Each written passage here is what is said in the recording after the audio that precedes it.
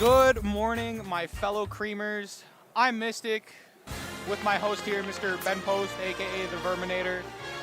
We're here for Cream City 2025. I'm hyped. How about you, my brother? I am so excited for this, man. I was here last night helping set up. If you have any problems with the smash setups, you can blame me. I did most of them. But don't actually blame me because production is awesome and they're great. And they took care of everything.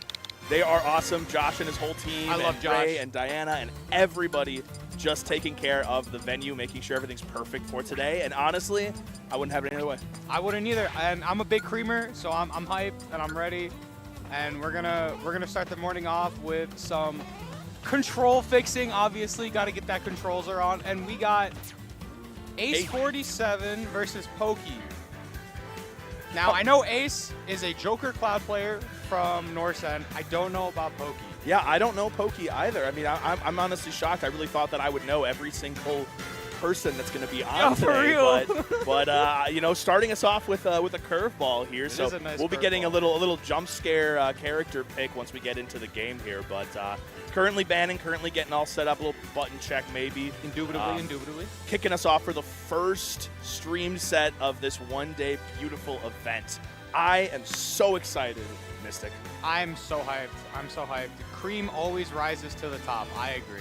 Absolutely, the cream rises to the top. I agree. Oh, man. We got a long day ahead of us today. Pools, Pool A is going to be from 10 until noon Central Time. Yes, and then immediately after, Pool noon B to is 2. from noon to 2, and then get that nice like little break, and then into top 24.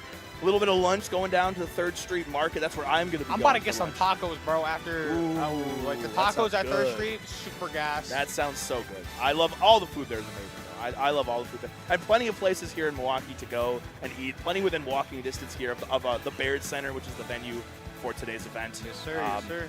Milwaukee's just awesome, you know? I don't like living in Milwaukee, but you don't live in Milwaukee. You're right. I live in Shaw, bro. I live in nowhere. I live in nowhere. You live like a half an hour away, dude. You don't count. I don't. I live like 10 minutes away, so that's all I'm saying. I love this place. Like, I love this place. Right. And honestly, dude, I don't want to be the guy who brings up weather in a conversation. You know, that's pretty awkward. That's pretty about lame. The weather, man, dude, we lucked out on the weather today. It is so nice out. Everybody just walking everywhere to get all their food and everything. I remember last year was really hot. Last year, yes. It wasn't like super hot, but it was like uncomfortable. And I mean, you get a bunch of gamers in a room together, and it's hot, and everybody's sweating, and stank, bro, stank. But like that was my foghorn impersonation. Hey, at least you recognize that. Like I knew where you were going with, and I was not gonna lead into that. I was not gonna lead into that. I was going to because I have the gall to do that. So but we lucked out today, man. 65 and partly cloudy. It is going to be a perfect day outside. It's gonna be a perfect day inside because it's a creamer. Because we creaming. The cream rises to the top. We are at the top. Well, we're still. I was gonna wear all cream today, but I don't have a cream shirt, so. It's okay. I got the cream hoodie. Shout out C3 for the new hoodie design. It is fire. I absolutely love it. See, I have a bunch of cream colored stuff. Unfortunately, I wore most of it to work like a single time, and I got like stains all over, and they won't come out. So you get black and gray. You know. I got the C3 hat though. I gotta buy a C3 hat. I gotta buy one. I already spent $70. On what? Dude, there's a lot of cool vendors here. I'm not even surprised. The hoodie was $70. I'm not even surprised, dude. They got one of the vendors over there. They got like Times magazines with the covers of like anime characters. So there was like Kaiba on there with like a bunch of his like quotes and sayings and stuff. I saw one with Marvel Rivals keychains, and I'm just like, I'm gonna feed my PTSD, bro. Let's not do this. And we got the Popcorn Baron, of course, too. We do got the Popcorn Baron. I gotta go buy me up. He's in like a popcorn castle. Did you see that over there? He's got like 50 bins full of popcorn. I'm surprised the GameCube vendor isn't here this year. I was really looking forward to fixing my control stick. That's unfortunate. I know one of my friends was looking forward to it. Yeah. They broke their controller. They were needing something before bracket. They were. I mean, like this is what happens when you play Fox. I don't know if you can see it. This is what happens when you play Fox in Ultimate, bro. Well, so kicking we got things Cloud off here. And Falco. Poke does play Falco, so Falco, Cloud, round 1. Oh, okay. Anyways, Yabo, take notes. All right, so obviously we're going to start on PS2, good old neutral starting stage right now. Nice Good old, job I don't feel like being confrontational today, so we're just gonna decide to go neutral. Yep. No arguing, no deciding. Good up B out of shield from Ace right now. Nice punishing game from Ace right there as well. Ace just like doing all these moves right now that are like getting rid of all the hurt boxes. I would have saved that limit for like something even more conditional. But good uppies right now coming out from Ace, just like punishing Poke at every second they can get. You know, it looks like Ace right now is really just trying to command space. I mean, doing what Clouds do best, just deciding, hey, I don't want you in this airspace right now. I don't want you close to me, so I'm going to throw out all of my buttons that are big hitboxes and keep you out. Yeah. And Poke just getting hit by a lot of it, but he is at least getting in. He is making some convergence happen, so we're evened up on percent here. Could go either way. We're still very early on in this first game. I thought Ace was going to do like the sacrificial up B, and I just would have been like, I respect the vision, and that would have just been a great way for both stocks to be taken out. See, to me, the sacrificial up B is an admission of either, especially when it's even stock, it's an admission of, I don't know how I'm going to kill you, I'm nervous, so I'm just going to go ahead and just reset right now. So and I these actually like that upbeats Ace from Ace right now are coming out really well right now. Pokey failed with that kill, trying to get the side B into that back air right now. Good DI though from Ace, not getting hit by that. I do love right now how neither player is really overextending too much right now. They're both still filling each other out, trying to get a measure of each other's habits, trying to see when they can get in. And it's working out pretty well for both players. I mean, they're both easily at kill percent. Cloud back here could definitely take a stock right now, and then half of Falco's kit right now kills. So we just see, there we go. There we go, down getting that spot dodge down tilt right there. Pokey taking the first stock of the game, and also probably the first stock of the bracket. Ooh, beautiful up smash on that right with there. Forward air from Falco. We're even up here at Smash 4. 5 minutes, 2 stocks apiece, even up. We're just playing Smash 4 right now. We're Smash 4, but Cloud is, Cloud's still broken in both games, so you know what, it's okay. I wouldn't go that far out. Well, hold on. Well, you know, I would agree Cloud is definitely a great character. So. Well, good neutral right there, using that laser. All right, good up B. I was expecting a drag down low key. I feel like they could have just like kept like comboing with that drag down fair into like down throw something afterwards. Good back air. Nice nair coming out right down, making sure Ace has to use their up B to make it back to the stage. You know, Poke's getting a lot of really good conversions, but just finding a tough time getting in to actually claim this stock, claim this kill. But when Poke is in, they're racking up percent. They're doing a lot of damage. They're getting multiple hits, Unfortunate SD from Ace right there. Ace on their last stock. Ace could definitely bring this back if they just like focus on the hard punishes right there. Trying to get those nervous upbeats right now. Thank you.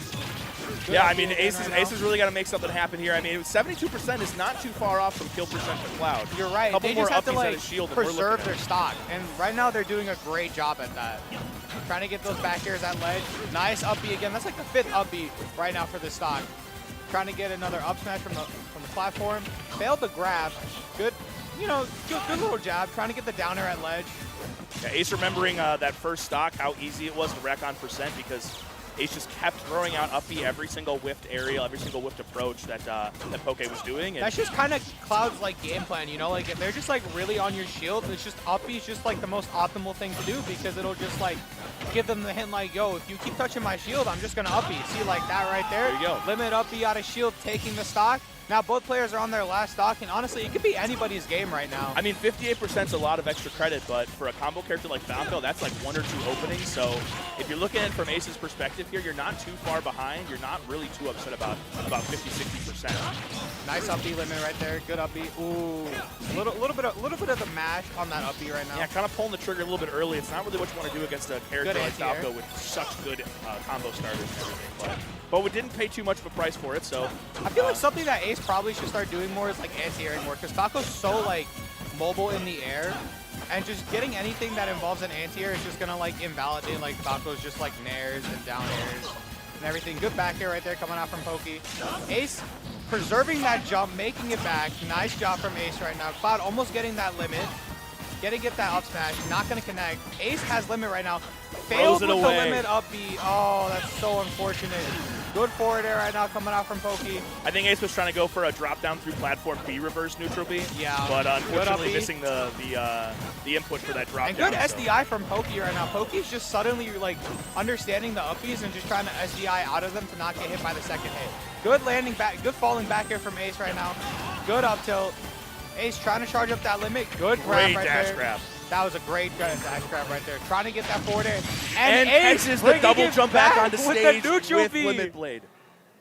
Excellent game there. Excellent. That was a great comeback from Ace. That was great adaptation from Ace right there. That was a wonderful adaptation right there and bringing it back. Just from that SD too, they held their own. Very Ace was swell. down a full stock there and managing to come back and take that I agree. game. Okay, so it looks like they're going small battlefield, which is an understandable stage pick, and I think still good for both characters. I don't think any character just like does terrible on either of them. Also playing the banger song. Peak music. Peak music, Poke. Excellent choice. Milwaukee? Are we going Milwaukee?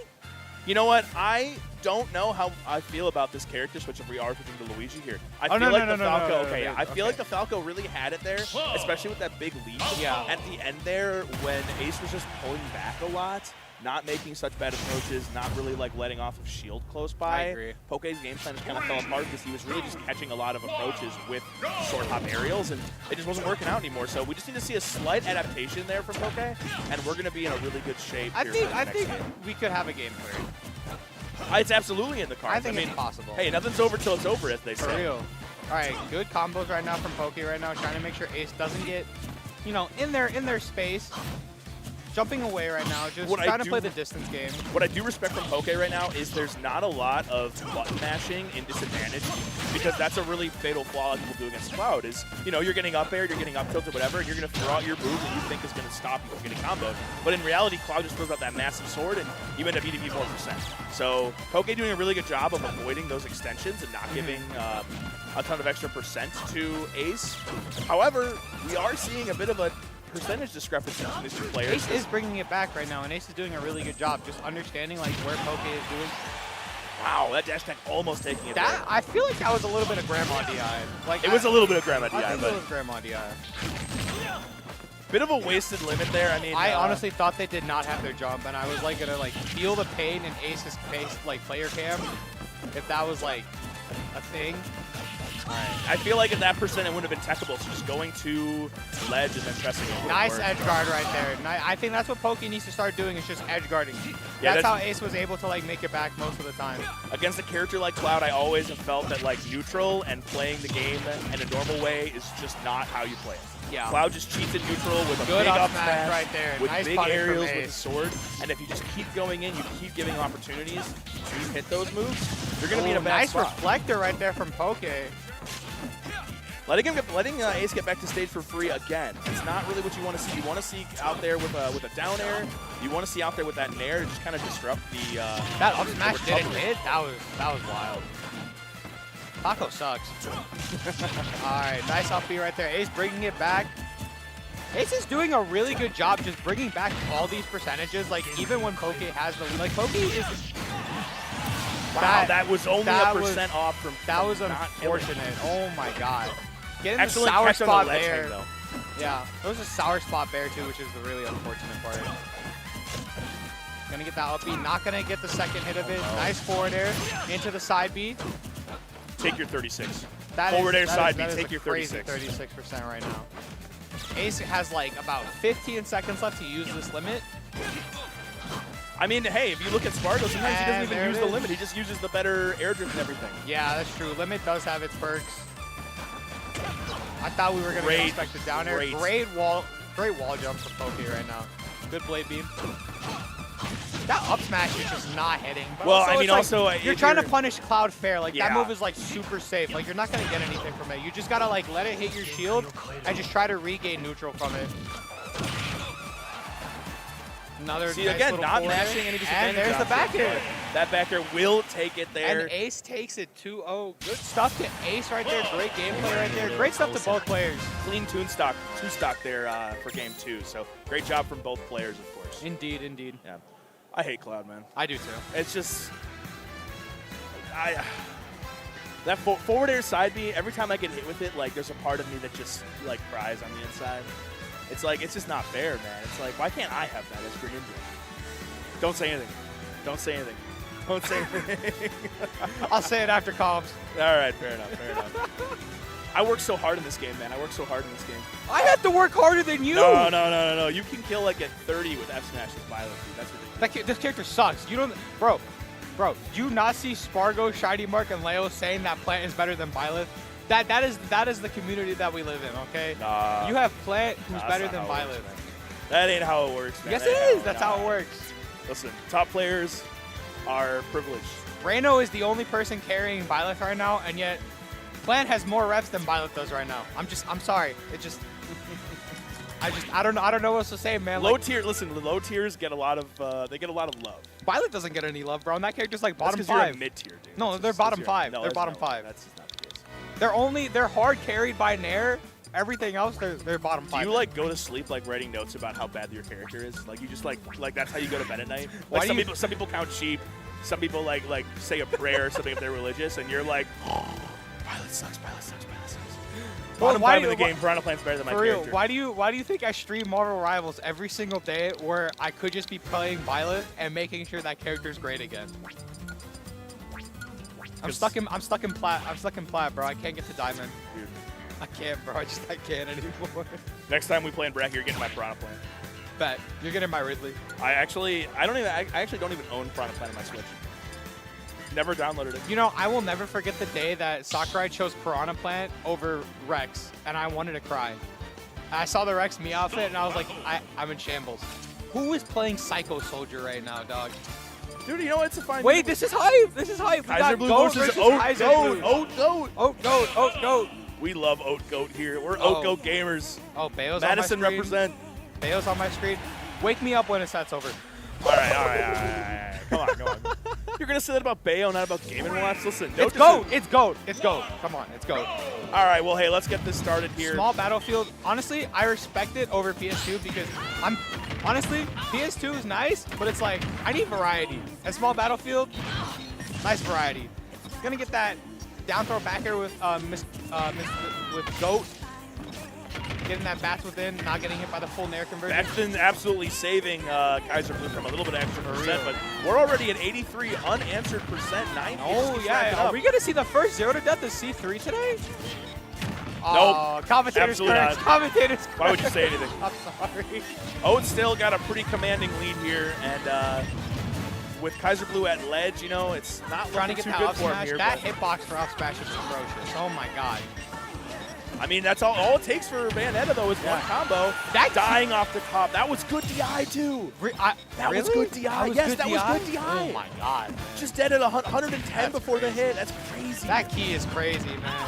Like, we gave Oat the key to Madison. And Going look for what it they're all. doing, bro. I absolutely respect that, Oat. Going for the kill Oat at has that 30. Akola mentality, bro. What is this? Oh, nothing. 80%. I mean, there's a lot that Oat could die to. The Game & Watch could perish from right now. So we just need to see a couple of things here. That would be one of them. And But living, immaculate Jesus DI coming out from Goat right now.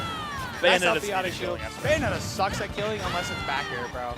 Like, Speaking of back air, I think we're going to see one of those very shortly here. we might. Or at least we should. Good down throw. I mean, that up is B the coming out go-to from build. Oat. Getting that down smash into that dash attack.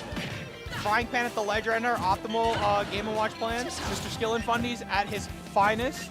Kaiser Blue just going for these Hail Mary smash attacks, just praying that one of them bails him out and manages to take the stock here. But Oat not falling for it. I low-key thought that key was gonna hit the ledge, and it wasn't. They weren't gonna tech it. Like I low-key thought it, but nice to know the vision did not happen. Trying to get that back air edge guard into that key. Good forward tilt right now coming out from Oat. Yeah, Kaiser Blue burning all of his resources, and unfortunately, when you're playing Bayonetta and you do that, and you get back on stage without grabbing ledge, you are stuck in 10 million years of end lag. It's That very is true. With Bayo, you have to use your resources wisely, or Oh, else it's you will just- be stuck in that end lag galore. Oat, a man of the people, going for judgment a couple times. Dude, absolutely. I don't know why you were talking bad about this music choice, man. It's I just said, who's playing Psycho Soldier? That. Unfortunately, missing the tech there. Oh, that's unfortunate. I like Psycho Soldier. That's a good song. Kaiser Blue just continually overextending here in neutral and leaving himself in a position for Oat to do short hop nair. I mean, that is the bread and butter Game & Watch game plan, is I want you near me so that I can nair, I can get my extensions, I can get my up airs. Or if you land on me, I'm just going to keep up being and getting percent off of that way. I agree. And we're seeing that over and over again with Kaiserblue being overly aggressive and just overextending in every opportunity he gets. And he's just eating every single punish for it possible. And even once he finally got to a percent where he could kill, it just couldn't happen because he never let himself get to that point. We're getting double the Falco action, man. Now, I don't know. I think Laser fills up bucket here, so he does. Laser does fill up bucket. Oh, he wanted the bucket. Yeah, he wanted the bucket. Oh, he just didn't react in time, did unfortunately. want the bucket. So we'll have to see. I mean, Falco, another character that can very easily hit those overextensions and leave himself vulnerable. So we'll have to hope that we can see a little bit of that same exact adaptation I was talking about before. We need to see a lot less overextensions and a lot less openings in neutral from Kaiserblue, but still kind of, I mean, this is the same game plan we're seeing here. Playing with his food a little bit right there. Yeah, not going for the easy F smash. I saw the food playing right there. Didn't get punished for it, fortunately. Ended up taking the stock right when he should have. So, gonna get that neutral air, double neutral air into the triple neutral air. It's the hypest combo known to man. That is the hypest Meister combo in existence. Oh man. Yeah, I mean, we're seeing a lot of the same stuff here. We're just seeing Kaiserblue getting a lot of these overextensions and really trying to capitalize wherever he can. Which I gotta respect. Okay, good back air. Bit of a difference. Hold up, you know. Let me eat my words. Let me eat my words. It's a much better start than the Bayo game. I'm starting to think Falco up smash is just a terrible move. The scoop box is really small, but I mean, it's pretty strong and it's really strong, nice. But I'm just starting to think it's just a really bad move. Like, look at that! Oh my god! Trying to parry that that forward air, but definitely you want to just take that. You don't want to parry that at all. We're actually seeing it a lot. He's slowed it down majorly, but unfortunately it's not going to be enough. I'm taking that second stock, only 37% on Oat, so we're going to need to see a pretty big extension, pretty big combo. Good down tilt, good up air. That parry was huge. I mean, 86%. I can see Oat dying at this percent. It is not impossible. No. Wow, reading the get-up attack and punishing with the sweet spot forward smash. Excellent work there by Kaiserblue to even this back up and even get his first lead of the set. And it's gone. Unfortunately. Nice commentator's curse, bro. Listen, that's not how that works, but thank you. I'm just messing with you. Anyways, I feel like just playing patient right now is just what Kaiserblue has to do. No rushing in, because if you rush in against Game & Watch, like you're just gonna get a rack up in percent. That F tilt, not gonna do you justice. An absolute criminal attempt there, by the way, at trying to punish Game & Watch up smash. You can't do it. It's impossible. Like, don't try. I mean, we are very close to, it is even stocks here. I mean, I could see this going either way. Oh my god, that was scary. Good drift Kaiserblue trying to get back to stage. Don't punish the up smash. You can't punish the up smash. You cannot punish the up smash. Game & Watch up smash, trying to punish that move is like a cardinal sin, bro. Like, you just got to respect it. Yeah. It hurts when you're playing against a Game & Watch and they're just throwing out up smash over and over again in neutral and you can't punish it. It hurts your soul and you want to punish it, but you can't. You just can't let yourself do it. It's like trying to punish bats within if you don't have anything fast enough. It's like you're just going to run up, you're going to hit their shield, and then or they're going to spot dodge you. You want to know what move can punish bats within, guys? Byleth Nair. Wow. Inspirational. Thank you. Your character just moved up 2 tier lists, my friend. No, it didn't. It did. No, it didn't. It did. No, it didn't. It did. Such a good character. Byleth moves from bottom 1 to bottom 3. All right, calm so it's okay.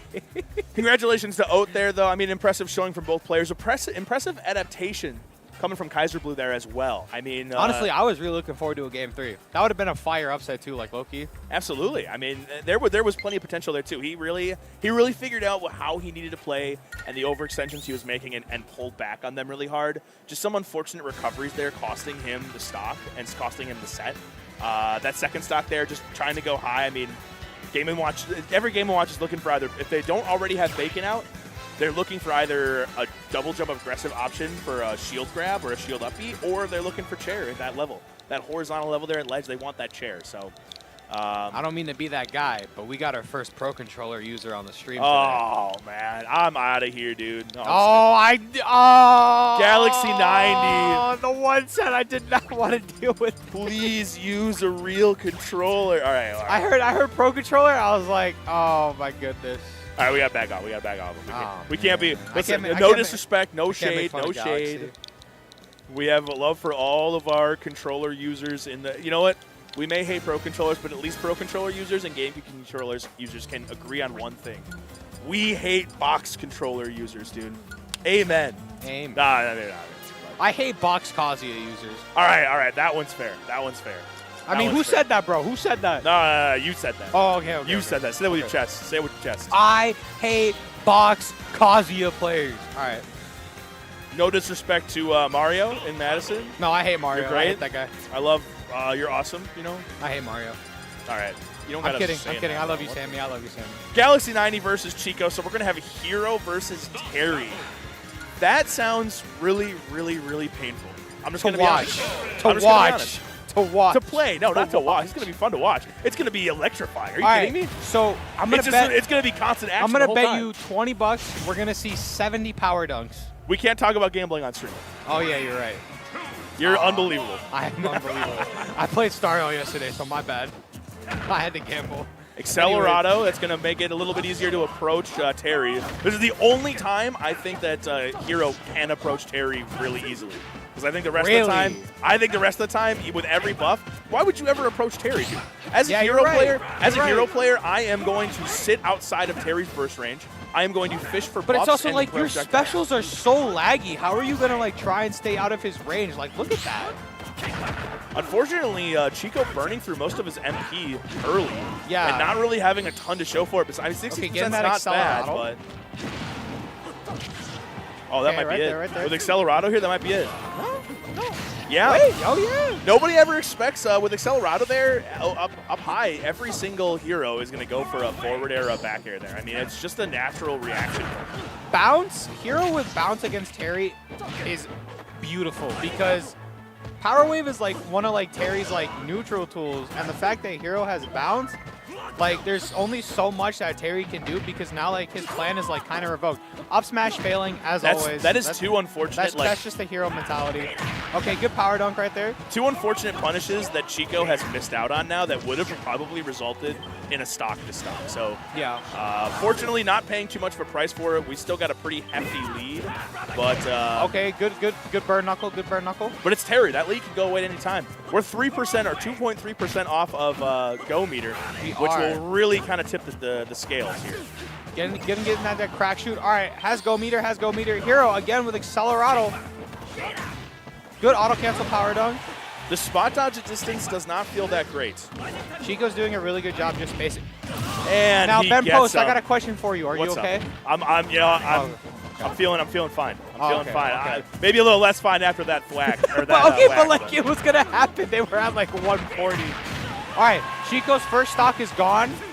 Now, we do know that they're gonna use their MP a lot, but it's also like that's Terry, and I feel like that's kind of like what you have to do. And if you're really good at like, oh my God, disgusting. That is disgusting. dirty. Bro activated the Hydro mentality. Like that, no. The Hydro mentality, I just have to kill you before you kill me. Exactly. Percent doesn't matter. Percent does not matter. Percent does not matter. This can kill you at 0. Galaxy's doing a really good job right now. Oh, unfortunately. Okay, Galaxy brought it back. Wait, this is huge. Unfortunately, not able to find the zoom. I'm pretty sure he could have made that back if he had just gone for a normal up B, but he wanted to go for it all. So let's see here if we can bring this back. I was expecting that. Galaxy 90. Okay, good power dunk. Nice. Chico really needs to find that flow state he had at the start here. Oh, dude. Not able to get back on stage though. The forward air. Nice burn. Oh my God. Good SDI from Chico. Oh my God. Yeah, getting out of that. I don't think he was dead at that percent, but definitely in a really bad spot if he got hit with that. Definitely in a bad spot. Oh, okay. Hero with psych up. That's bad. I hit kamikaze there. I just want you to know, like, I just ran. Oh, there's the up tilt. Yeah. Psych up tilt, definitely going to take it. That is a broken move. That is a broken setup. That is a broken move. Psych up up throw and psych up tilt are like the scariest things. Criminal. I'm terrified. I get flashbacks. I mean, Galaxy 90, though, sticking with it there, not losing hope, just like his sponsor there says, sticking with it, and he brought it back. I mean, that was pretty terrifying. That could have gone either way. I could have seen that go to either player there, but Chico just had that early lead and just kind of kept running with it. He got a little bit silly there on his second stock, but managed to close that out here. And we are going to see the counter pick to Kalos here. Less platforms, a little more open space. That means it's harder to avoid Terry and all of his fun little combos. So hopefully we see a little bit more Terry action here. And you were afraid of not seeing anything funny happening, man. Yeah, that was pretty funny. That was pretty funny. That was pretty funny. Anytime, listen, I have less love in my heart than most people for Hero. However, I still love to see him on screen. It's just fun to watch, you know? It's just fun to watch. I love to just see the shenanigans. Like we did, we got the shenanigans right there with the thwag. Trying to get the oomph. Oh, okay. Galaxy has to watch out now. Like one back air, GG's. This is a shield break, good too. parry, good parry. There's a lot of shield break setups here you can start doing here. I think Raw F Smash will just fully break shield right now. Oh, he does burn the psych up in the oomph, though. Well, he burned the psych up with the back air, but it got parried. Oh, so he still had oomph. Nice up B right there from Gal. Good recognition that the back air was going to come out there with the Accelerado. So are you okay? Early. I don't know. I'm okay now. Okay. He's waiting. That's news would maybe very sad. Are you okay? He is okay. He's okay for now. He's okay for now. Okay. He's okay for now. Okay. Yeah, I mean, now we're at that scary percent where you really want to kill, if you can, you absolutely want to kill Terry before he can get to a point where he can use Go Meter. He's got that psych up right now. Oh. Up throw's probably. Oh, no. Up throw's not going to do it. We're on Kalos. We're on Kalos, remember? So, like, Kalos is going to, like, save Galaxy just a little bit, especially from that up throw. Okay. Burning through his MP to get a couple more percent. Okay, good back here, good back here. Not killing, though, because that was Sour Spot Bear. Oh. A third whiffed kill opportunity for Chico. Fortunately, it didn't matter. He ended up taking it back, resetting that Go Meter, so he's got a little bit less to be afraid of, but at 173%, you're kind of dead to a lot right now. Galaxy is, like, struggling right now, just trying to find an option on Chico.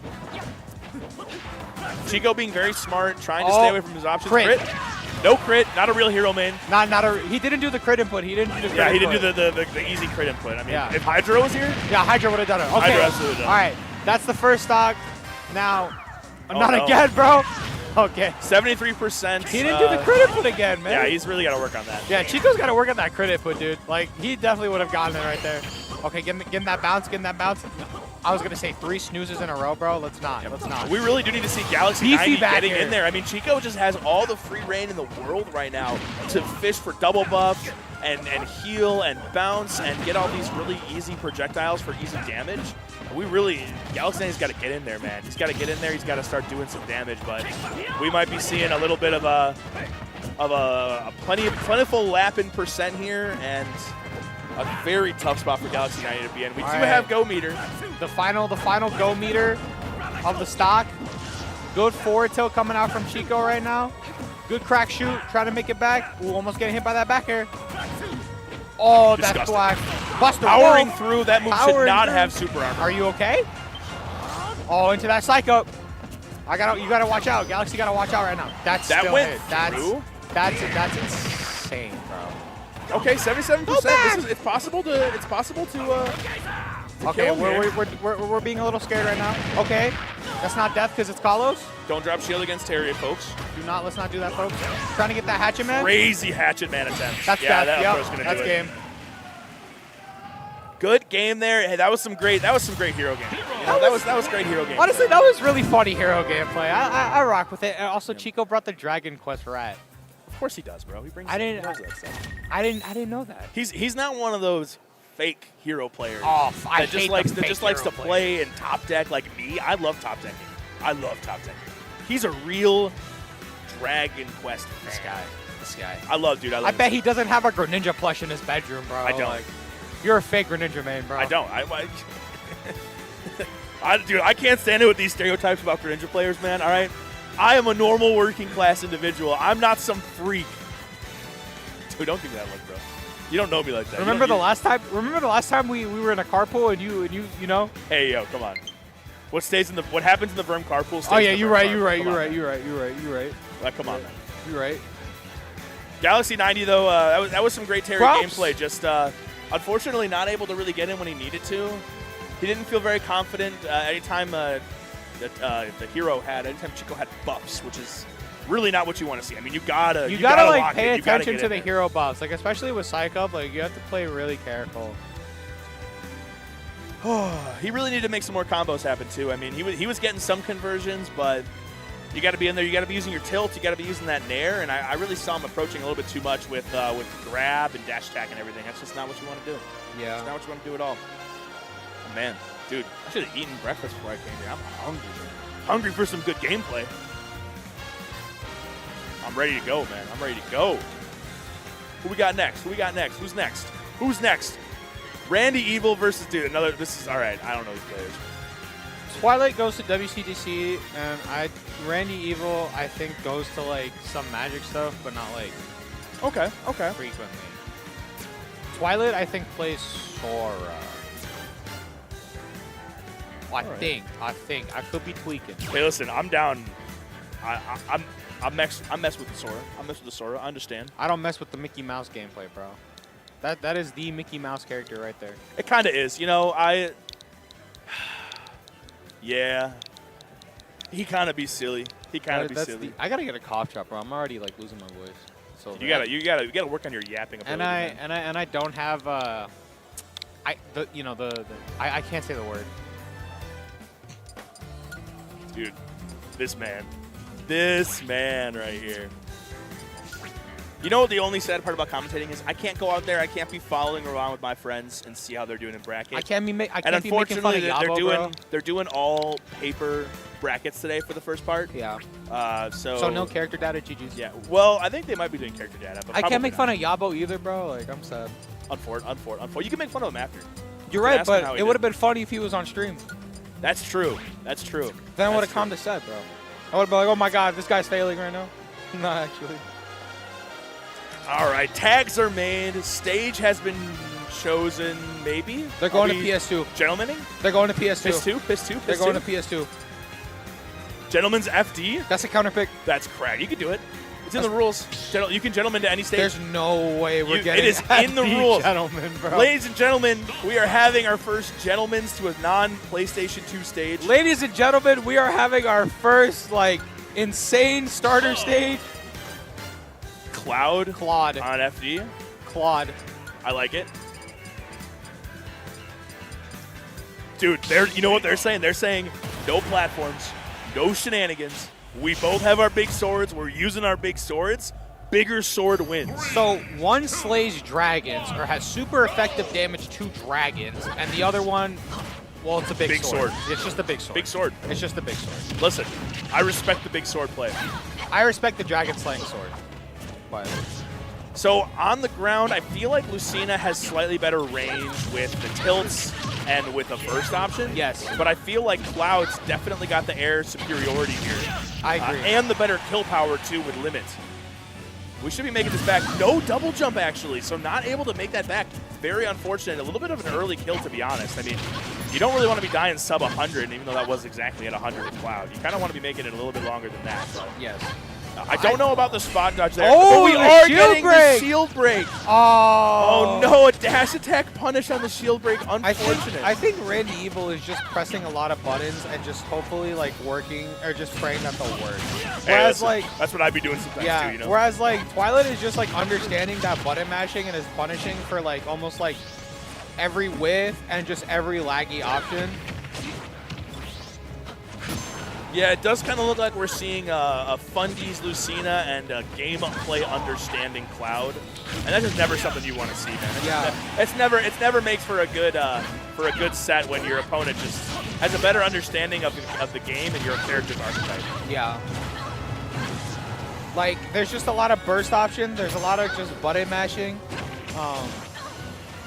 And like that's the thing that like Twilight is understanding, like, oh, okay, and they're taking the first stock. We'll take the first stock. But the thing that Twilight understands is that, okay, you're like mashing buttons, and I'm just gonna figure out a way to like somewhat get hit by your buttons, but like not all the time, so I can just start punishing you way more. Yeah, Twilight is getting hit, but just not in any really impactful ways for the most part. So just makes it hard to really stay in. Like Oh, I love the attempt at this. I love the attempt at that. Playing with his food just a little bit here, Twilight Yeah, is, there but it is. we will see that F Smash take that game. You think we'll see another run back over to FD, or you think we'll see a little bit of a stage swap? Honestly, I hope we see a stage swap. That was just, I don't know. That was just, like I said, it's just raw. It's You just know what? raw FD. Who's the better swordie? Oh, they're running it back to FD. I can respect that. I can respect Actually, that. yeah. I'm okay with that. Very unfortunate getting that shield break there, Randy did. We're going but not Kirby. able to take it. All right, so we got top of the line button mashing and then back to Cloud. All right, so Kirby, obviously, super safe character. I need to see, Super I need to safe see Kirby buttons. with this hat, though. What? Kirby with this hat is awesome. Yeah. We need to see this hat. Okay. 3 smash attacks in the first 3 moves. smash attacks in the works. I mean, if one hits, though. Like, if it hits, like, why not, right? Well, obviously they're not hitting, but like. But if it hits, that's what I'm you saying. know, yeah. If it hits. You're right. All right, that's some nice F tilts right now. Trying to space him out a little bit, but 2 dash attacks. if you think about it, it's kind of the same methodology of Lucina, where like Lucina has a better ground game than Cloud, but just can't really approach from the air. And then it's, you know, I think it's the same kind of thing with Kirby, really. On the ground, Cloud really can't do much to Kirby. No, but in the air, definitely, because Cloud aerials are just. Kirby's definitely the better brawler. Cloud is the better air fighter. Trying to get that falling up air. Ooh, that hammer would have been kind of crazy. I'll pop. I might actually like physically pop off if we see like a cool hammer kill. Yeah. All right. All right, trying to. That stone. Okay. Okay. Back air, beefy back air. Good save Back on the air is jump. way stronger than it appears to be. Okay. that's Breaking gonna him out of hit. the stone. I mean, I don't think that stone can save you from a whole lot. No. But definitely not that one. All right. Dash tag. If you had the rage there, that dash tag was gonna kill. Dash attack was also really stale. Trying to get that forward air. Oh, no, he might have SD'd. Oh, Yeah. dude. Pressing. I think he pressed up air when he was down there. He really just needed to start spamming those jumps. Yeah. Unfortunate. Cloud getting. Does Cloud have iframes on limit Oh! smash? Yeah, it does. Wow. Okay, because we would have seen that up smash take that first Cloud, stock. But Cloud has iframes and also limit just super safe. okay. Randy's saying, I'm not out of it just yet. I'm still with it. I'm still with it. Another smash attack. 2 smash attacks. Racking up percent with the F smash. Why not? You know, if it works, if it hits. You know, if it hits, it hits, and if it works, it works. Amen. Oh, and there's a finishing touch. The and finishing Twilight touch takes will it. take it. W finishing touch. You know, I wanted to see a finishing touch. Just this one. Just once. I'm glad we got to see a finishing touch. Yeah. I am too. I am too. Such a cool move, but so hard to hit. I love Spargito and those finishing touches that Spargito makes in top level smash. That is. Top level smash is all about making those hard reads on that sort of thing, man. And I love that. I love that. Shadow But here Stone- down in little old Wisconsin, the we're middle of nowhere. we're not at top level smash just yet. The so- middle of nowhere. middle of nowhere. Well, okay, we're not middle of nowhere. We're We like are north nowhere. of nowhere. We are nothing. Chicago's literally right there. Yeah, but like, let's be so for real here. Wisconsin, what? Dude, it's not like we're creamers. We don't care about the rest of the world, bro. We're creaming right here together as one. Big cream. in this Big cream, big cream, center big here. cream, big cream, creamers, big creamers, big creamers. big creamers, big creamers. Oh man, some great sets we've had so far. I agree. mean, I think my personal favorite so far was definitely that Ace set right there. Ace. I like Galaxy Chica. That was really That's pretty funny. funny too, That yeah. was really funny. That was pretty funny too, but I think just in general the best adaptation came in that set, and I'm a big fan of that. You know, I like to see someone improve and like to see someone change, like to see someone do a little bit better as the set goes on, and that's kind of what we saw in that one. I agree. Cal versus I'm a Blackbird. big Blackbird fan. I'm a big Cal fan, I'm dude. a big Blackbird fan. Dude. I went to high school with Blackbird. Fun fact. Really? Yes. Got some personal connection. I here. went to high school with Blackbird and Menudo. Really? I did. Dude, Armando, we love that guy. No, Menudo, not Armando. Oh, Yeah. I don't know who Menudo is then. Goes to WCTC with Blackbird. All right, fair enough. All right, where is Blackbird from? Waukesha. Little Milwaukee versus Waukesha action then? Yeah. All right. Little UWM versus WCTC? I still, yeah. I Okay. still hate being the best player in Waukesha. My head hurts sometimes. I just did be like that sometimes. Listen, it's a heavy burden to bear. It's your cross to bear, though. It's a heavy I cross. hate it, bro. I hate it so much. Piss 2 the best stage, obviously. This is the I would- stage where real gamers go. I would count Melanie, but Mel lives in Brookfield and doesn't go to WGDC anymore. So, sorry. Now my crown has come back to me. Me so it's sword okay. fighter? There's Please? no shot. There's Please? no shot, bro. Please? There's Please? no shot. Please? Please, God, Please, no. I will love. I will cry. No! Thank God, bro. Thank Oh, God. I'm sad. I'm sad. I'm not trying to see cringe So sad. on my stream. Me Sword Fighter's such a good character. No, they're not. But it's such a fun character. No, they're not. But it's funny to watch. You gotta give me that. But Sword Fighter's an actual bottom 5 character. No, it's not. Yes, they are. That's so lies. Yes, they are. That's such a lie. Anyways, so I'm expecting like some crazy youngling tech from Cal today. Pump Prince rocking the tag. Cal representing Oko Esports. Let's see if we can see some nice conversions The here. president of UWM Smashy Bros. Is he the president now? I think so. I think he's Let's been. go, I Cal. think he's been the president. Some good conversions here. I was warming up and preparing with Cal earlier this week, and I know he is ready for this set. He is ready. He is ready for today. He is feeling himself. That's hype. All right, we got the rage drive from Mr. Blackbird. Getting that rage drive in right Where you now. jumping? 73. Where you dropping? Pump Prince, where you jumping? Where you going, boy? Trying to get that down tilt. Down tilt into up B will take the stock there. Excellent conversion. I feel like it's kind of hard. 81%'s enough though for him to take it here. I feel like it's kind of hard for Blackbird to do anything because they have the R-wall experience. Ooh, that was some bad DI. Yeah. That was some bad DI there. But shout outs to Blackbird for taking Cal's first stock. Let's go. Down and in, Cal is not the correct way to play Ooh. that one. You really got to do straight in, man. Oh, nice recovery right there. Oh, really good recovery. Cal trying to catch the tech on the platform with down air. Unfortunately, that down tilt not sending him up high enough. Yeah. Rage Drive here could get the percent a little bit closer to what he wants. Cal's doing a really good job just not getting hit by things. And, like, Cal has that R-wall experience, so it, like, makes it, like, even, like, easier to just not get hit by any, like, Kazuya jank at all. And Blackbird not getting these electrics right now, just struggling just to get them off. Trying to get that dragon uppercut. Dragon not gonna hit. uppercut. What a move. You Air know that hits killing? behind Kazuya? No shot. It does. Yeah, it does. The hitbox is all the way in his body and a little bit behind him. That's insane. It's a messed up world we live in. Going for the raw S smash, but if it hit though. If it hit. But if it hit. But if it hit. Cal showing us a little bit of a combo montage, Somebody got to make Cal a combo montage, bro. Like, which you can't be doing against Young Link, man, is you can't be mashing these buttons at a disadvantage because No. all of these follow-ups are just so easy, so true. Up tilt's a great way to extend your advantage state, especially when somebody is mashing buttons.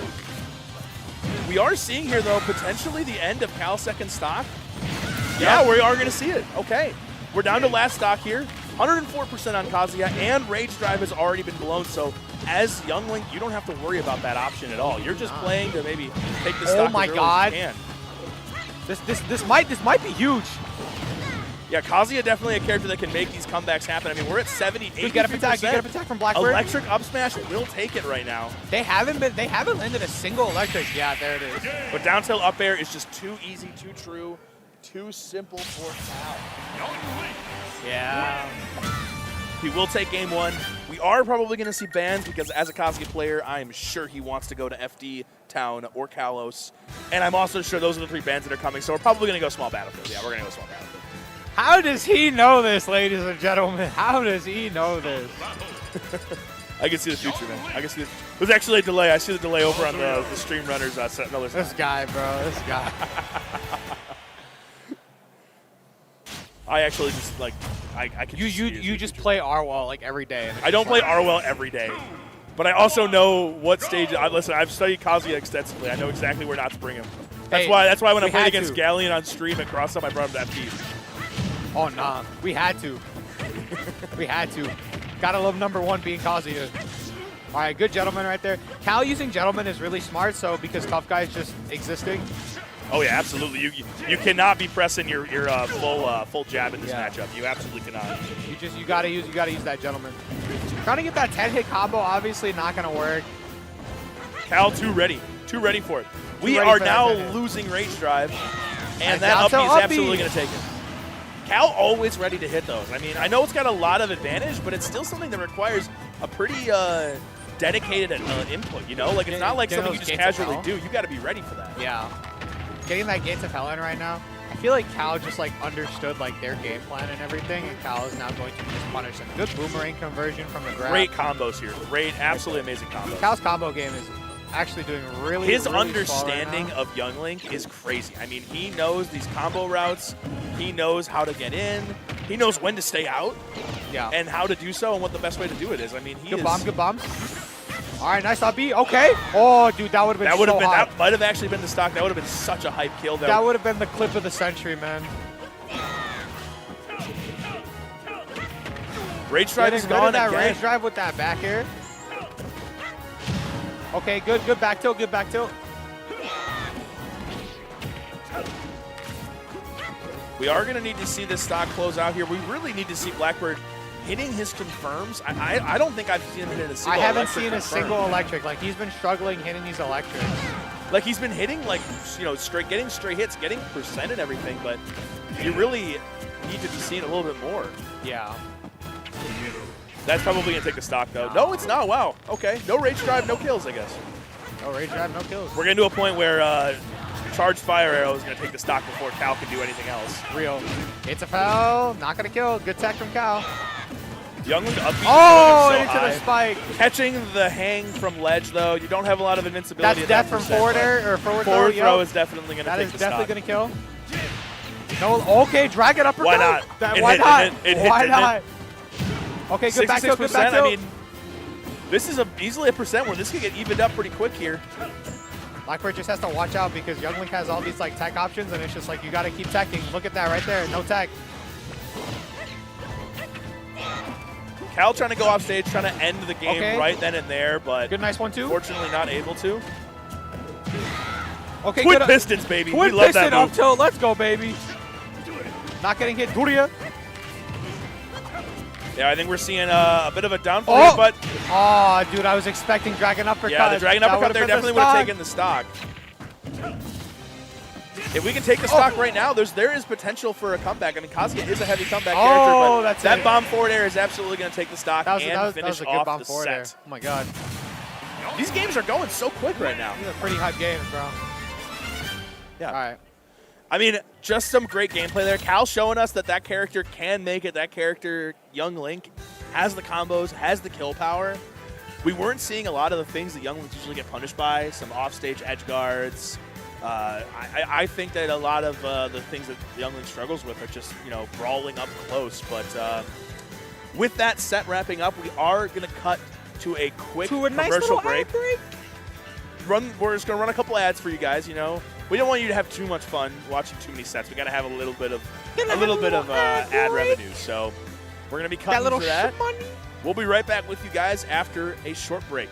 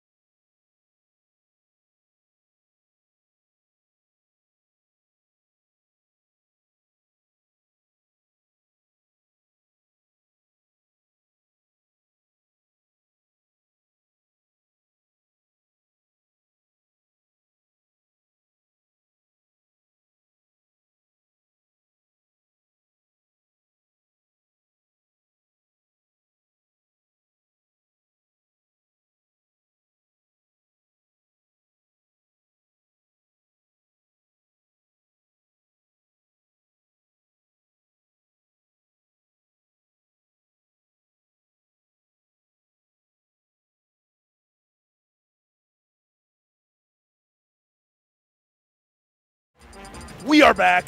Oh my God, welcome back. How was those ads, guys? Were those ads fire? Those ads better be fire, or else I'm not gonna be happy. Yeah. I mean, I didn't see them. Like I didn't get ads. I didn't see them. I have Twitch Prime. Oh, okay. I can't say it. I was gonna say I have an ad blocker, but If you sub now to the Magic 4 FGC We channel, got CRB versus Pack Smash. what a goated set. This is dude. This is gonna be hype. This is hype. This is hype. We got Milwaukee versus Goatwater, Milwaukee versus Goatwater Prime. Like I'm CR excited. Boothang versus CR Boothang Gavin Pack versus Smash. Gavin Pack The Smash. retired TO himself. God, dude. Onk. I'm so excited. Onk, dude. We have Whitewater Onk. Whitewater Onk. Dark Going up on Pit small versus battlefield. Palatena. This is a canonical. This is a this canon could event. happen. This is a canon event. This It is act- in the games. This is a canon event. Every Pit player's canon event, bro. They gotta face Palatena. I don't actually know the lore of this game, so I don't know if this is actually canon. This could be. it's not. It's technically not canon because it's Pit versus Dark Pit. So in Uprising, Palatena just guides Pit to help fight Dark You're Pit. such a nerd, bro. I'm sorry, I played Kid Icarus Uprising. Shut up, bro. You're such a Shut nerd, up, dude. dog. Not my fault. I played. Well, the game, we're bro. seeing some nearly unanswered percent here. From CRB's Pack Smash. like pressure game is absolutely on point right now. Pack Smash is just struggling to find that opening right now against CRB. Good forward air coming out from Mr. CRB. Great tomahawk there from CRB. Gavin feeling the pressure here at ledge. Pack Smash not able to get back, and when he is, just taking really aggressive Good down throw options back that are here just from getting CRB. punished. Gavin Pack Smash is just struggling. CRB is only at 17 on their first stock right now. CRB is so clean with those confirms. I mean, CRB's ledge trapping might actually be the best in the state. I mean, I agree. I love CRB's ledge trapping so much. I'm getting summon flashbacks just from all those nairs. he showed me back in January how he prepares and how he practices like ledge options and stuff. And he literally like uses. It is ridiculous. He is ready for everything. But what does he can use? react. He can react. He's so good. I can't say it on stream. He reacts so quickly that he can react to you if you get up attack, roll from ledge, drop down, or neutral get up. He has the reaction for all of those. He knows the unique animations for almost every character. All right, so he can- Gavani Pack Smash taking the first stock of CRB. I'll stop glazing. No, it's good that you're glazing because we gotta do this sometimes. It's okay. Gavin doing a really good job there of actually coming back. I mean, considering the first stock was pretty much unanswered, taking 83 but clearing out the CRB's first stock. I mean, as a player, I would certainly take that as an adaptation. Yes. Reading, he had a good read there on the up B teleport cancel, just not positioning properly to actually punish it, unfortunately. And this is also like the first game, so like Gavin does have like another game to just adapt and get everything just like downloaded on CRB. And That was a good tech potentially read there for the it up could smash. have a game 3. And honestly, I hope this game is a game 3 because this is really hype. Yeah. We are at back air death percent, though, on Pack Smash, so we do want to see a little bit of a safer patience. option. He really needs to stop fighting and swinging at ledge. I mean, Good down throw. it's not working out for him over and over again, but he just keeps doing it. Yeah. Definition of insanity, my friend. But it's Gavin Pack Smash. You know, everything he does is insanity. So, Back throw won't do it, but it'll definitely put him in a will bad not. spot. yep, right now in a bad spot. Those arrows trying to just get at least some kind of damage, getting away. Reacting to the roll there, and that back throw CRB's will reaction absolutely time to everything is absurd. It's so good for no reason. I mean, that is the way that CRB differentiates himself in this state. Is he just reacts to that. He's just that good. Yeah, CRB is cracked, man. It's crazy that this is just a winner set too. Like, oh my god. Yeah, this is probably like winners round 3 for pools too. Like this is probably not even like to get out of pools. If this is to get out of pools, bro, this is understandable. If not, like, oh my god.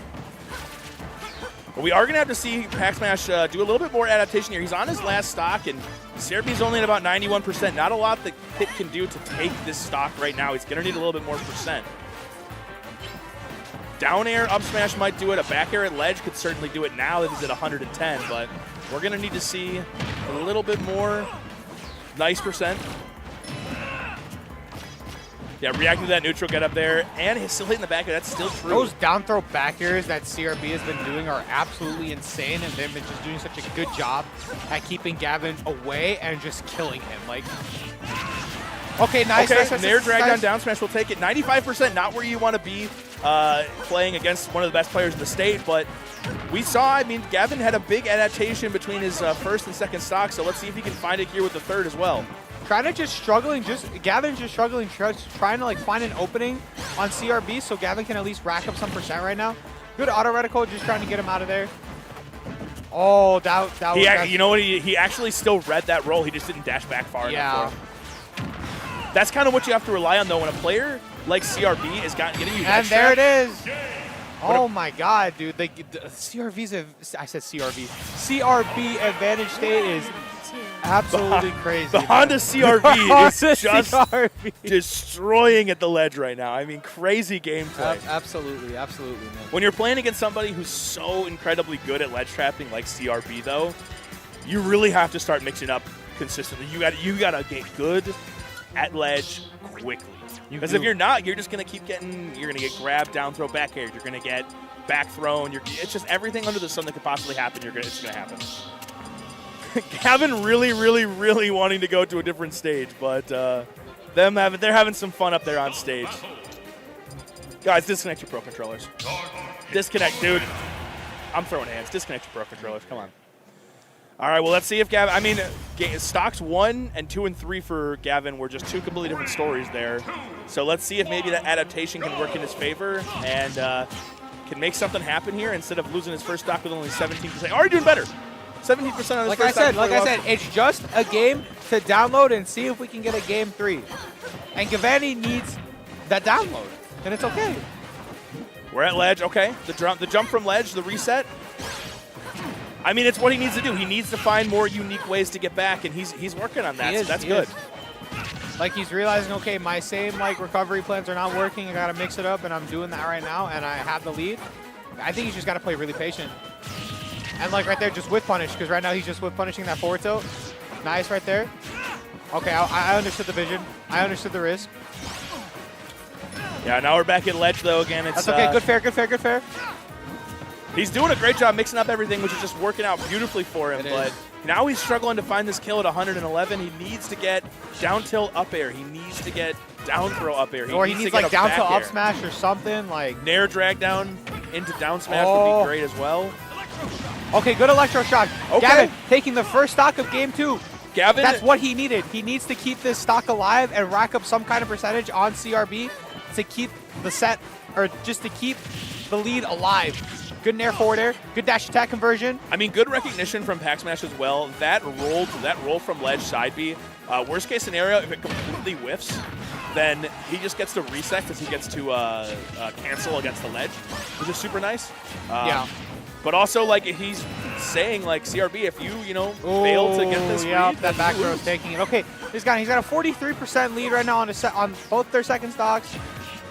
Like, this is still doable for Pack Smash. This is still doable. Little extra nice double jump right there. Okay, good nair. Hey, another nair. Hey, hey, hey. Oh, CRB wobble. CRB wobble, bringing it back. Man, Summit was a good time. I miss Summit already, man. CRB picking up on these little tricks and little changes that Pack Smash has made so far, and taking full advantage. That electro shock was really, really okay. That one was better. That one was better. That was still bad, but it worked. That one was bad, but it worked. It was still a little better. Just because an option is bad doesn't mean I can say that. I don't have to admit that it didn't work. Yeah. Yeah, okay. We are a little bit of a percent discrepancy here. Pack Smash needs a good, decent amount more in order to claim this stock, but CRB is not exactly in an easy position to take the stock either. Anything short of like a raw up smash or a read or something like that, or a back air at ledge, barely not taking it. Oh, but the down air will. The down air will take it, and now we're in a position, Gavin, behind the stock, only 67% to show on CRB's second stock. He's got to make something happen. He's got to make it happen right now. Good DI from CRB to not get any like conversions from Pack Smash's down throw right now. Good fair. Pack Gavin Smash just being struggling and opening. Yeah, Pack Smash just being overly aggressive right now at ledge, and it's just you just got to reset. Yeah. CRB is just really good at ledge. He's really good at trapping you and punishing you and getting you back off stage. You just need to get back. Yeah. By any means necessary. These back airs from CRB right now are insane. And double dare! Yeah, the dare will take it there. Closing it out, I mean, good changes, good adaptations from Pack Smash, but unfortunately, playing way too aggressive, mashing way too much when CRB was right on top of him or nearby, giving him a lot of openings. And then, of course, at the end, CRB remembering, oh, wait, this is Pit. He can't do anything once he presses the up and B button together. Up and B button. So he's just going to be like, yeah, my down air works against that. And as simple as that, game over, man. Game over. Well, we won't be seeing that. Won't be the last we see of Pack Smash, though. Hopefully, I think we're going to be seeing. I need him. more Gavin I hope Pack he goes Smash. far. I need my Gavin Pack Smash because I don't have my Quag, so I need my Gavin Pack Smash. Is Quag not here today? I don't think Cooper's That's here criminal. today. I guess he does live in Northern Illinois. Sorry to dox Cooper, but It's okay. We'll dox him. The new president of UW Smashy Bros, Cooper. dude, that's crazy to me. I'm hyped. It's crazy to me that I know the presidents of it, man. I love my whitewater presidents. Technically, I'm a president too, but Oh, I think we've got a great one on stream. hot set alert. I don't. Oh, I think we've got a great one on stream. I didn't even know he was here today. The Slim Reaper The himself. Slim Reaper. Yo, you got to take notes. You think I haven't? You got to take more notes. You think I haven't taken notes of the Slim Reaper? But you got to take more notes now because he's here. I'm commentating it. I'll just watch the VOD later. Okay. This is gonna be a hot set, bro. Dude, we're gonna see some free rides to the top. I tell you what. He's a pro controller user. Yeah, but that's okay. We already talked about how we're not gonna shame the pro controller users. You're right. We're gonna be very tolerant and respectful. Yep. Dude, love Starman getting that awkward thumbs up picture there for the camera. I Always, love Starman. Always dude. one for He's the goated. camera. You love to see it. Starman. He's good. Starman been a little bit inactive as of late since moving down to Chicago. The last Slim year or Reaper two. has entered Cross Slasher too. Dude, that he has to. I mean, He did. didn't he win? He won Nightmare on Hawk Street, did he not? Like, Yes. He's got to keep you. Yes. That's the rule. If you win the tournament, you have to go back. Like, Yes. I don't make the rules. I just enforce them. Yes, but I forgot who won Cross Slasher. I think it was. Could have been anyone. Tata, I think. Yeah. I think it was. Man, Tata always wins our Wisconsin events. It's bro. messed up, man. You know. know. Listen, I love. This is why Jeff's an Skyward awesome Goat guy. is gonna win, bro. This is why Jeff's Skyward an Goat awesome is guy. winning, bro. He's an awesome guy, Yeah. but you know, I really am hoping that someone from Wisconsin manages to make a crazy upset on him, or just an upsets in general Look, today. Tata has the Cream City second place curse. Now, we don't know if he's gonna conquer that curse today. But he lost to DeBuzz like last year. I can't say the joke because we're on stream. All right. Yeah, Chill out. but Chill out. it's okay. Chill out. It's okay. Couple- But it's also like Ned was in 2023 and then DeBuzz was last year. Listen, man. Look, I more than anyone want Wisconsin to take this. I mean, it's Wisconsin's. I'm a regional. Skyward We Hero want it to fan, happen, so if but Skyward Hero wins, add that to the resume. couple minor technical difficulties on stage right now that are being handled, but shouldn't impact us getting back into the game here pretty quick. So now, how much do you know about Reptile as a player? Dude, I think I've only played him once, and that was like way before you joined, and it was like when Cross was here, and like he made like his own little summit, and there was like an amateur bracket or whatever, and I like played him like then. I think he's like ZSS and Cloud. I think. I don't Dude, know. Both of those matchups are rough against Greninja. I'm just going to be honest. Look, I'm just saying that's where Roy comes in, because Roy is just... ZSS Greninja, so much fun to play. Shout out to Gray because he hates that and doesn't even play it. So does against ZSS suck against Greninja, or does Greninja suck against ZSS? They both suck against each other. Okay. But I would say ZSS sucks more against Greninja than vice versa. Okay. Because so I'm going to let you ZSS take the at lead least- on this one because you know both these matchups more than I do. So you can take the lead on this one. I'll be like, oh, that's cool. That was awesome. But, I know everything that's going to happen before it happens. so tell me what's going to happen right now. I'll take it down on my little notepad. All right. If you, well, I don't know what character he's going to play first. We got to hear and listen for the character. and Okay. watch the character. Okay. If it's CSS, there's going to be a lot of catches on flip kick with back air off stage. If it's Cloud, there's going to be a lot of hydro pumps at ledge trying to push him away. Why are you taking notes for, bro? Stop taking notes. I said I was going You to take play all of notes. these characters? I do. I play Greninja. I play Greninja when I want to farm Carvin. You do not play. I do. No, you do not. I do. You do not. I do. It's unreal. Bro, keep going. Keep going. I ain't going on. No, you insulting me. What you mean? I don't want you. You don't get notes. What? That's it. Remember when I said I was going plan against you next? Nah. You're getting Greninja over and over. You're getting Greninja. Bro, till you the just end hate. of time. Bro, you win that. That's like -2. You win that. You're getting Greninja till the end of time. I might give you me Sword Fighter, bro, and shame you. That's a -1, bro. I'm Like putting you on my list. that's a -1, bro. I'm Like, putting you on my me Sword Fighter list. you got all my minus matchups, bro. Like Yeah, that's right. you're my bracket demon now. R.I.P. Bob Euchre. Bob Euchre Passed away just to give us the greatest Brewers season in history. All right, so anyways.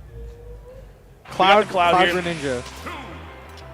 Now, let me tell you this. This is one of the easiest matchups in the game to understand if your parry game is on point. Okay. So we have to see if his parry game's on point. All right. It's also completely unnecessary to parry over and over again. But Starman's parry game or Reptile or Oh my God. Almost SDing there, trying to go for probably a rising back air and just heavily misinputting it, unfortunately. But yeah, see, he's trying to use the Hydro Pump at ledge there to try to cheese that stock out because, man, this is one of those characters that's easy to cheese out, man. So if you were Cloud, what are you gonna do in like situations like these? Like what's your game plan if you're Cloud and you're not Greninja? Your game plan in this situation is basically just to keep walling Greninja out with back air and forward air. Keep farming up your limit so that you can get those big hits in when you need them, and rack up that percent with side B as much as you can on any whiffed approach or anything. And obviously, if Greninja touches your shield with anything besides Nair, you up. Now, you don't want to do it on Nair because Greninja can actually shield afterwards, and then you're just stuck punishing nothing. Yeah. Great dash tech back air there. Great catch on the, and there's the Hydro. There it is, yeah. Great catch on the air dodge by Starman, and then that was like a 30-second stock, I think. Your plan as Greninja in this matchup is basically you don't want to play the game as much as possible against Cloud. Okay. Cloud just plays neutral a little bit better than you, a little bit easier, I would say. Okay. So you want Cloud to play the game for you. Exactly. Like right there, you want to wait out options. You don't want to be the one to force things to happen. You want to wait stuff out, and that's exactly what Starman's doing. He's letting Reptile make the mistakes. He's letting Reptile be the one to approach, be the aggressor, and because of it, he's getting these free punishes. He's getting these free, ins, and he's not really having to think a whole lot. He's not having to use a lot of bracket stamina, a lot of mental stamina. And Starman's doing a really good job at not wasting the bracket stamina right now. It's getting really fast. About to be maybe a 2-3 second, 2 minute 30 game. Man, if I see Reptile get hit by one more dash attack forward air, I'm going to lose it, man. Ladies and gentlemen, please remember, when you're playing against the Greninja, dash attack forward air is not true the majority of the time. Press air dodge. Or jump if you got a fast enough jump, but that's still not a very good idea. Don't jump against Greninja, kid. And I'm not just giving everyone false information because I want free jump catches. Yes, you are. No, I'm not. Great F tilt and then grab. I mean, that's exactly and there's waiting out the air dodge there. 3-stock, pretty commanding. Now, do you think they should keep the Cloud or go to the ZSS? I think they do play ZSS. Brother, anytime you get 3-stocked, if you have a secondary that you're just as comfortable with as your main, you go your main. Yeah. If it was like a 2-stock and it was they were at 50-60%, I could totally see you sticking with it, even if you have another character that you're just as comfortable. Ooh, the Town and City counter pick, yeah. But the 3-stock is you gotta change something up, man. We're not gonna see that though. We're seeing a change up of the skin, I believe, but that's about it. Alternate costume Cloud. Let's see how this goes for him. We're going to need to see a lot more careful approaches from Reptile. He's still being pretty aggressive. Pretty aggressive air dodge in, too, if I do say so. Starman, I will say, is not giving him a lot of chances to play reactive. When he's going in and when he's getting his combos, he's pretty much sticking with it. He's getting everything he can out of it. Yeah. What you really don't want to do is you really don't want to be mashing forward air out of disadvantage against Greninja in this matchup. Great double jump catch. Are we going to see a forward air? No, we won't be seeing the forward air today. Ooh, not going to Holding out. Great way to hold out there to avoid good that down first tilt up smash right there. What's Only crazy is that 16% too. What's crazy, that first up smash wouldn't have killed, but because he got the down tilt, the second down tilt up smash, just enough percent to kill. He's probably a percent off the kill. Yeah, and Reptile understanding, he's like, he understands he needs to start getting in. He knows he needs to, but Starman giving him no opportunities to do so. Just staying patient, reading these dash backs, reading these approaching forward airs, and catching the shuriken, catching the double jumps with shuriken, just making it as annoying as possible. We're trying to get those up airs right now. Gonna get that forward air. To be honest, that might have been the only time I actually saw a wide open entry for Starman to get hit was that jump back to stage. So that's probably the only time. Every other time he's being safe, he's reading options, and he's playing properly. But that was the only time I saw Starman make even a slight mistake. These shurikens, I gotta take note of these shurikens, man. These shurikens are amazing. Yes, sir. Starman is playing really, really well right now. My favorite Greninja second to bend post. I am going to be perfectly honest. I don't know if that F smash was true, but I'm all for it. Yeah. A little bit better this time around. We're 120 versus 110. Good and F-tilt right there. will take the stock. We got a little bit of a let's go reptile chance on the stage.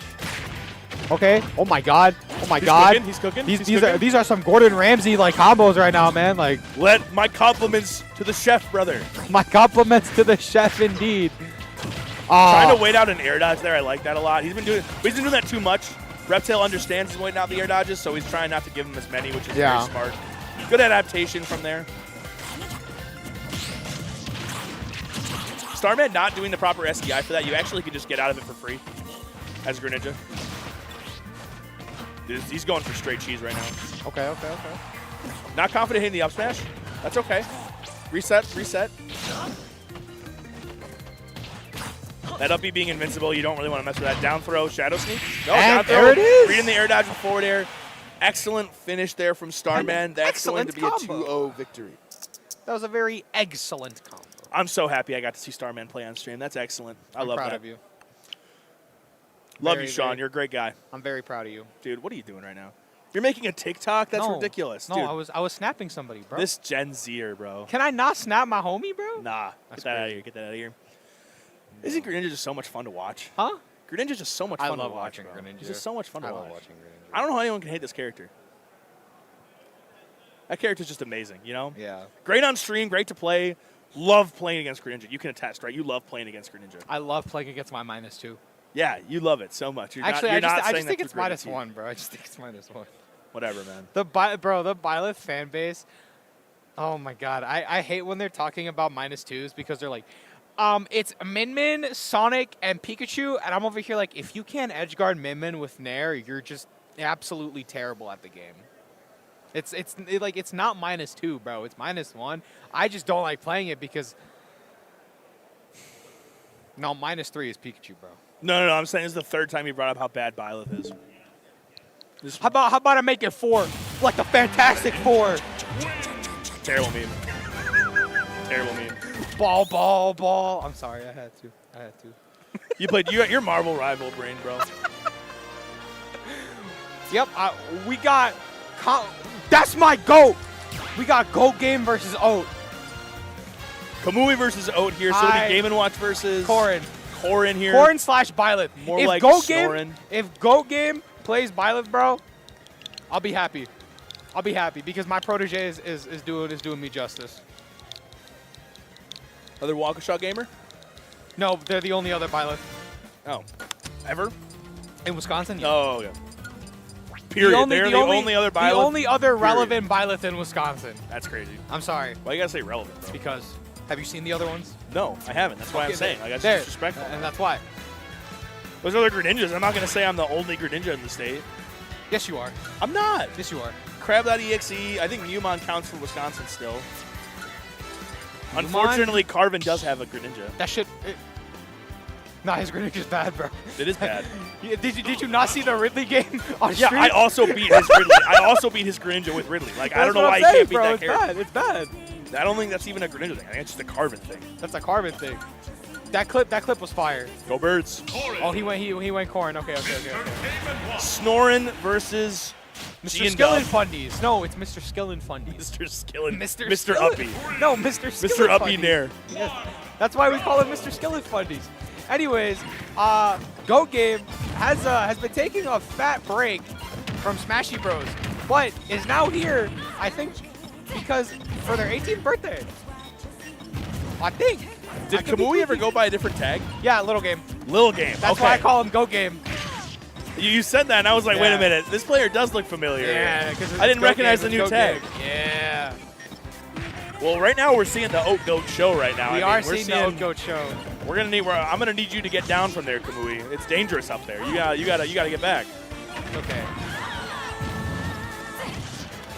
I got a feeling we're about to see some unpunishable up smashes coming up here. Fire song. Don't sing the song, man. Corrin at 1%, down smash, up smash. We'll start taking stocks from him. Good back air, just to get some air drift, some air momentum. having a tough time just like kind of getting in and making himself known. That key was really, really scary. Honestly, I would have just tried to counter. I would have just risked the counter, Loki. Bacon. No bacon. I'm going to say this now. I really think Little Game should have went Byleth because Byleth actually does better in this matchup than Corrin. Because up air, Byleth up air is one of the only moves that can contest Game & Watch down air. 187 here. Yeah. Is there a kill throw? Is an up throw going to kill? No. Oh my up god. throw does take Grandma it. DI. What is this? Up throw will take that stock. I don't know how Sticky feels about this matchup. Like I don't know how Messed Sticky up. feels about this matchup, but me, I really do think if Corrin's not going to cut it, they have to go Byleth game 2. Byleth actually does good against Game & Watch. I think it's either even or winning. And just because, like I said earlier, up air is one of the only moves that can contest down air, which means like if they do, Ode has to be very careful about when they want to use down air. You really think that Corrin up air, that massive hitbox, can't contest key? Yes. I think it can. I'm a Corrin down player. We're not seeing a lot of the Game & Watch mindless loop of up B down air though. So Oath's trying to keep that. He's keeping that in the back pocket. Yeah. You know?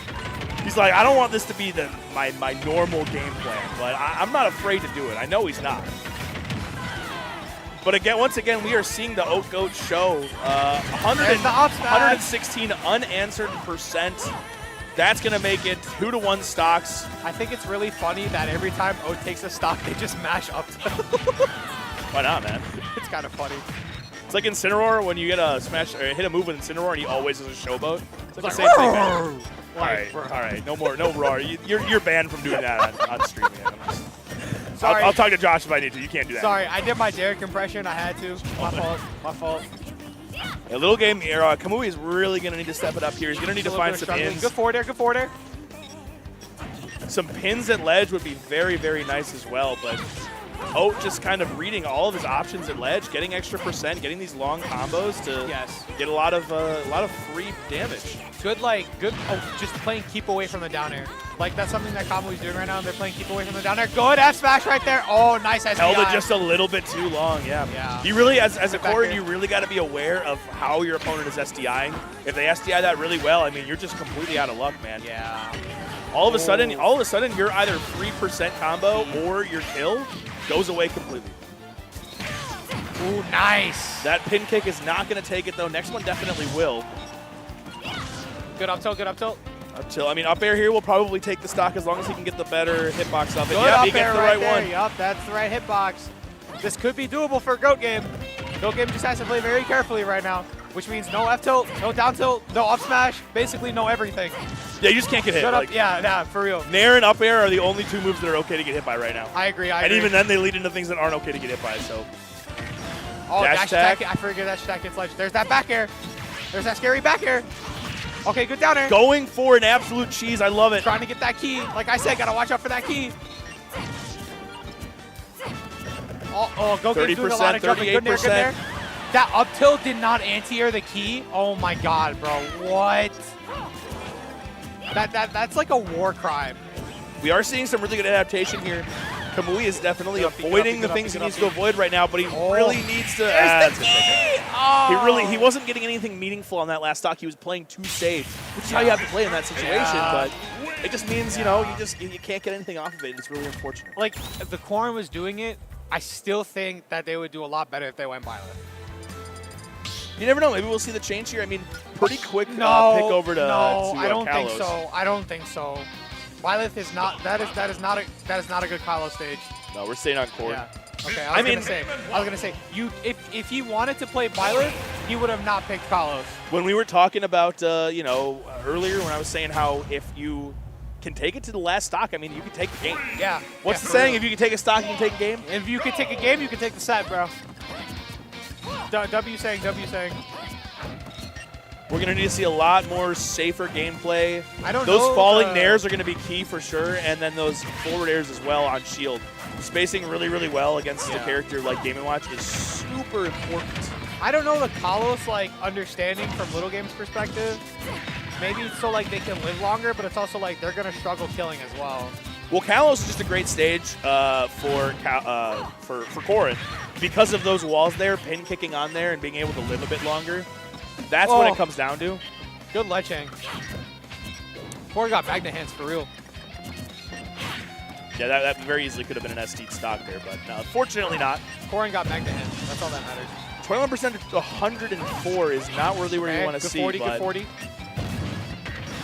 Game & Watch is a character that can blow up at a minute's notice with how light this guy is. All right, nice up tilt, nice up tilt. A little pin here could take it. No luck getting the pin on the ledge. I don't know what that was. Oat's going for some crazy shenanigans with Judgment. 80% though, that's nothing to scoff at. I mean, that could be a stock pretty easy. Nair, back air. There's plenty of tools that Corn has in order to even this up or even get a lead. I agree. Nice. That up, I cannot believe that up air didn't actually kill. That was so close. Oh my gosh. Next up air anywhere high up in the stage will probably do it. That pin kick Nice might. pin. No, not going to take the stock. Follows. But that forward air will. Oh my Wow. God. I think Goat Oat honestly DIing out a little bit, not aware that that was going to be that move. Probably thinking there was either a nair or an up air coming. But the forward air will take it. Yep, I think the Kalos counter pick is working in Goat Game's favor. We see a little bit of a no. That key's not going to come through and take the stock. 104. We're going to need to see something finishing up You here mean for 140, not 104? Dyslexic. Ah, it's okay. I'm just kidding. For Ninja player moment, but it's okay. Get out of here. I'm done with you. 56 though, pretty much unanswered from Oat on this stock here. It is, and it's still living. Thank you to Wow, those that bot Kalos not blast taking zones, baby. Nice up air. A lot of Game & Watch's moves here will kill. So we just need to see something happen. That up throw's not going to do it here though. Oh, that so was forward throw throw. for position, that's Throw. good. See that, and that is why we are on Kalos. Yeah, that makes sense. Not getting hit by that key. That's key. No pun intended. Get out of here. Good up air right there coming out from Go Game. We're seeing an entirely different game here Yep. from game one Go right Game now. has adapted, has locked in, said this is my game. Okay, All well, we right. are going to take a stock with that bomb, with that forward air. 110%. Oat is definitely in danger of dying to a lot of things right now. Yes. Pin, F smash, and up air are some of those moves. But without that extra rage that Corn had a little while ago, you know, I don't see an up air that's low to the ground killing. I don't see forward airs at ledge killing anymore. So, and 50% here unanswered on this stock is nothing to scoff at either. No. But I forgot about back air. That move also kills. Nice Like that landing up air with max rage absolutely would have taken the stock there, but fortunately, Oat clearing out that first stock and putting himself in a good position to make it through. Nice. Ooh, wow, very aggressive up B to kind of stop Little Game from doing whatever it is he wanted to do. He said, no, sir, this airspace is mine. Great dodge on the up B there, though. Kamui recognizing that right now, Oat's in a situation where he's trying to play as safe as possible. He's not throwing out anything that isn't perfectly safe. Good back air coming out from Goat Game. Goat Game has a stock lead, percent lead. This might honestly turn out in Goat Game's favor. Don't talk too fast, though, because it's looking like there might be a little edge guard here coming I'm up. a believer of Corn up B, if you saw that earlier. Ooh, Great nair into drag the down up B. into up air. That chair, Up B. oh, still living, baby. Not getting hit by that back air. That baloney back air. 143 though, very high percent. Corn could die to a sniff from Game & Watch, Ooh, but that's a nice up air into back air combo right there. Ooh, that was an Parry's insane crazy. parry from Goat Game. I was saying Oh my earlier how you can't God. punish that up smash, but hey, if you parry it, go ahead and punish if you it. parry, you're Goat, bro. Oh, Yeah, that that would have been counter. crazy. I love that counter, just space it a little bit improperly. I hate when I use counter and my opponent misses their move. Like, come on, man. Like, for hit real. your move. Hit your move. I wish Byleth had a counter instead of that crusty downbeat, bro. Dude, that's the 5th time you brought up Corn, by the way. I'm just saying. You mean Byleth, not Sorry. Corn? 53 to 87. Dangerous territory for We're Kamui to in be in. danger territory for both players, actually. This could be anybody's game. This could be a game 3. This could be GG's. Ooh, I love the jab Oh, one. is that it? There It it is. is. It's game 3. We got I a love hot the attempt set. at jab one into dash grab, though. So many people hold shield there out of fear. They don't want to take that extra percent. They don't want to get put in that stage position. Now, my GOAT. This is the first game 3 of our com block. No way it's not. No way. Yes, it is. This Oh is the my first gosh, it game is. 3. This is the first game 3. Everything has been 2-0 after 2-0. Now we got a game. There were some close 2-0s there. Come There on. was. I am happy to see some game boosts. That would have been kind of crazy if we got the whole Wave A pool block for commentary and no game 3s would have been kind of wild. Now we got some game 3s.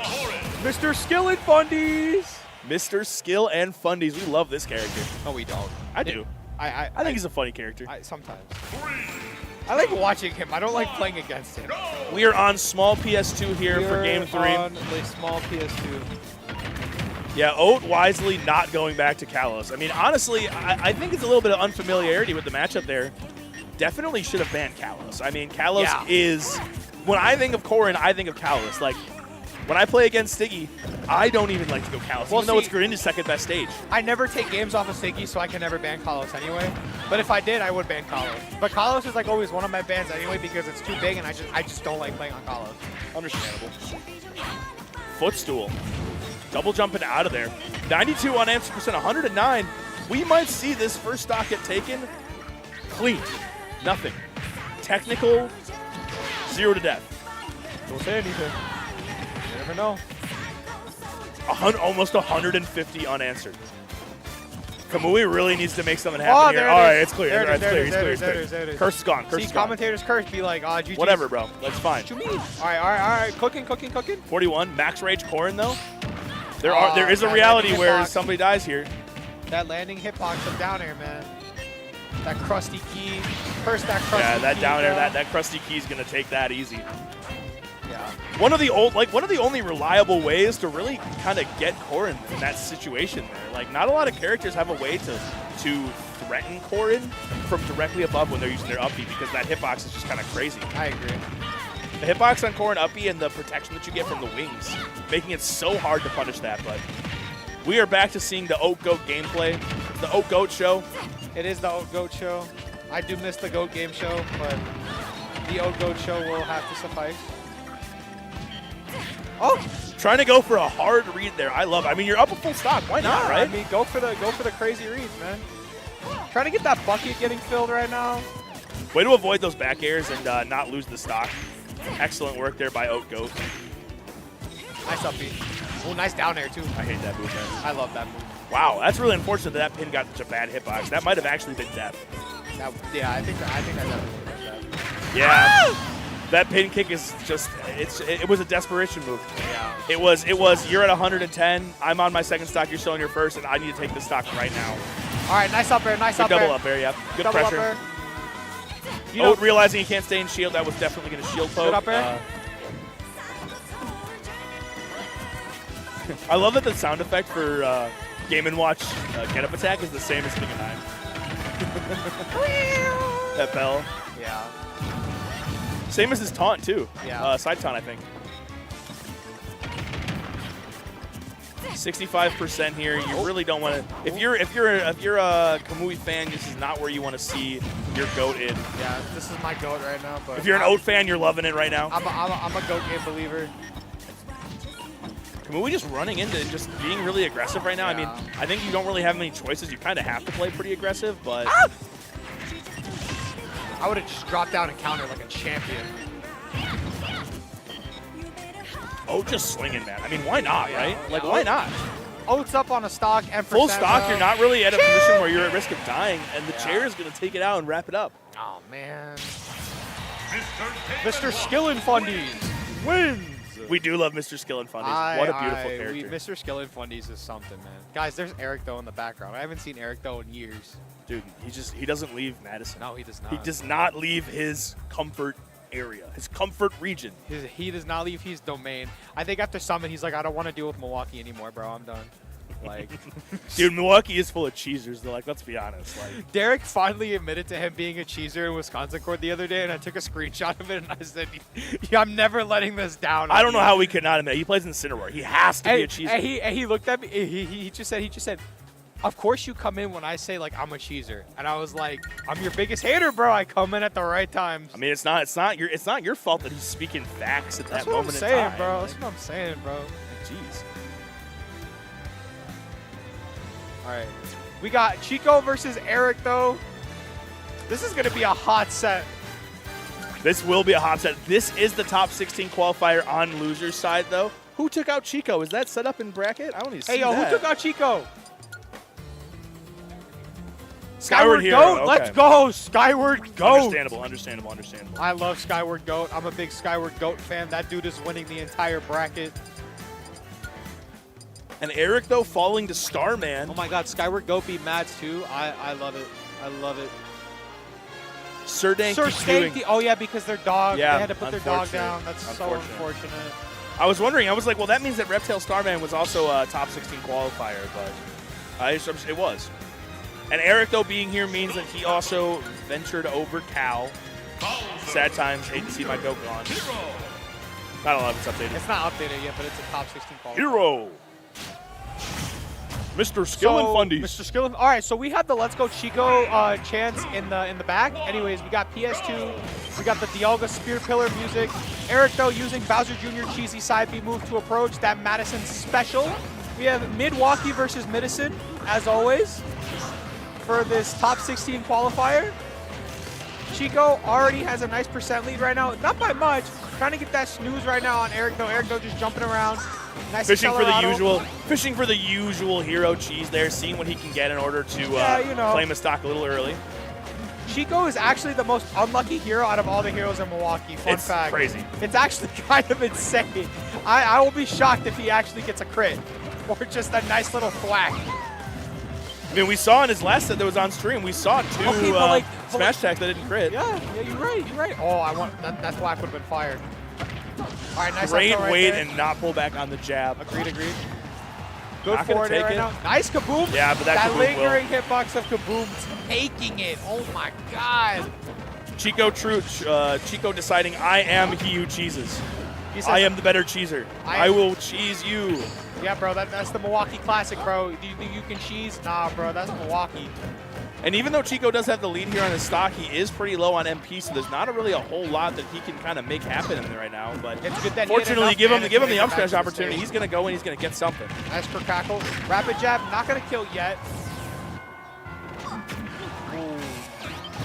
No. Unfortunate, yeah. That is very, very unfortunate. Not able to put in that situation there by Bowser Jr. forward air. He really needed that zoom. I mean, if it were me, I would have taken that kamikaze he got. That would have been pretty funny. I would have taken it like that's like the aura points. It's like I don't need this. I'm done. How many aura points did you lose after using that kamikaze? Negative. I lost nothing. I gained 1,000,000 aura points for that kamikaze, bro. Accelerado Hero going to be able to really contest with Bowser Jr.'s good speed on the ground with his side B. Another Accelerado. Accelerado makes you take more damage too, right? No, it does not. Oh, it doesn't? That is straight lies. Okay, I'm confusing it with Shulk Jump, bro. Shulk Jump also does not make you take more damage. Yes, it does. No, it doesn't. Yes, it does. No, it doesn't. I'm You are thinking of Buster, my friend. I'm just a Shulk hater too. If a Morgoat was here, he'd be so mad. Man, I don't care what Great a Morgoat says, bro. Great tech, able to make that back here. You know, Chico did take the first stock, but it's looking like Looking like Eric more of an stock. Eric Do show right now. It is the Eric Do show. It's the Bowser Jr. show. Yeah. I don't think I would have menued there. That was just free. Yeah, that was a very greedy menu there. Yeah. Good up tilt right there. Okay, nice psych up. Good psych up back air. Yeah, that's gonna do it. Oh my beast. We're in a one-stock game. 4 minutes on the clock. Let's see who can make what happen with it. Up tilt getting it started here. Grab confirms. We got some up airs. Okay. Accelerado crazy for combos. These confirms right now with this. Dude, I love Hero Accelerado combos. Dude, they're just trading these big beefy combos with each other, man. Bowser Jr. Hammer makes me cry. Like, it's so stupid for no reason, man.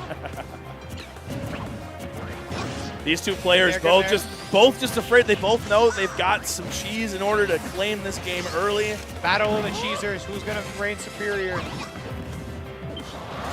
Good psych up. I mean, up tilt could do it here.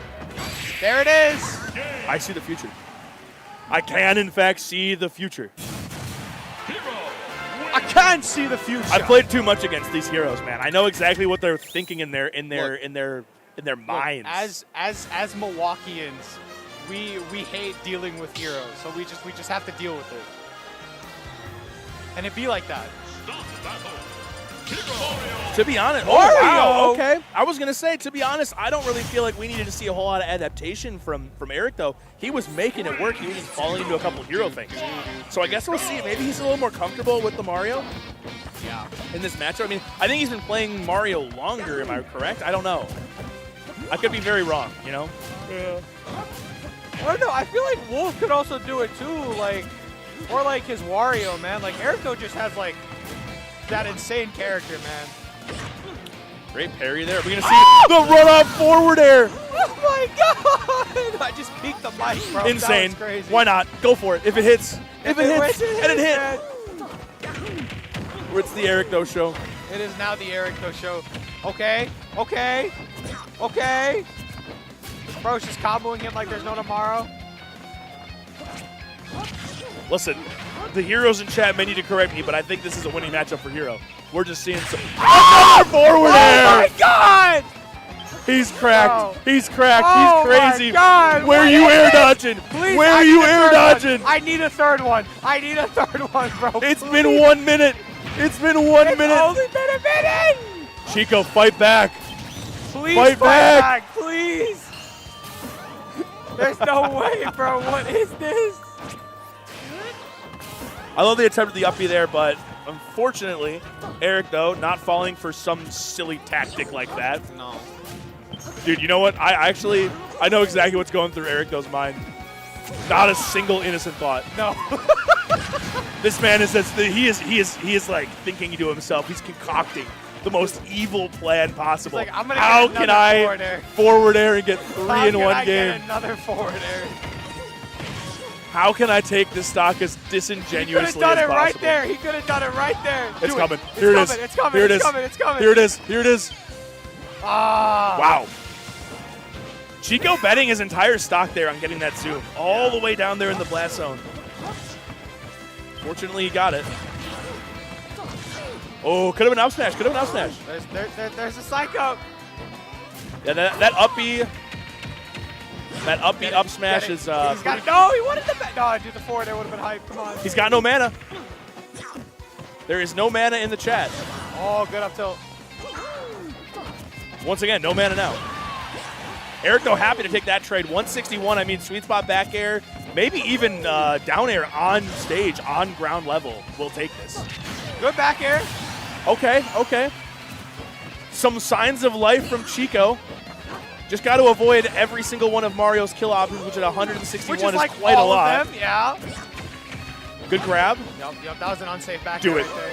Good heal, good heal, good The heal. thwack there would have been crazy, Dude, man. I would have laughed. That would have been the luckiest Chico's ever been, bro. Chico right now, I think he's just trying to play a lot more passive, trying to get a little bit more mana, but that snooze on shield, I don't know about that one, man. I mean, if it hit, it might have been the whole stock with the F smash crit, but you know Chico's luck, bro. That's not happening. dude, we're so blessed to have another game 3. Oh, thank God, bro. Thank God, bro. Hollow Bastion, that's a good counter pick there.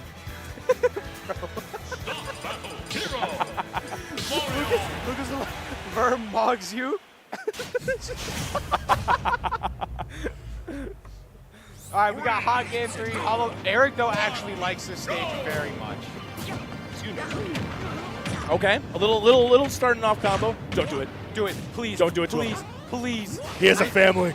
I don't care. He has a No, family. he doesn't. His family of Pokemon cards.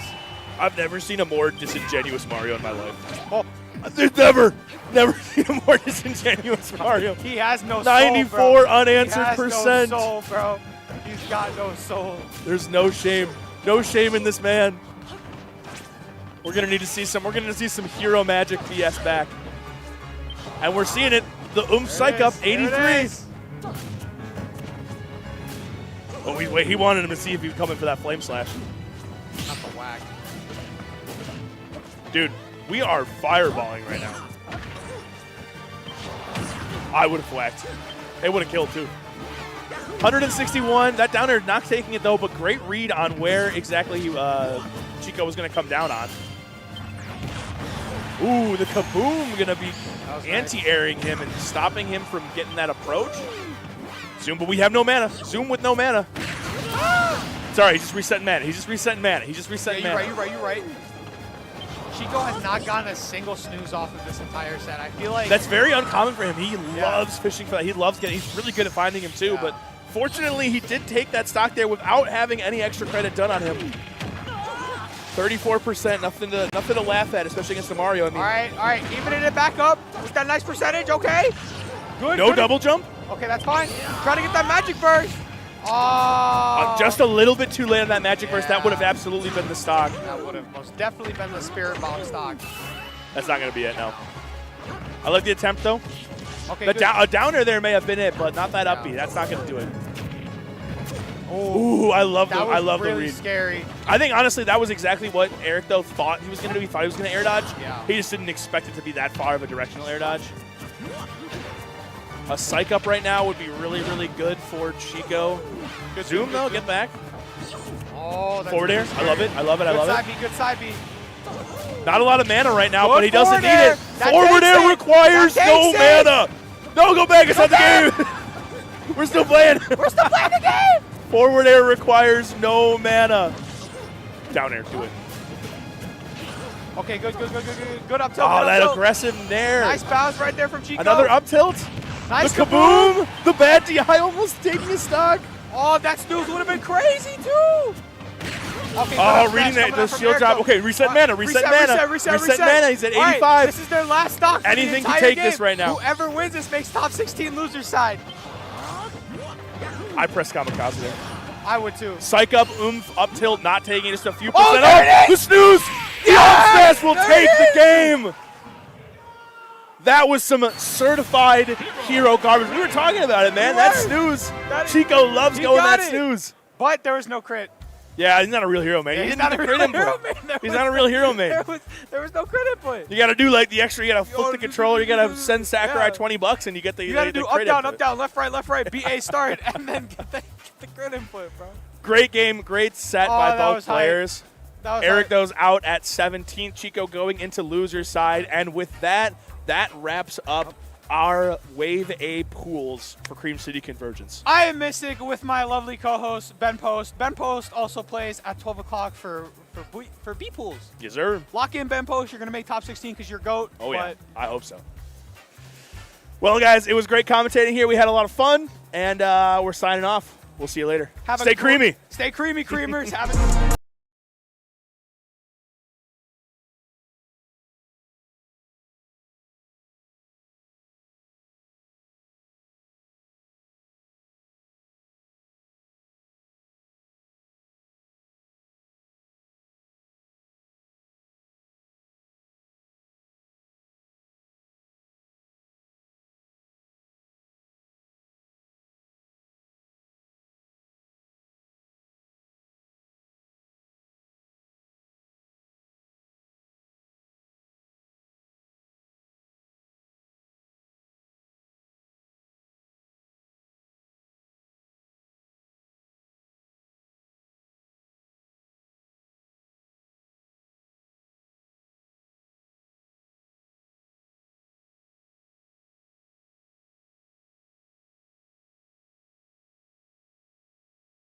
September 26th through the 28th at the Renaissance Chicago Glenview Suites Hotel. With a tournament schedule of over 20 games and even more yet to be announced, this is a tournament you don't want to miss. Go to Roundhouse and make sure you don't miss standard registration, which ends August 31st.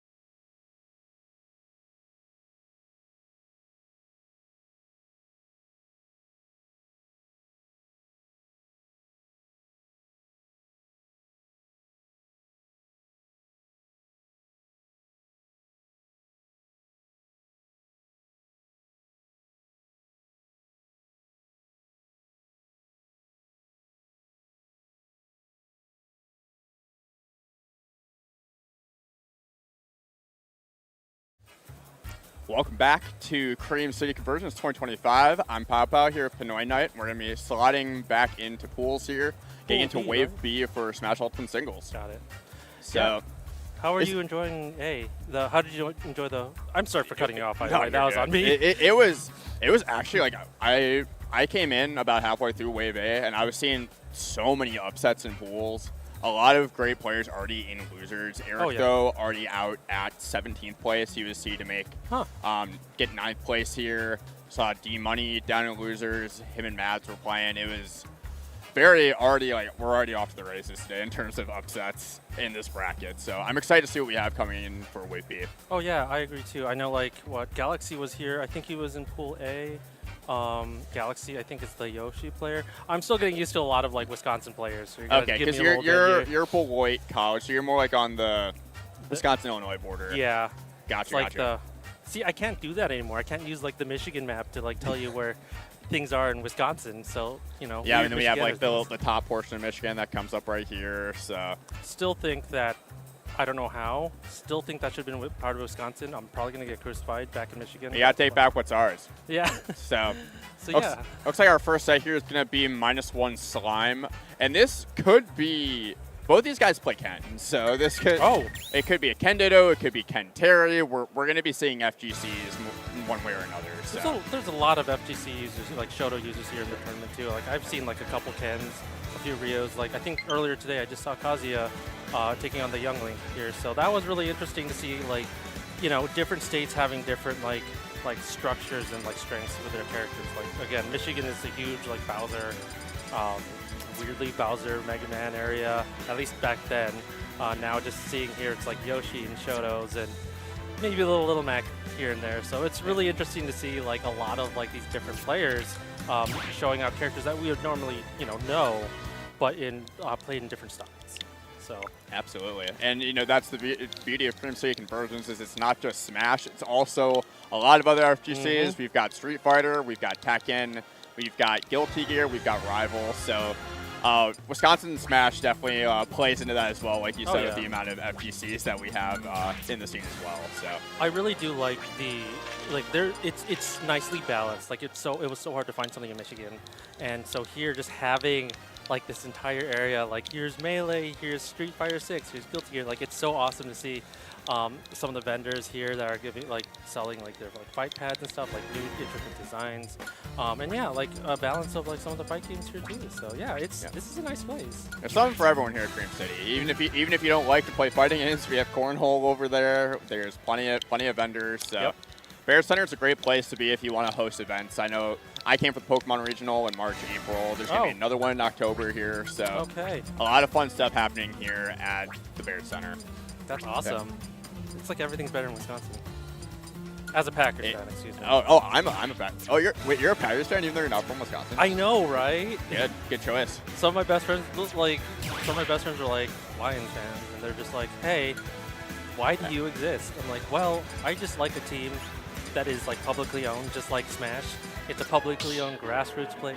Hey, Nintendo, don't say that. Nintendo's going to hear you on that one. I'm sorry, what was that?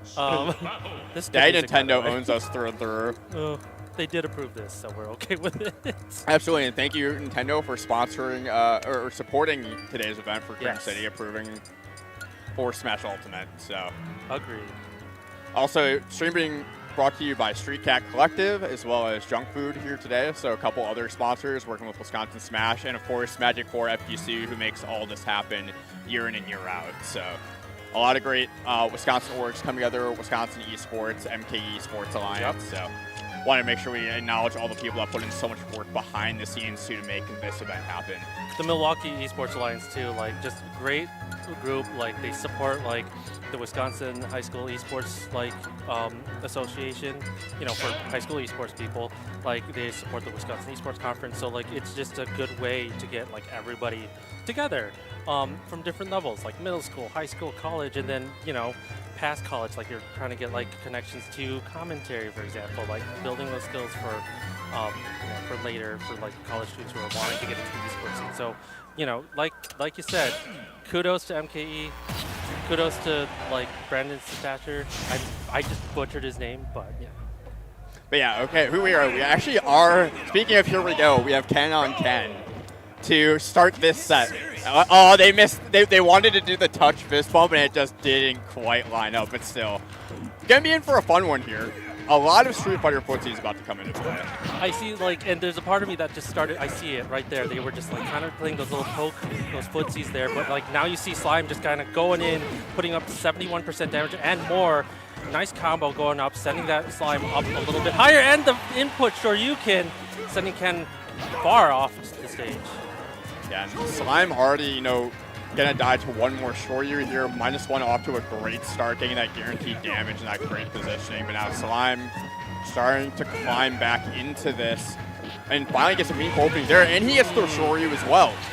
Just about evening up that damage there too. Like, good job on Slime. But yeah, that's, you know, mirror matches, you know, you don't know who's gonna do what, so you gotta kind of just make it up on the floor.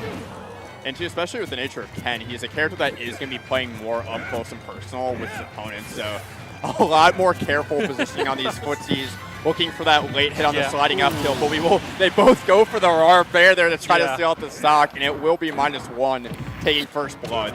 That is what the bear is a really good attack, but the input Shoryuken does take away that stock right away. So only 14% off, but you know, Slime kind of evening up here. And that's when you know you're in for a good set, though, is when you get those back-to-back stocks taken like that time and time again. These guys, we're going to be in for a good one, I think, here.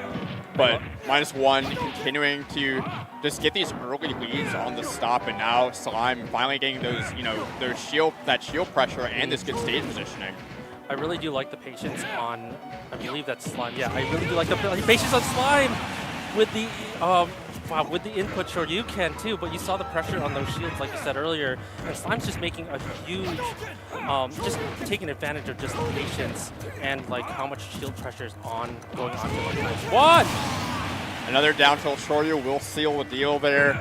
-1 just tracking him off the ledge, and now once again dead even here.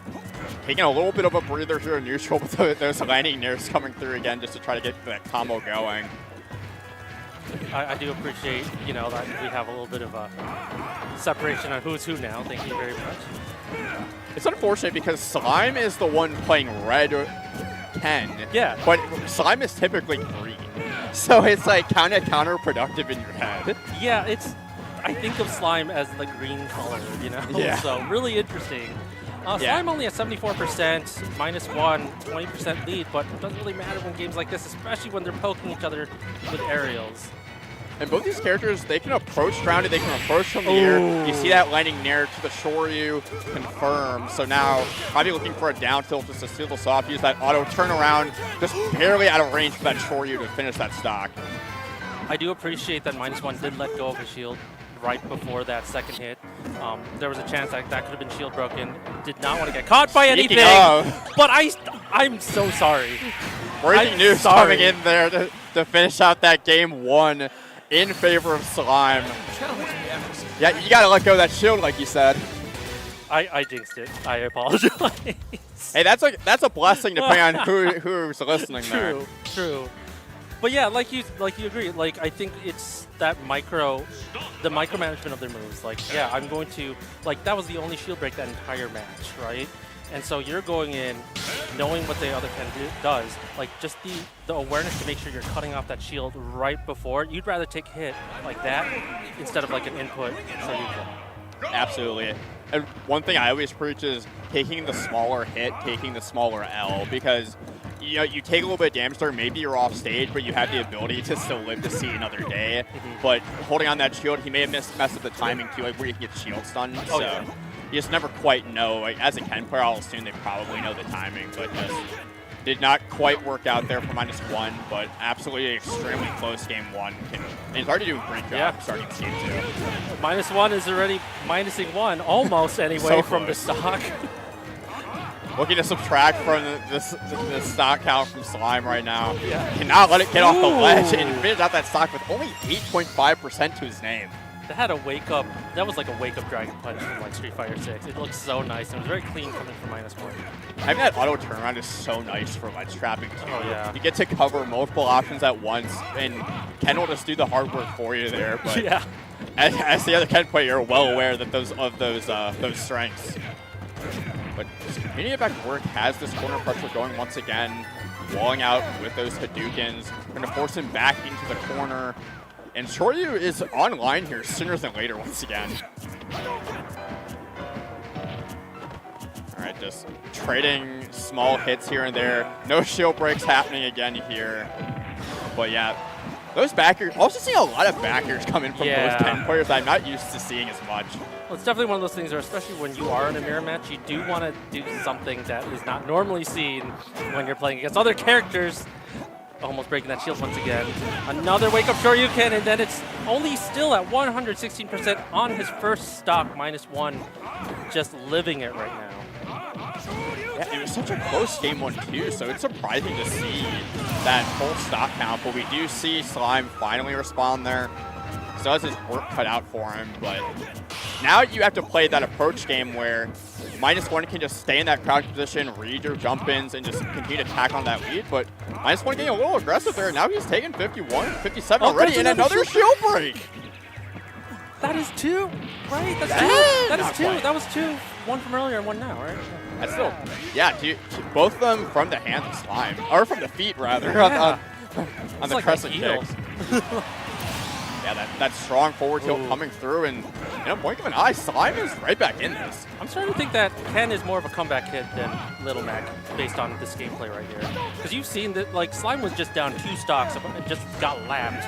Now we're just evening up again. You know? It's like -1 kind of forgot how to play that neutral. It's not saying he didn't.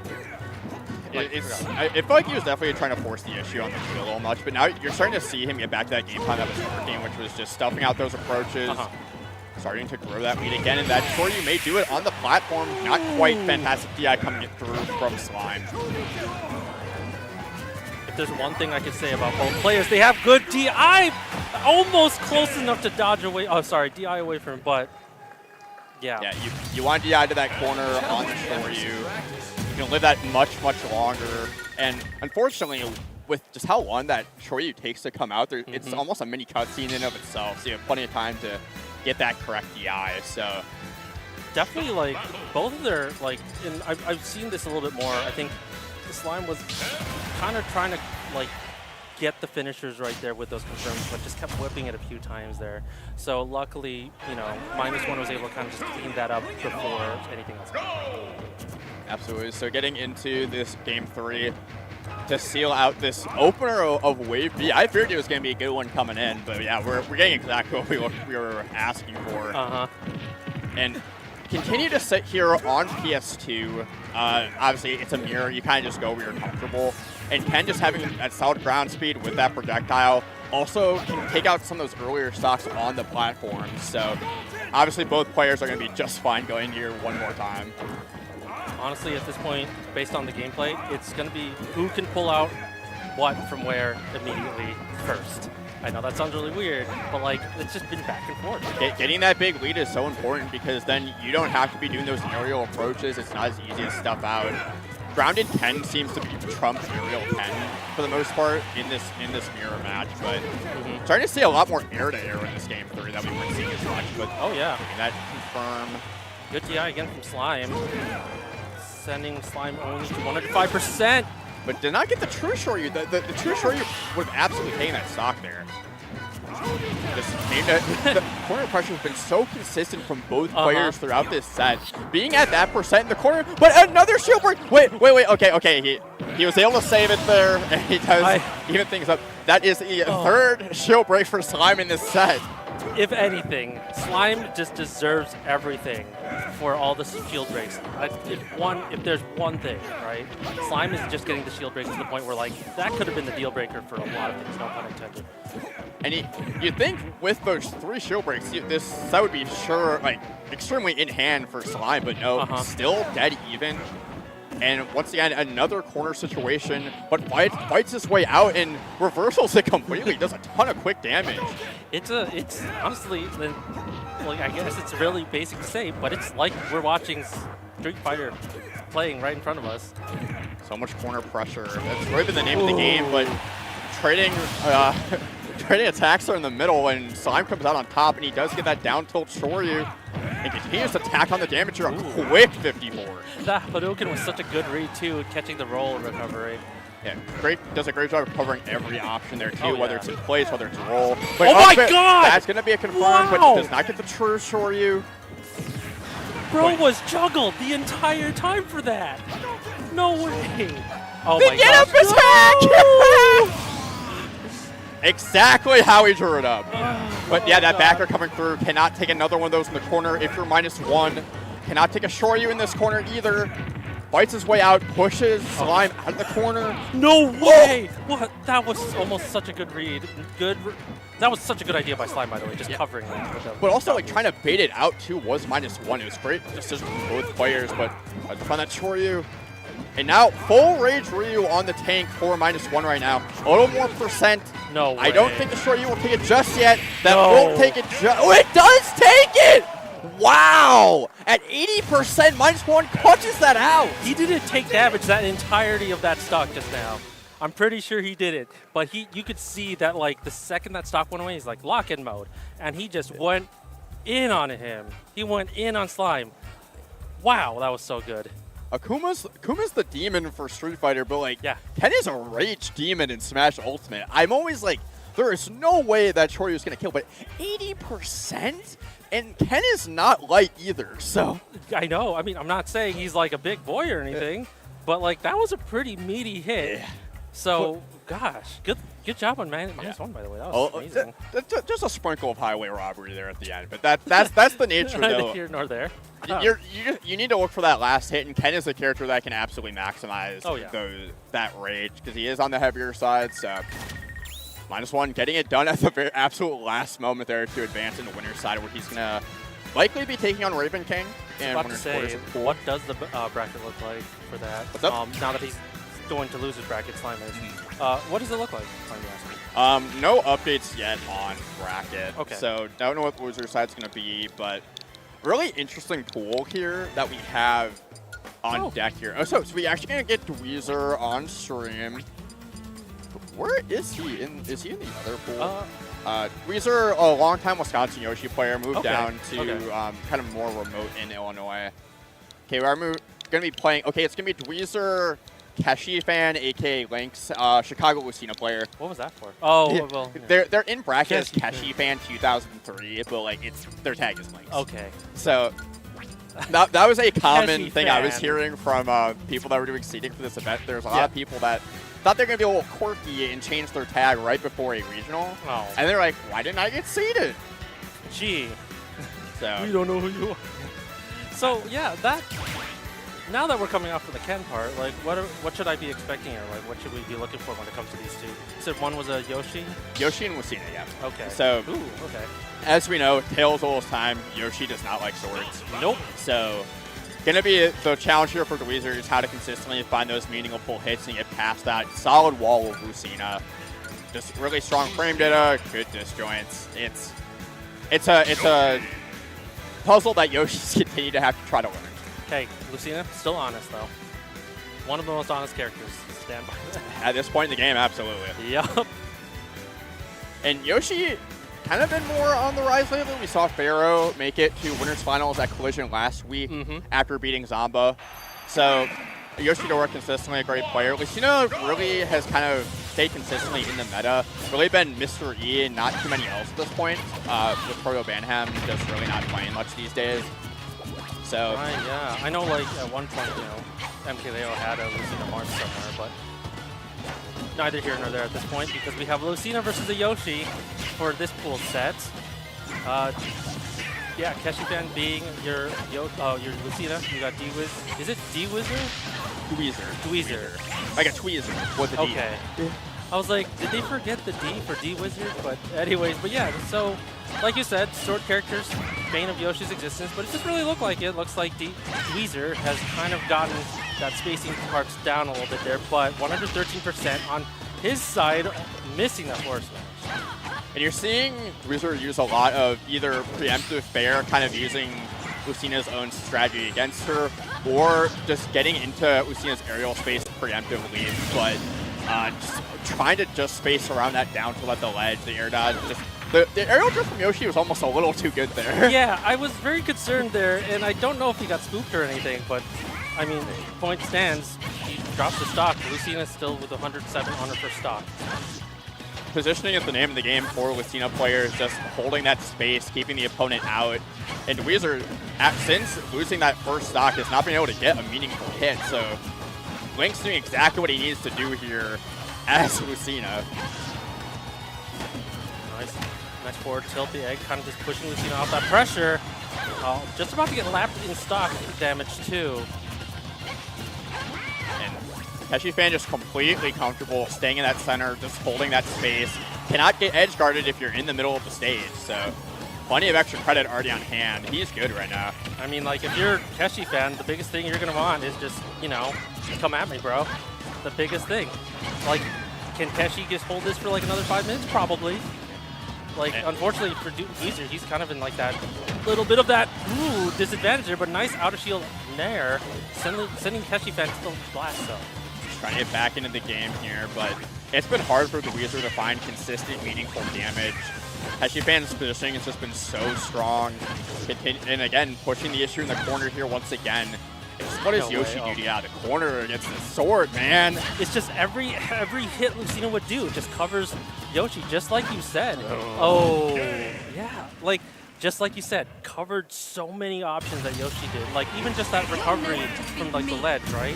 Like, got hit by a nair, got hit by a tilt, got hit by, like, the first couple frames of that downer. It's like, what do you do if you're Yoshi and all you're just trying to do is save Mario? I think you want a different stage. I think having like the platform layout of like a battlefield just to have more maneuverability, especially to use your double jump armor to get to center on that top platform, I think would be really helpful. Lucina is just really utilizing this stage like size much better. We are gonna shrink it down, not gonna have that top platform, but we are gonna get over to small battlefield for a little less space. It will definitely be good for Yoshi to get those early kills on Lucina. Maybe he can bank on that. But like I said, like you had said earlier, if Yoshi can get past a lot of those aerial boxes that Lucina has, there could be a chance for a game. Keshi fan just getting immediately back to work here. So much damage. Those down tilts are so obnoxious for Yoshi just fighting back to the ledge. So much free damage for Keshi fan. In the back, you're already going to seal the deal. Only 8%. Lucina just treating Yoshi like the fly on the kitchen wall. Like just swatting away, fighting all these flies, and oh my gosh. That was close. I thought someone was going to die right there. And we always talk about how Yoshi has, the best aerial drift in the game, but Keshi fan flying as far back as possible there to avoid any edge guard scenario. Fantastic positioning again. Keshi fan, his positioning is just so strong. Disadvantage, advantage, neutral. It's hard to get in on it. Well, it's definitely one of those things when you are so good and you've mastered the way your character plays, you're comfortable anywhere on the stage. And especially in the dead zone too. So good job on Keshi fan, just showing off the proficiency with his Lucina, especially in games like this. Dweezer just cannot find an answer. He's trying to find those back air ones and the forward smashes, but just not being put in the right position for the drag downs, and just cannot. Great timing though, baiting out the neutral get up after the egg to get that down smash and even things back up in terms of stock down. Dweezer really needed that too. Like that, like it's getting to the point where like every time he tried to get like a confirm in, Lucina was out of the way or just swatting away. And so good job on Dweezer just to get that nice stock. But we're under 4% to 54 is doable. Unfortunately, only finds a jab there for that punish, so nothing too bad for Keshi fan. But after taking that first stock, Dweezer has been able to hold this momentum. Pretty much a dead even game now. Yoshi, stronger kill power, but that down tilt, down smash, not quite going to find it. I'm starting to think that Dweezer kind of has an idea how to play the game, but definitely just trying to understand how Keshi fan plays this game specifically. It's also just the matchup too. Keshi fan's playing it so well. His positioning has been so consistent where Dweezer hasn't really had consistent openings, but now this is where Yoshi, being that heavier body, you can find those strong kill options that he has. That forward smash, that back air in the corner will absolutely do it, but gets that air dodge. Oh my god, that was so good. I love the follow on that, but geez. Keshi fan still was living and then got lost the stock, but still, the follow by Dweezer, the follow by Dweezer was just so scary to watch. 169% on the second stock. Anytime I see Yoshi land a down air and I just see that 30% that he gets for landing one down air, I'm just like, I don't like come on, man. I don't like that move at all. Especially with his high aerial mobility, that's just kind of like a free read to go in and just try to commit for some quick damage. It's ridiculous. We are using this character to full effect right now. On complete flip of the script where Weezer just could not get touched, find that last meaningful hit. Keshivan finally finds it there, gets that nair, but now Weezer's still in the driver's seat here. So much percent already tacked on. I think Dweezer really did find some hits and picked up on some of the habits that Keshi had. So now we even up game 3. That was, and like I said, like if you were able to find something on all battlefields, sending Lucina to an early like stock loss, you're in game 3. Good job on Dweezer to actually take advantage of some of those hits too, and catching up on some of the habits that Keshi had. Like even just catching some of the recovery, that was actually really nice. Just a good adjustment. Absolutely.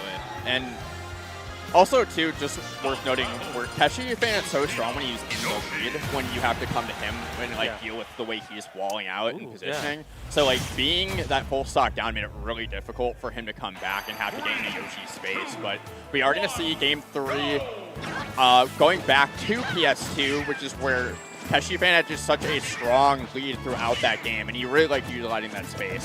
Yeah, definitely see it right there. Like you would have thought the platforms from the previous stage would have helped, but like Yoshi kind of just stayed away from those. Here, like you said, not going to be as easy this time around.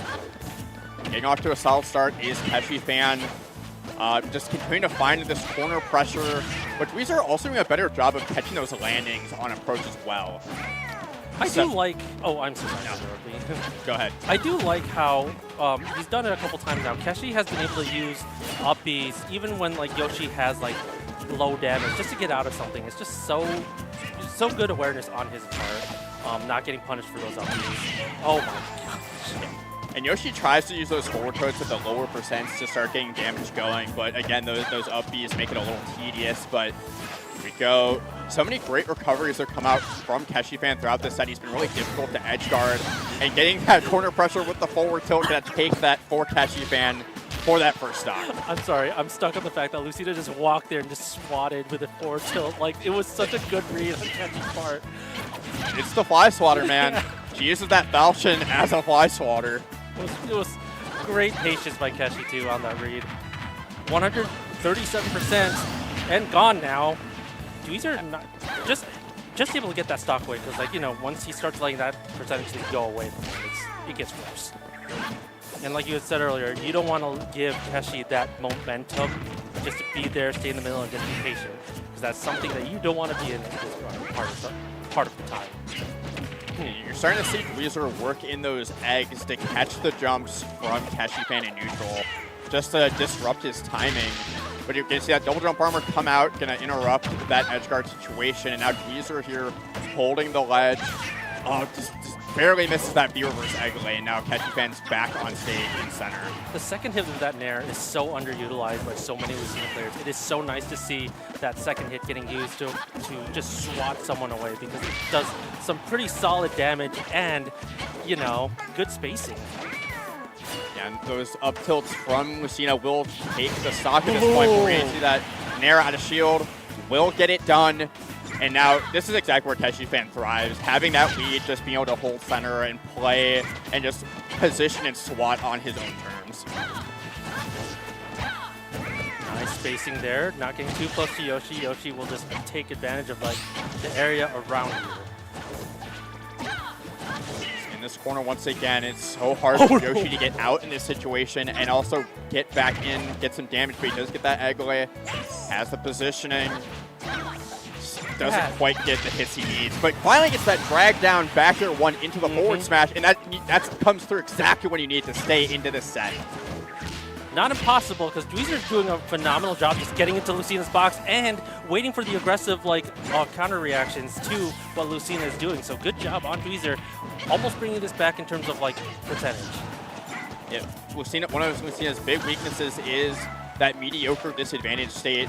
If you can get her above you, she doesn't have great landing options. She has that down air, but just mediocre aerial mobility. So Dweezer needs to find another position like that before he eats another one of these nairs in the corner. A forward tilt. Oh, there we go. Oh, just cannot get a full confirm there out of that up tilt.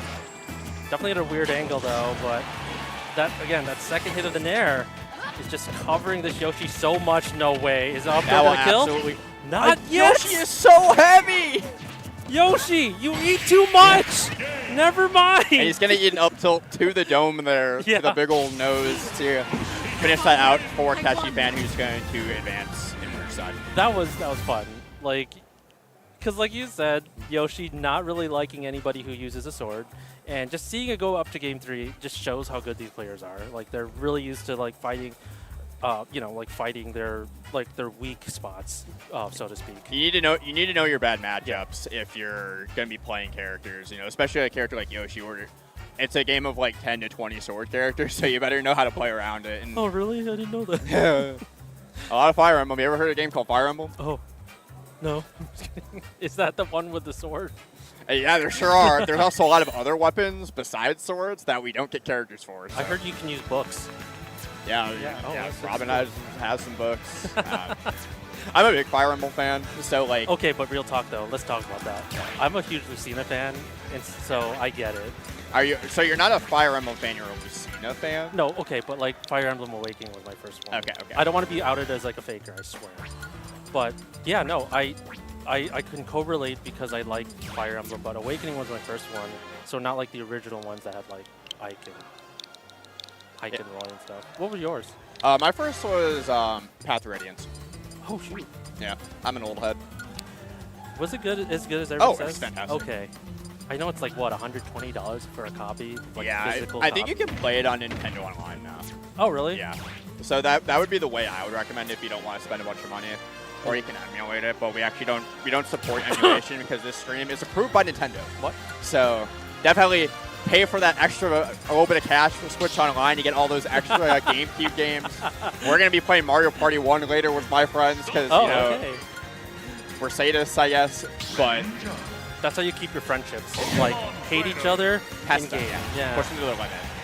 What do we got now? Ooh. Oh, Terminator. firm jump scare in the player cam. He's just like, eyes wide. Oh! Oh!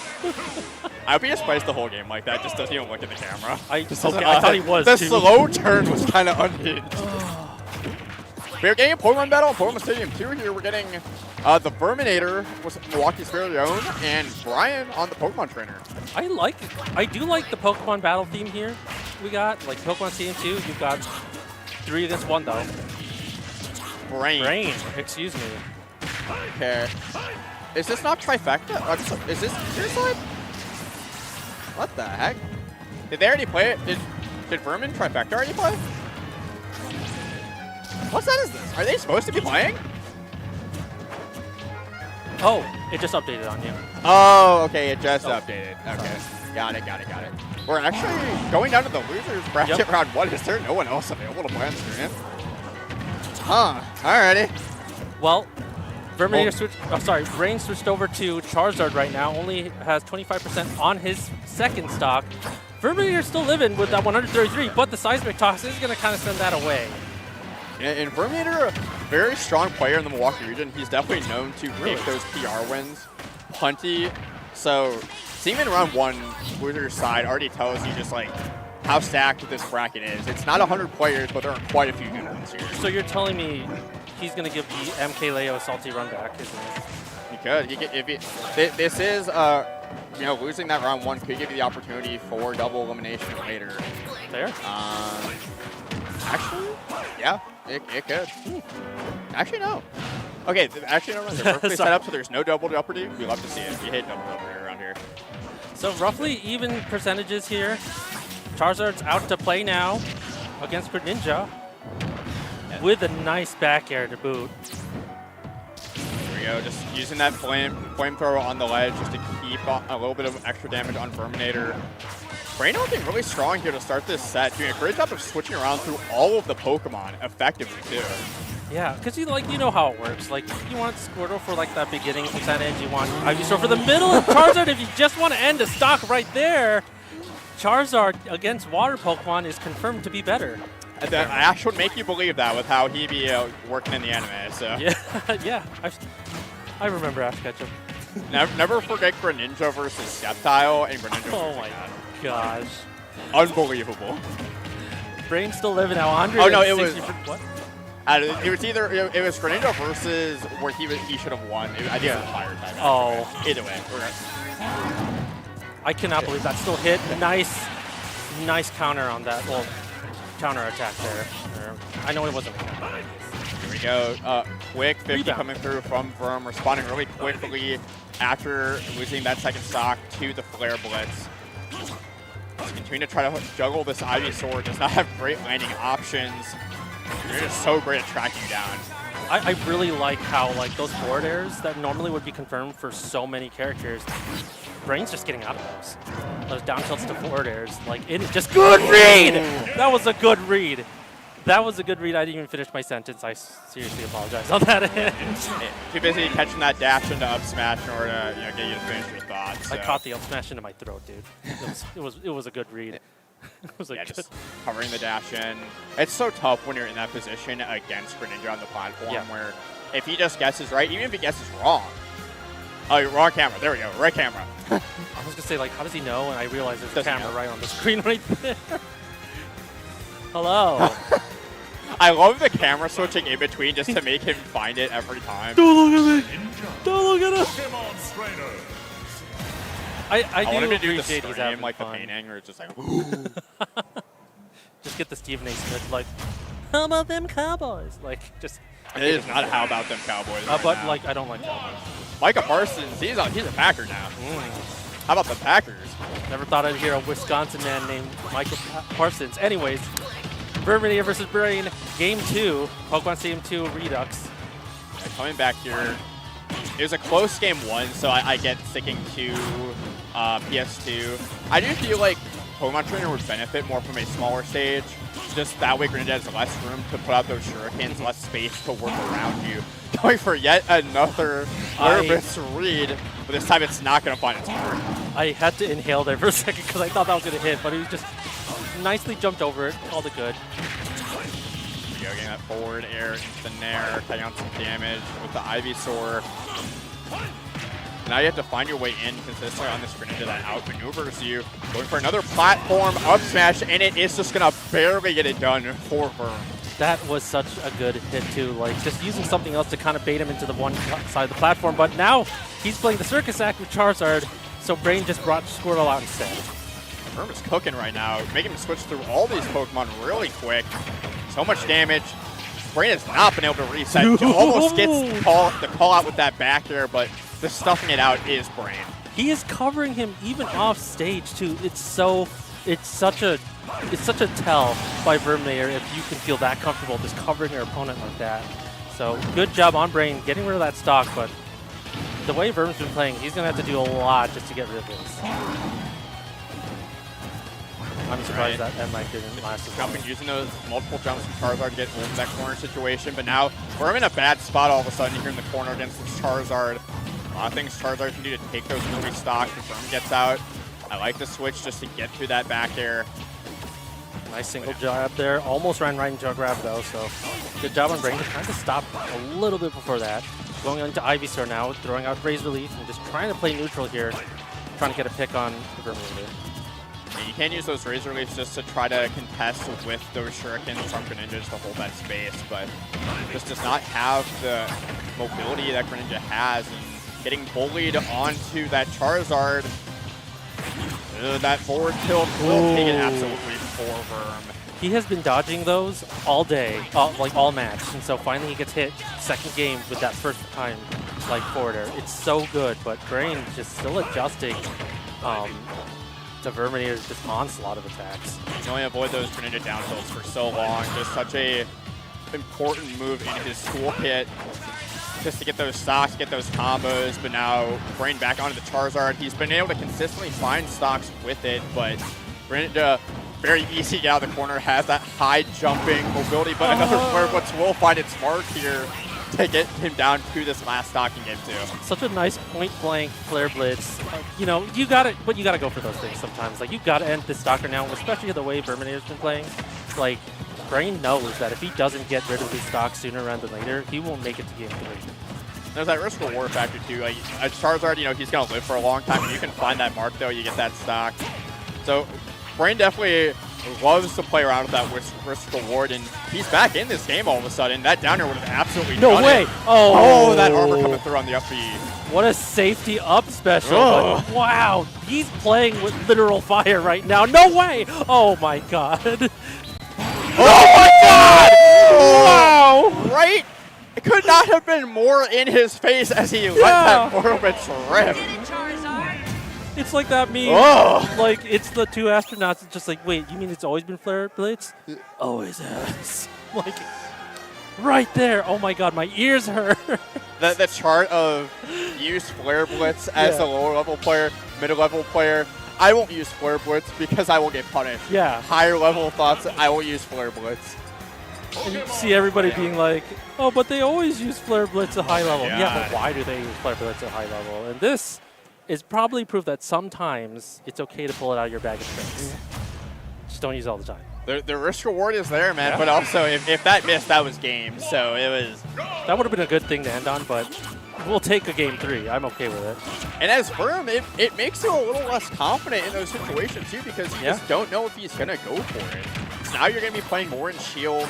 You're trying to be ready for those flare blitzes, and now that gives Brain more free laning opportunities. So Oh yeah. there's a lot more that happens in the mental stack from those just continuing to find their mark. I really do like how Brain is just kind of, you can see the way that he's playing the game right now. He's going with that that just flow. He's starting to like cover Verminator a little bit more instead of being covered by him instead. So good job on him getting that percentage damage on him. Just continue to track with these Greninja drag down combos, but dead even in terms of percent. But the Charizard Flare Blitz Technician is out once again. And we gotta be ready for those. Using that, but just does not find the punish on it. You just don't know when those Flare Blitzes are going to come out. That down throw up smash won't take it. But a great spot for Verm right now. Forward in the corner might get it done on this Charizard. He is so heavy though. They want like the 5th heaviest character in the game? Yeah, the 5th heaviest character in the game. And then you're going against Greninja. A Flare Blitz will do you well if you get it right. So, I mean, he's playing the gambling game really well on this stage. Going to try to poke and find this stock with the Charizard's Brain, but now you just cannot sit on that Charizard for too long and disadvantage against Greninja. It's pretty real estate for him when you're above him. I mean, here's another thing too. Verminator's not like, I mean, we know that he's taken on 3 different Pokemon, but that's 3 different fighting styles that you have to take on during one match. That's already a pretty hard mental game for a lot of players, regardless of who you are. I think Greninja does a great job of answering the bell for any of those Pokemon, though. Whether it's Squirtle, he can space them out. With Ivysaur, he can play that rush down position. With Charizard, he can juggle him. So it's just tough for PT to find those consistent things on Greninja. But there's one thing that Verminator has, though. The consistency of his attacks, like, he can get those in if he lands them correctly. Finally giving him a taste of his own medicine there, getting that counter off, and just taking that stock with plenty of room to spare. I was like, no way he's going to get caught with this again. But Seismic Toss sending Greninja all the way to the top blast zone. Now on the second stock, Brain's got a lot to do to catch up. No, okay. A full stock lead for Verm, just continuing to find these small hits. It's hard to get those consistent combo strings for Greninja on Scorch. He's so small, but he's just like taking those hits, resetting. But now he gets a lot of guaranteed damage on Ivysaur here. Ooh, and catching the jump right there with the forward air. Ivysaur kind of almost about to not make it back, but able to regrab the ledge after using Vine Whip, an aerial Vine Whip to get Verm off. Now playing neutral game with that Razor Leaf start. Ooh, Brain's kind of cooking. For Brain, starting to chip into this lead, but still down a full stock. Needs to be very careful about all the hits he's taking right now. That was a really good call out on that recovery there. Didn't even do anything, and Verm was like, get out. Yeah, but a lot from Charizard will get it done here, but needs to find that positioning. Oh. So much damage already on him. And you do not want to be on Squirtle at this point. Anything from Greninja will take it on this Squirtle, immediately switches to Ivysaur. I know, I understand that, right? But man, that change was amazing. But it doesn't matter. The forward air is going to steal that game away from Brain. So Verminator kind of escaping there, like pretty sneakily. So good job on him. It was a 2-stock, and honestly, it probably shouldn't have been a game 3, regardless. Brain kind of pulled the rug out from under him in that game 2 with that flare blitz. So that's where the good players in those situations, they keep their composure and they go, okay, if this didn't happen, I probably win that game. And Verm definitely like keeping his composure there and getting it done. That's why I was like really like I'm really happy. I mean, like congrats to both of them, right? But like based on what you told me, right? Like a player such as like Verm, like just having that ability, and yet getting caught by like some of the basic stuff, like oh there's a flare blitz. Yeah, you're right. I should not have been caught by that. But able to take it back out game 3 showed that it shouldn't have been game 3 in the first place. So good on him. Brain still did a phenomenal job playing that Pokemon trainer. That's some good Pokemon trainer. It's a tough draw for round 1 of losers bracket. So.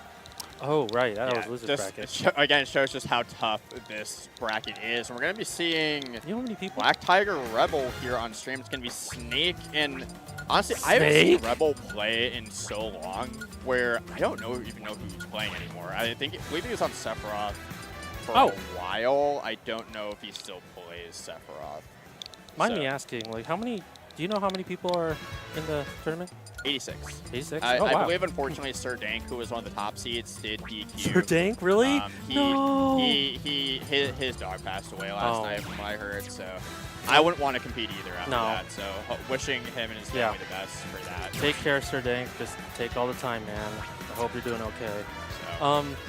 Yeah, no, like we've got, like you said, Rebel would be what, Sephiroth, and then maybe. I don't quote me on that. It's been quite some time since I've seen Rebel you're play. The professional. What's up? Like you're the professional. I am. But okay, we are gonna see the Joker. Oh, Joker. Yeah. So Joker Snake. This is one that we see time and time again at top level with MK Leo versus Hurt or a couple of Pao Kage. So. 2, 1, go! You ready? Getting into this game 1 on PS2. Gonna see this more often than not in this matchup. Snake loves PS2, will take it any chance he can get. But Joker does like having that space to operate on the yeah. Joker also, some of the Jokers I've seen at the very least, they also do like that free, Rebellion gauge. Yeah, like the Rebel Scar is fantastic in this matchup. He can get on so much quick meter just with sitting around those grenades. So Snake has to be so careful because you never know when he's going to get our set and need a forward smash at 80%. Oh, that's a way to start a set. If there's one thing that I think Snake will do well, it's just the patience game. Like, he has the ability to live forever if done correctly. So good job on Snake getting rid of that Joker stock right away, actually. So only just getting 22% on that second stock. Rebel doing a great job of staying in Black Tiger's zone when the situation calls for it. Just able to get those Rebel guards, but now you play that game of is Black Tiger going to bait it out? And now you play around that, you can grab him out of it. So. And I was just about to say too, because you saw him like put the 2 grenades down. You see Rebel just go in, Rebels guard it, just baiting, just like you're playing a Metal Gear Solid game, right? Sneak around, don't get caught. That's pretty much how Snake plays this game. It's just a game of don't get caught. But then when he does get caught, he has fantastic boxing tools. He get those retreating C4 as well on the platform and just catch a small overextension for a quick stock there. I'm going to be honest. I thought that C4 exploded earlier. So, like, good memorization by Black Tiger to even just remember that was there. No way. You'll see a lot of Snakes also use C4 as a get-off-me tool and disadvantage. We'll do like a retreating C4 just to catch some, unwarranted approaches, and now Black Tiger's off to the races right now. Yeah. Full lapping already firing.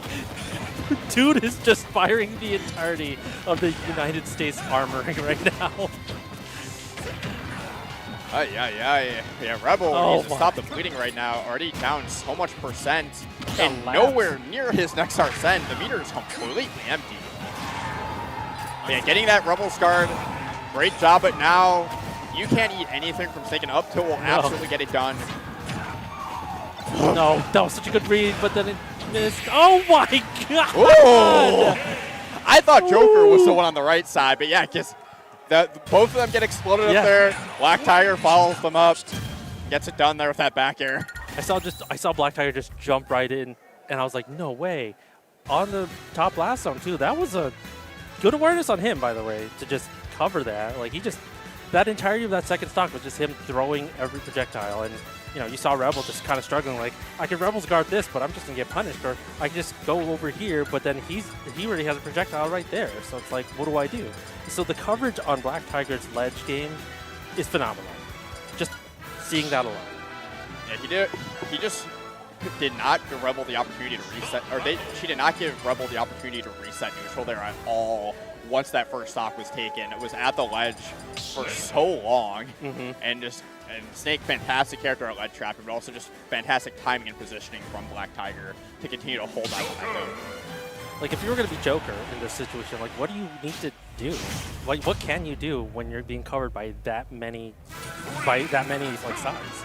Take an extra beat on the ledge. It felt like Rebel was really trying to get off the ledge as quickly as possible. Yeah. Was getting hit with a lot of explosions. You have to be timing around those grenade explosions. That way you're not eating those. And also, you can do a double jump down gun to try to get around those mortars at the ledge too.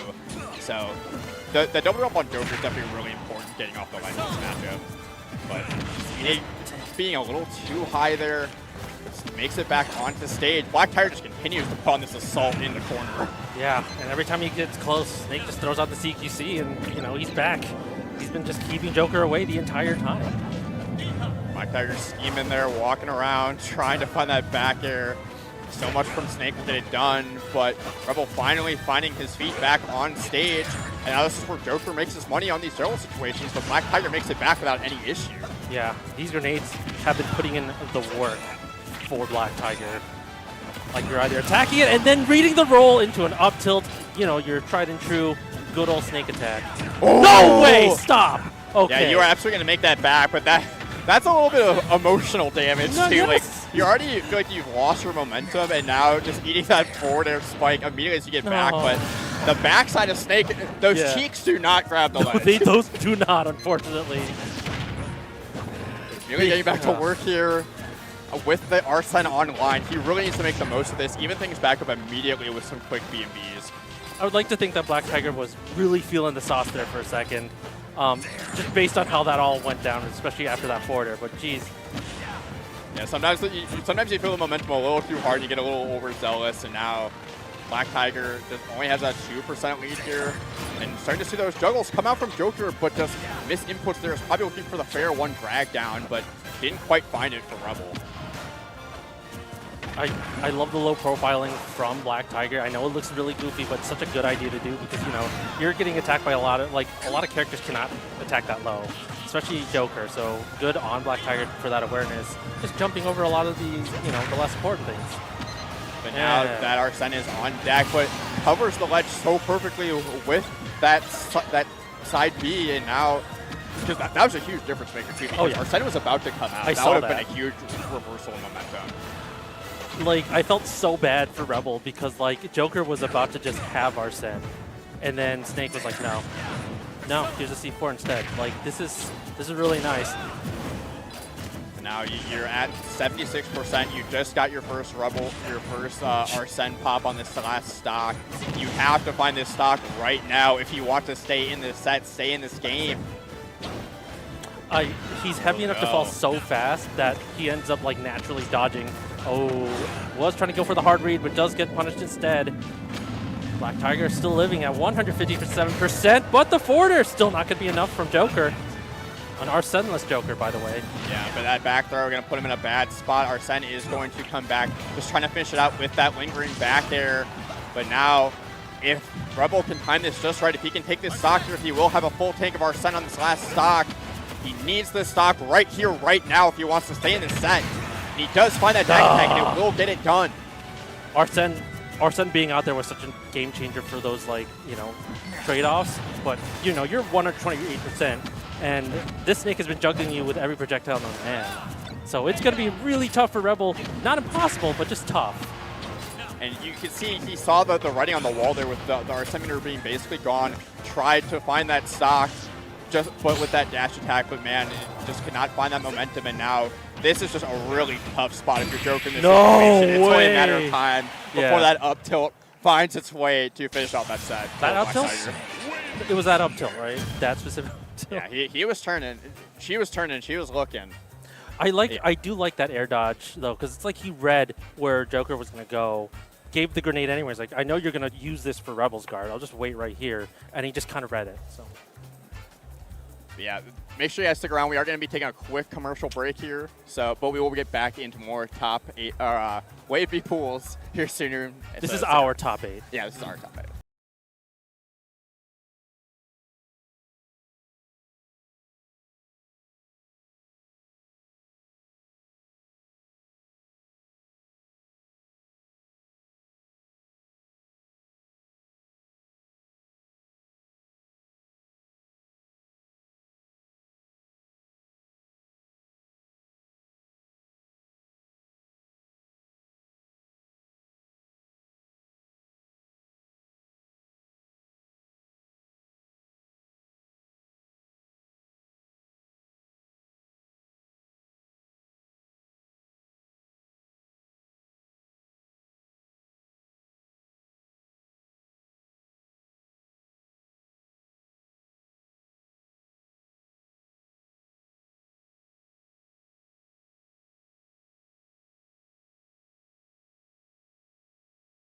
Roundhouse, September 26th through the 28th at the Renaissance Chicago Glenview Suites Hotel. With a tournament schedule of over 20 games and even more yet to be announced, this is a tournament you don't want to miss. Go to Roundhouse and make sure you don't miss standard registration, which ends August 31st.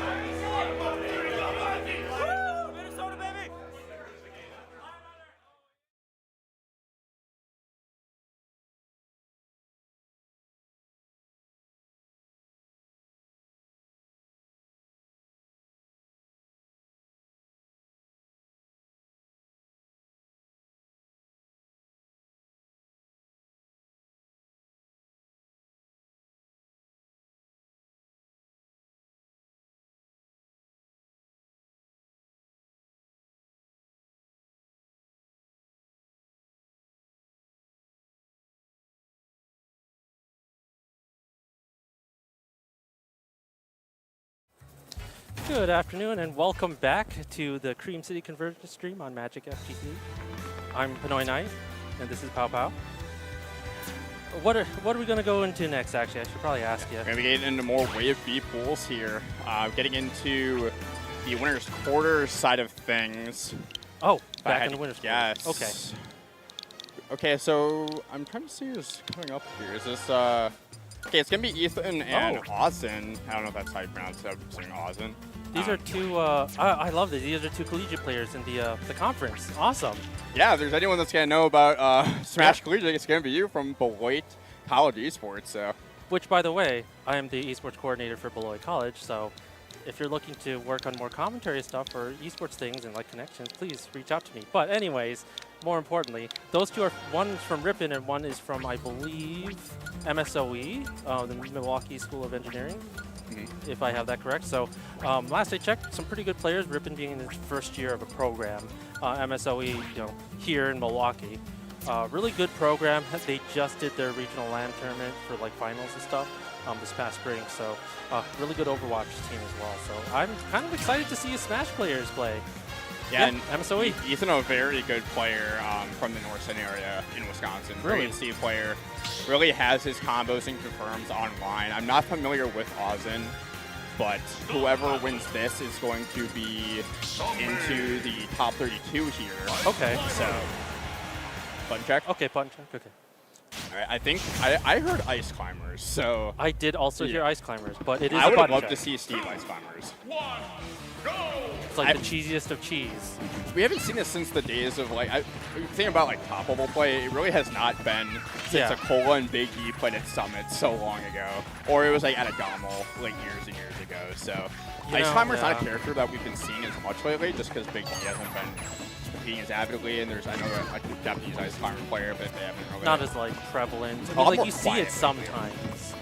Especially in like the landscape of Smash Ultimate at this point, you'd think that Ice Climbers would have followed that trajectory of like Luigi, where base roster character with a strong punish game that continued like that upward trajectory. But I think it's just the nature of dealing with Nana's AI and like just how unpredictable it can be. Probably just frustrated people playing where they're just like, why would I do that when I can just grab with Luigi or something like that? So. Probably not as consistent as what you wanted from like Melee. So like, I even remember a lot of Melee players would complain about the Ice Climbers now because they weren't as good as back then. So, I mean, like you see them every now and then at like some other locals or maybe like mid-tier like level tournaments.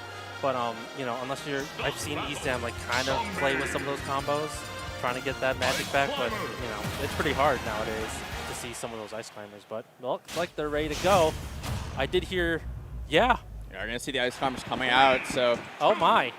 I'm excited. Yes, too. I'm very curious to see, does Ozin have these Ice Climber confirms on deck? Because if you do not, this character, you know, it kind of takes on a different dimension if you don't have them. But we're already starting to see those cancels come out, so I think we're in for a good one here. Oh yeah, and we're talking Steve too. If you remember, if you know of a name called Onin, excuse me, over in Michigan. Is it Onin? Oh, I heard Onin, my bad. But yeah, he would use Steve and also even beat MK Leo. So I mean, like, you already know what Steve is capable of just based on a lot of the gameplay you've seen alone. So, as we continue to get into the set here, and this is where it can be kind of awkward for Steve too, where you're trying. He doesn't have a ton of high knockback moves at lower percents to split up the Ice Climbers. So I imagine at this early lead, it's a lot more difficult for Steve to actually, you know, create that separation unless you can get one of them into a minecart and send them halfway across the stage. I was just about to say, I think. We already do see that he does have Diamond on deck, though. That was a really quick mine to find Diamond in the first minute. Oh, yeah. I don't know when he got that. It was probably in the middle of that minecart thing, too, because Austin was just so focused on trying to get, like, one of the twins back. I keep forgetting who's who, but it doesn't matter. He just sent both of them away anyway. So only 77% on the first stock. Ethan doing a phenomenal job so far. Ethan, a really good up-and-coming player, again, in the North End area. He is willing to play that patient game with Steve. He will build that wall and get those resources that he needs. But he also has those combos on lock. As he gets them, this is going to be more of a hit-and-run play style for Steve, I'm sure. But if he can line up those forward smashes to whip punish those side Bs, that's it's going to be a lot of damage put onto Ozin. On the other side, if Ozin is able to get confirms like that, where he gets to freeze Steve, like, you can get some of the confirms that you've been wanting to get in the first place. So good on Ozin to get that damage, but like, Steve just has so many tools so far. But getting stuck behind a block and getting frozen almost to death. Minecart is going to save him from that, though. And something in the early onset to keep an eye on, too, is Ethan has not really had the timing to whip punish those side Bs at the end lag from Ozin. So I think as the set goes on, he'll probably be more privy to that and line up those forward smashes with better timing. But right now, it's helping Ozin live to see another day on the second stock. But we will see finally getting that roll read on the up smash to even things back up. But Ozin, a lot of work left to do, and that side B is not going to beat out Steve's side B. That minecart trumps all. That minecart has like Captain Falcon level like grab priority. That was insane. Good job on Ethan, just to kind of, and that's the thing you've been seeing this entire game. You see him splitting up the twins as much as he can. He's giving him the Rosalina and Luna treatment. Make sure you just keep them away and call it good. And also using that anvil just to split them up there and disadvantage. Nana's not really going to be looking to watch out for those preemptively, so that's free damage on Nana. Even if you're not taking the stock on your opponent, you're splitting up Nana and putting some damage onto her where you can take a stock earlier on her and just turn it into a Soko situation. But Ethan pretty much fresh out of resources right now, has that diamond for his last stock if he needs it, but as far as building that wall, does not have much left here. He may not even need it though. There goes Nana. He just stood in the middle and just said, like, I'm the wall. You're separated. So now it's just one's left. Ethan feeling confident to close out this this game here on this second stock. He does grab that diamond. And I think that makes sense, especially in this situation. What's Sopo going to do against Steve? That's the thing. You feel bad because, like, like right there, Austin was just like, I'm screwed. And all you need to do is build up all the stuff, and eventually it's the battle of attrition for Austin. Austin's just going to lose the stock, and you still have all your materials that you just got back. So, yeah, good patience on Ethan, like you said. And that was, he was already putting himself in the middle, putting, like, walls and bricks up, hitting them with the minecart. I want to see more too from Ozin in terms of like how he's dealing with blocks. He keeps opting to do these jump-in like freezes with the down B that don't really chip away at the blocks very well. I want to see more down tilts, more forward airs come out, things that actually whittle down on these blocks in a way that applies pressure to Ethan. Because as soon as you commit to that freeze on the block, you're not going to be able to do anything else. So it just Ethan's like, okay, I guess I'll keep mining. I feel like that was probably the first stream we've seen in a while, or at all, from Austin there. So good job getting a little bit of that damage, but Steve's just already getting that back after that small readjustment. But like you said, just going in with like some short hop airs. They're seeing a better early start though from Ozin. Get behind too early, and now with the nature of small battlefield, these block walls aren't going to be as strong. It's going to be a lot more dirt. Easier to whittle through for ice climbers. So I like counter pick with that anvil. Gonna take that stock really early. Ugh, that was like 80%. That was and that's the thing too. Like, once you play that game of just separating the twins, you're basically gonna win the game. Like, there's a higher chance of you to win that game when that neutral and the anvil's going to send Nana all the way far. Split. Wow. Can't talk. I'm pretty sure Nana and Popo are a couple. I think I've had this conversation with a lot of people. I think they're a couple. I thought they were twins. Yeah. I was always told they were twins. Yeah, I was to say Google knows a lot. I mean, ooh, okay, and then Nana's gone, so only Steve left to go against Popo.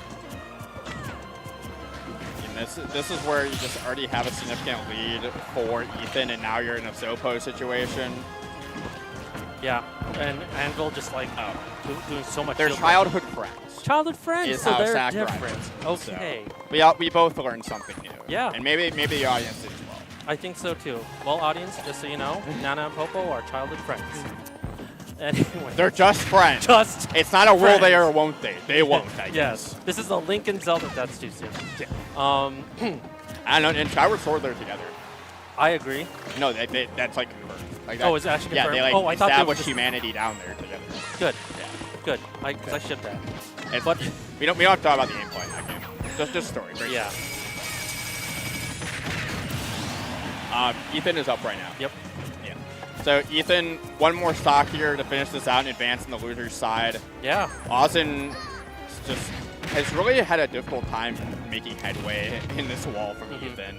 Ethan's consistently finding damage, consistently playing defense, and if Ice Climbers can't get the offense going, what is Ice Climbers going to do? Like, and that's the thing. It's either both. Wow, that's so unfair. Yep. It's just either both of them or you're done. And that's the thing, too. Like, every time Austin does get damage on Steve, it's with the two together.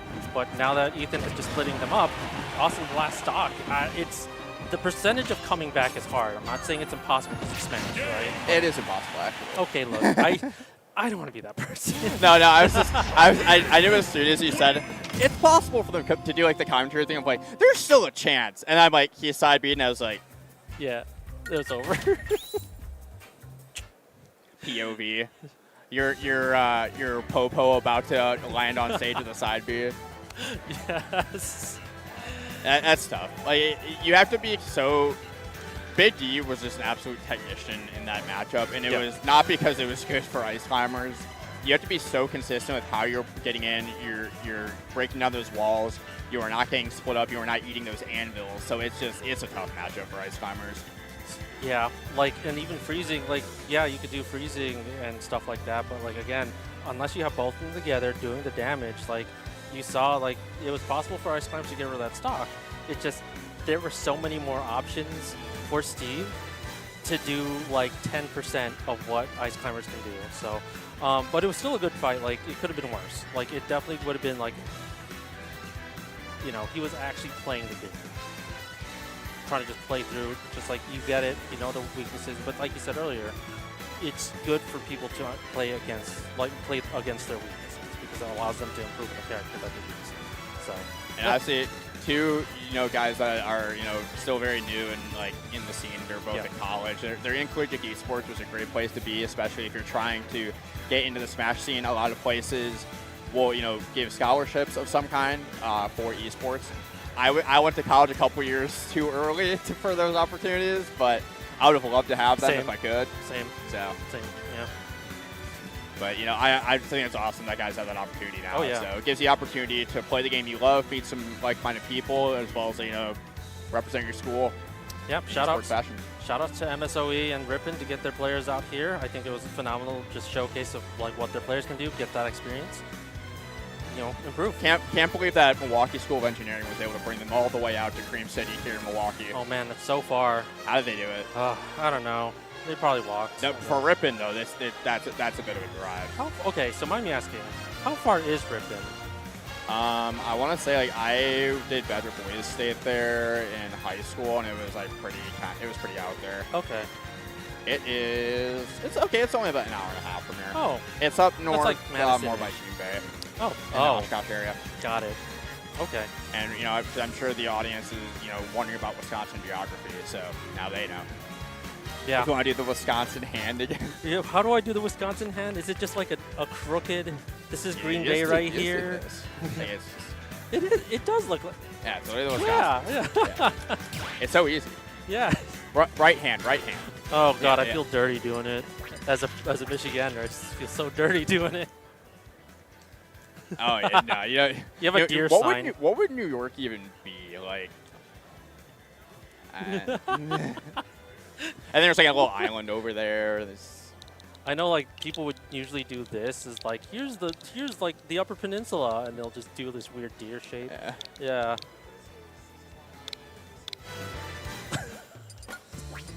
We can't all be Wisconsin where you just get to go like this. I just assumed it'd be the shape of cheese at this point. Every time I do that, I feel like I'm doing like an alien, like, oh. Sorry.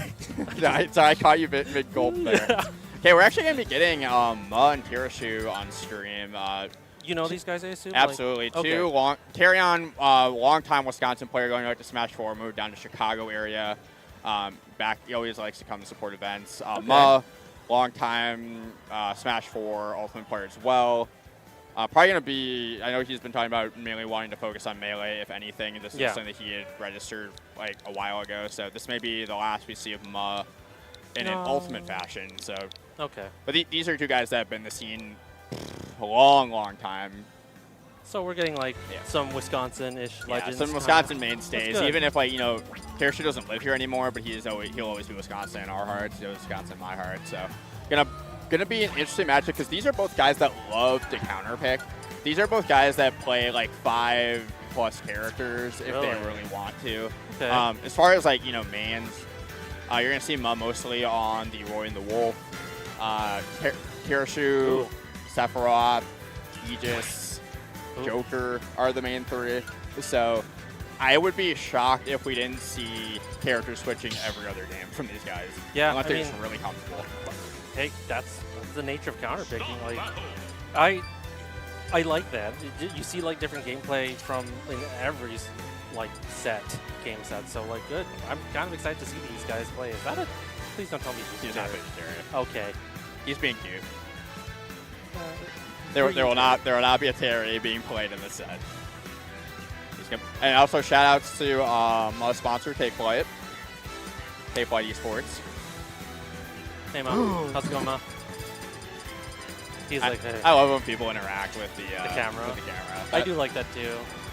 Kind of just like lets them like ease up a little bit because like these can be stressful, right? Yeah. Yeah, I enjoy it. Mm-hmm. Looks like we are gonna see the the Joker against the Wolf, scoring out for game 1 here. All right. Makes sense. We typically see Must start with the Wolf and then switch to Roy as needed. Hirasu primarily on the Joker, but will play other characters as well. It really just depends on who he's playing today. He was playing Marth a week ago. Same character. Just kidding. He can get a little, he can believe a little characters a little too much sometimes, Yeah. where he gets, really wants to play a certain character. Well, I assume like Marth is Marth, and then Wolf is like Wolf Marth because he has swords for legs. Anywho, PS2, Terishu versus Ma, losers. Winners bracket. Yeah, this is winners quarters here. Winner of this will be taking on One Power in the top 16 qualifier. Yeah, this is kind of really an old school matchup too, where you don't see too much Joker these days. Characters are around, but not like against each other. So a lot of good ultimate, a lot of interactions up close. But both characters do have their zoning tools as well. Wolf has that laser, Joker has that gun. And see that gun coming out there from a fantastic edge guard scenario for Terrace. You're gonna clean that up. Only 34% to his name. Really nice like pressure onto that Wolf too. Like, you know, Wolf has a pretty linear recovery when you kind of break it down. So Joker just taking advantage of that and the waves that Wolf has. Especially if you can exhaust those recovery options too, you had to use that air dodge, and it can become curtains real quick for Wolf once he has to start expending those resources. Really tried to go for the really hard read, but you know, doesn't matter. Nice down smash, sending him off to the blast zone. Finding that, just to confirm on that late nair, just to clean things up exactly in that window, 80%. Not too, worse for wear is Ma, but at 78, a lot of being swatted away with a lot of these back airs, neutral and disadvantage. I think like the Spaceys have some of the best back airs in the games too. Ooh. Oh, okay, he still made it. And this is kind of, oh my lord, and the gun is trying to stop it, but I do like the preemptive upbeat side B there just to get over that ledge trap scenario. But now Arsene is going to be coming online here a lot. We'll seal out this stock, but now Mud just really needs to be careful. Doing a great job just weaving just barely out of that range from Joker. That was such, again, that back air just kind of negated so many things, but that up tilt though from Arsene Joker did send him up to the top blast zone. So Ma only on 12% on his third stock. Playing that neutral game now. He was quick to respond after losing his first stock here, but now Tertiary getting some quick guaranteed damage. Now, probably out of that range for a narrow back, not narrow down smash will find its mark, but those backers in the corner will absolutely get it done. But great roll on from Tertiary before getting spotted back to the other side to repeat. Up tilt will get it done. In the world of up tilt between Snake and Wolf, like those do kill, those do remove stocks, and really good follow and pressure by Ma. Was able to use like forward tilts too, just to get Joker a little bit away from him, and now we're kind of in even stocks, but like that percentage is building up pretty quick, and that Rebellion gauge is about 60% full.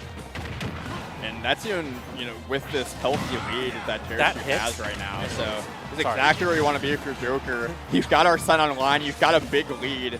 This is where you want to be in that back air. Going to tag on a little more damage. Not going to get it done. But just Tertiary just consistently getting this ledge trap scenario over and over again. That ledge trump was so good by Tertiary too. But like that was supposed to be stock, but good DI on Ma. 160% against Joker with 48. Wolf can find this robbery. Those landing fair back airs will absolutely get that now. That down tilt, forward tilt, nair, and just like that, Arsene is completely gone. This is so close. Mud is barely pulling that one out. What a comeback. What was all that?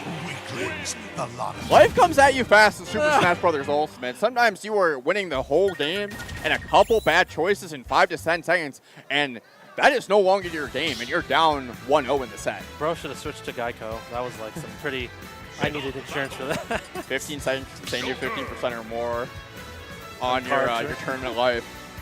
On your tournament stock life. Yeah, that was like such a quick turnaround too, because he was like 80%, like around 80% when he got rid of the stock from Joker, and then all of a sudden just kind of like brought everything back. And like I said earlier, the auto canceling from the back air was able to get like a nice leeway into just keeping Joker off stage.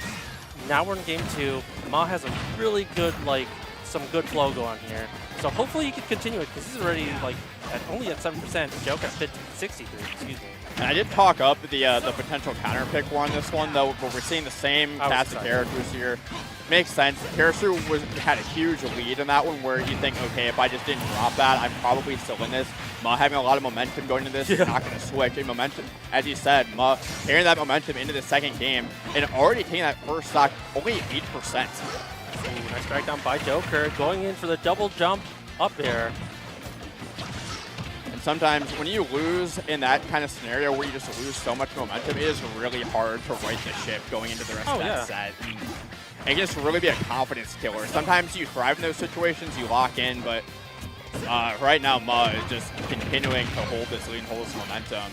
Like, I do appreciate Terishu is getting a few of those hits back, but like, Ma hasn't, like, even getting hit, Ma still feels that momentum, but I think maybe getting rid of the stock is going to change it up a bit, but we'll see. Arsene's still on deck, only 10% left.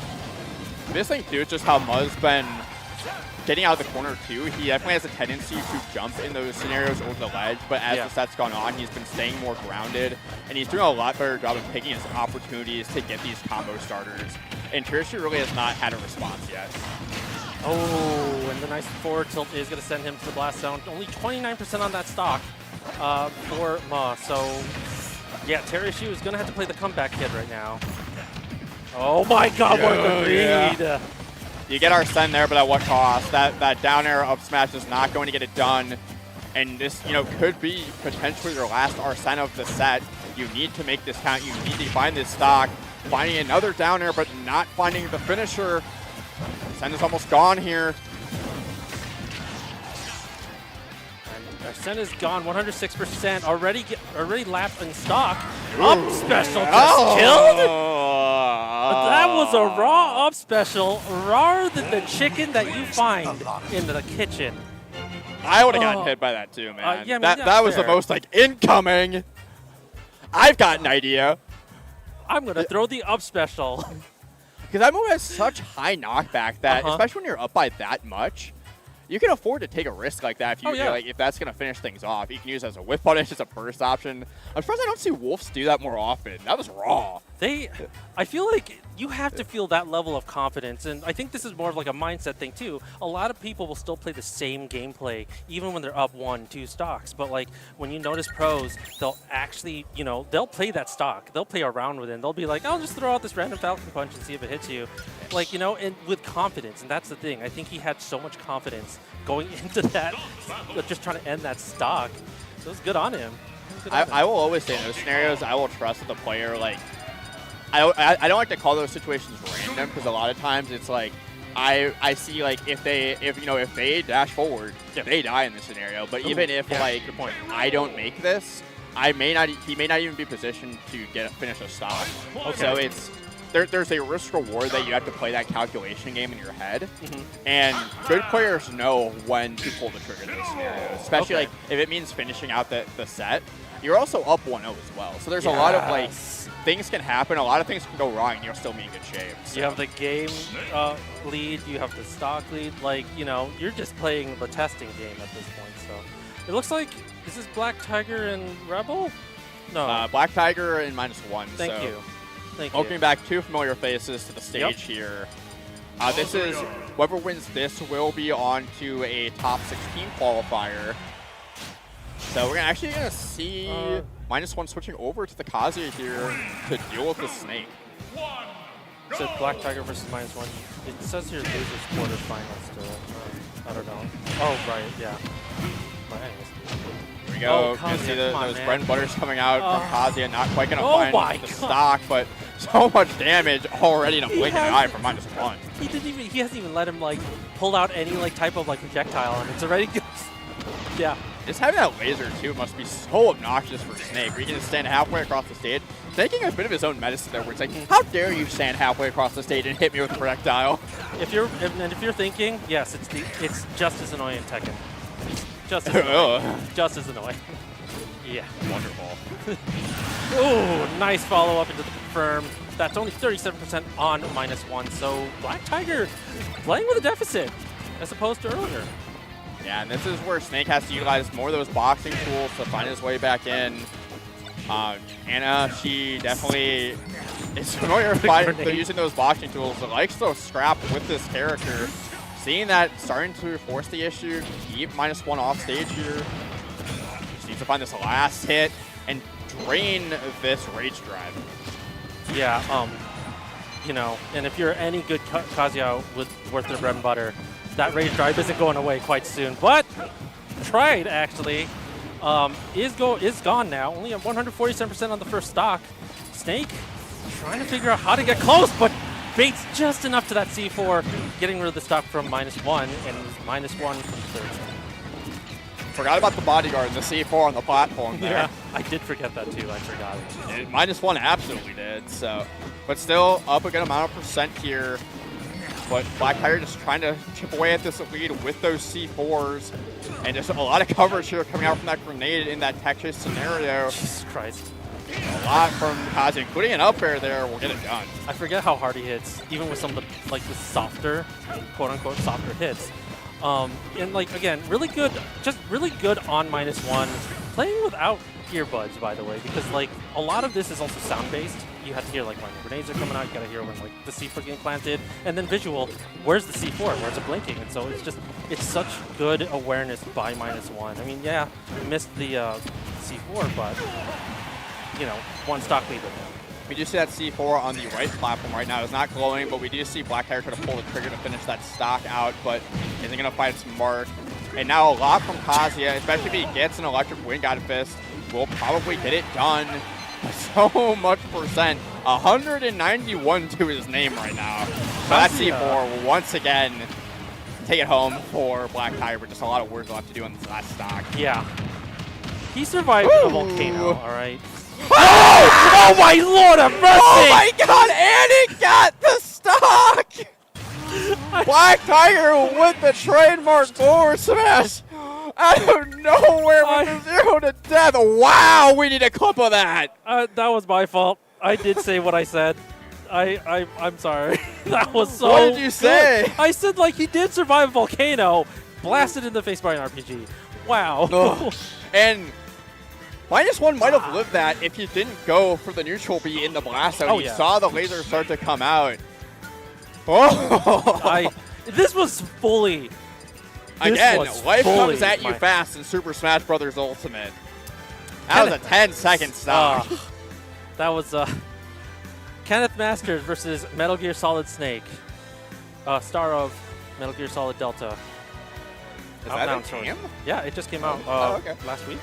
It's just a remake of Metal Gear Solid 3 Snake Eater. Oh, they Better do make graphics. remakes of Metal Gear games these days, it feels like. Is that not what Pokemon is? That's probably because Kojima isn't there anymore. Yeah, you're They right. still make Pokemon games. Pokemon CA comes out in a month. Yeah, I know. I'm excited.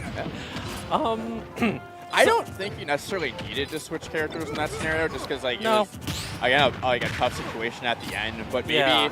he felt like just did not have the ground speed to deal with Snake once Black Tiger started getting those zoning tools set up. I think one of the things with Ken too is that like at the very least, like aside from like Kazuya having laser, you have the Hadouken. Hadouken can actually just like clash with some of the projectiles, possibly all that Snake has. So and much cleaner confirms because you saw earlier Kazuya was suffering with some of those confirms earlier. Snake kept falling out. And no matter what character you pick, if you cannot keep an eye on those C4, it's not going to matter. You're No. going to explode just the same. So C4 we've already seen that play a big role here off stage. Just lingering too long in that ledge, and that back air will absolutely hit you there. I thought the Nikita was going to get him at first, but no, it was Ken ended up losing it there with the back air. There's a whole obstacle course to deal with on Snake, and now starting to see those shenanigans come out, and Black Tiger gets the C4, but passes back onto her. So that C4 will explode at some point. It's back on to Ken. Need to find a grab here if you want to guarantee that explosion, but that C4 is back on the Snake's leg. Going to be something to continue to watch out for, but there we go. That's some good damage. Did you saw that it was like he was looking behind him and Ken still wow. Ken missed the attack, but like it was just really weird because he was facing the opposite direction for that attack, but misses the tech. Can't attack that. Nikita Yeah, that was untechable. Was it? 100%. Oh, well, never mind. I thought it was not untechable, but anyways, here we go. 1 stock on. The visual giveaway for if it's untechable, you'll see like this Yeah. blue wave, like Yeah. a multicolored blue wave come off the stage. When that happens, you cannot tech I it. thought it was the red wave. Oh, well, I could be wrong. I'm pretty sure. I'm pretty sure it was the red. I thought I would see like a red wave if it were tackle. But also, Nikita's really strong of a projectile. And we argued about Wait. that. Took a whole stock Yeah. as we were discussing what was going on in that tech scenario. So again, we gotta focus. This game's quick. This game is going by pretty fast, and -1, still living with 111% back throw, sending Snake to the left, but, you know, Cypher just kind of saving lives here. And now -1's gonna need to have a couple different interactions here in order to hold on to this stock and take this game, stay in this set. But Black Tiger staying patient, just looking for that last hit. Needs an up tilt, needs a grab. I'm and that sorry? up tilt, there it is. I'm sorry? Here we go. Whee! I'm sorry? What? The Tatsumaki into the up tilt? It clashed, but then it worked? You don't beat Snake up tilt. All right. There's like 4 moves in this game that will beat Snake up tilt, and that's because they have invincibility. Yeah. Snake has protagonist reflexes, man, I swear. Oh, we got a replay on deck of that clutch reversal in game 1 from Black Tiger.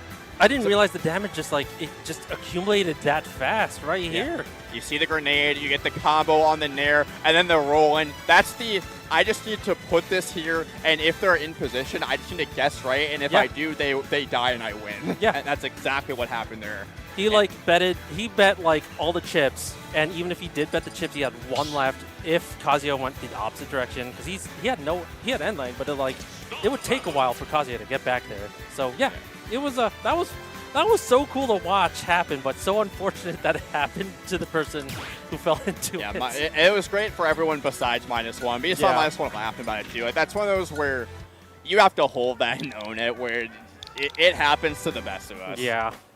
So we're going to see just Ethan come back on stream. This time going to be against Trifecta, who's a Milwaukee Duck Hunt player. Ooh. So this is going to be I got to jump back over to the other side. We keep jumping back between B1, B2. So I want to say this is probably to make top 16. Not quite, winner actually. takes on Jake from State Farm. Oh, wow. Yeah, What? I know. This is, no. The winner of this plays Jake from State Farm, also known as Sean. Oh. PR New York Alomar is in loser's bracket after going down to Agnes. Oh. So Agnes is in winner's side after beating Danila and Jake from State Farm back-to-back. So Agnes having a fantastic tournament. Oh, man, yeah, and then he's going to top 16, like, if he gets that game. So, yeah, winner has to take on Jake from State Farm. Well, what a consolation prize to try to make top 16 in this bracket, playing one of New York's best players. I know Sean hasn't been as active lately, but still, Almar, he's one of the best Almars in the business. When you said Sean, I was like, no, not Cashmere, Cashmere Falcon Sean. There's a lot of Seans in this match. S-H-O-N. Okay. This is gonna be a bit of a quirky matchup.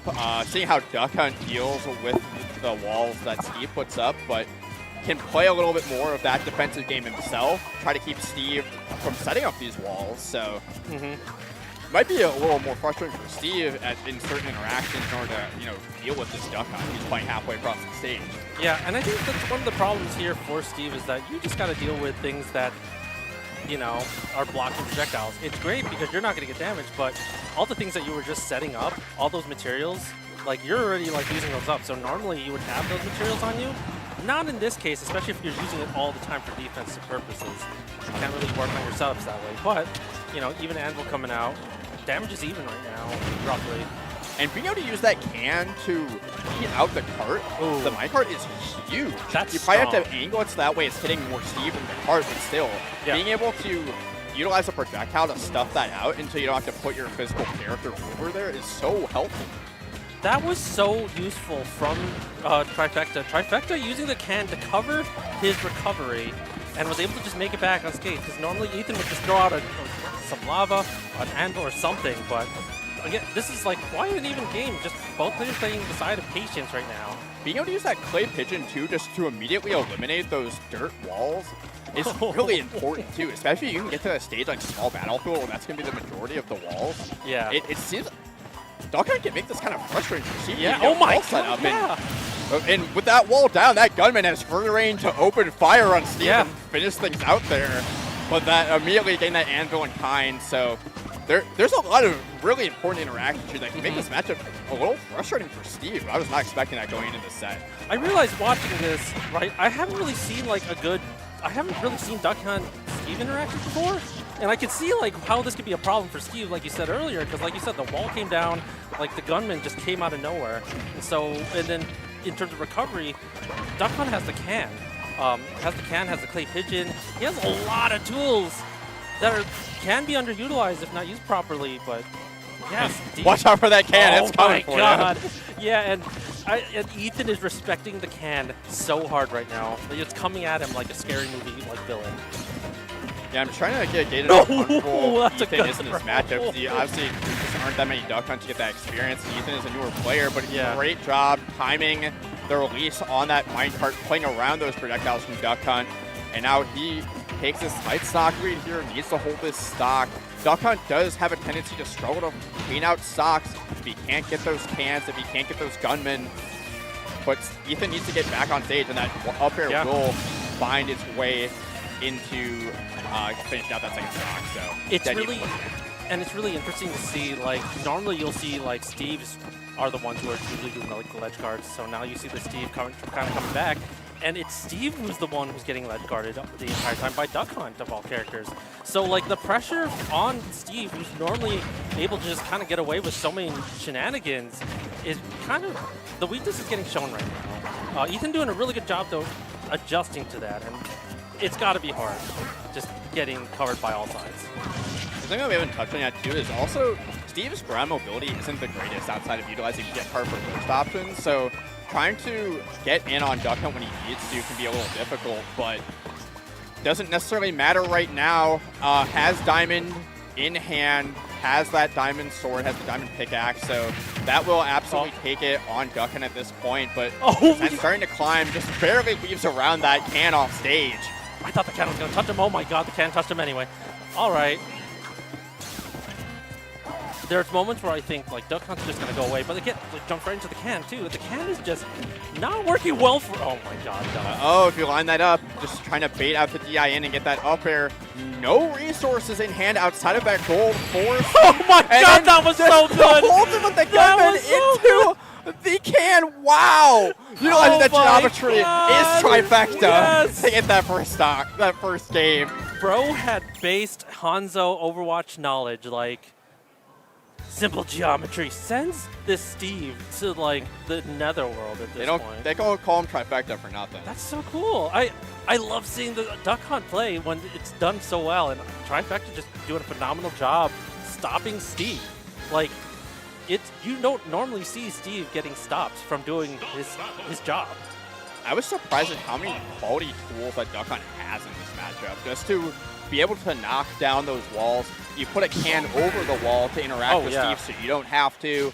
Using it to stuff out minecarts, the gunman just to apply pressure from far away. Duck Hunt really has a lot that he can do to make this matchup frustrating for Ethan and for Steve. Well, I think the key word here is flexibility. Like, yeah, you need to have flexibility as someone who plays like the fighting games, but the amount of flexibility that Duck Hunt alone, Trifecta alone, is doing with Duck Hunt's projectiles in this fight is so good.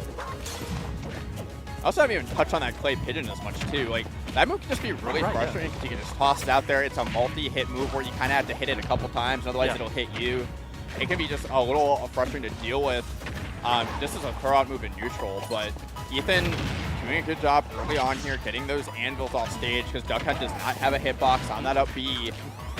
But now, again, that play quickly coming through from halfway across the stage. And like you said earlier, the clay pigeon, it won't kill, but like it's enough to like stop you from doing whatever you were doing. You also set up into kill confirms as well, too, with those smash attacks, with those up airs. So if I were Steve, right, how do I play against that? How am I gonna like? I thought the defensively would normally work. What do I need to do to set up? You're seeing Ethan go back and forth between playing really defensive and boxing in certain interactions. Duck Hunt's grounded boxing tools are the greatest outside of his projectiles. Yeah.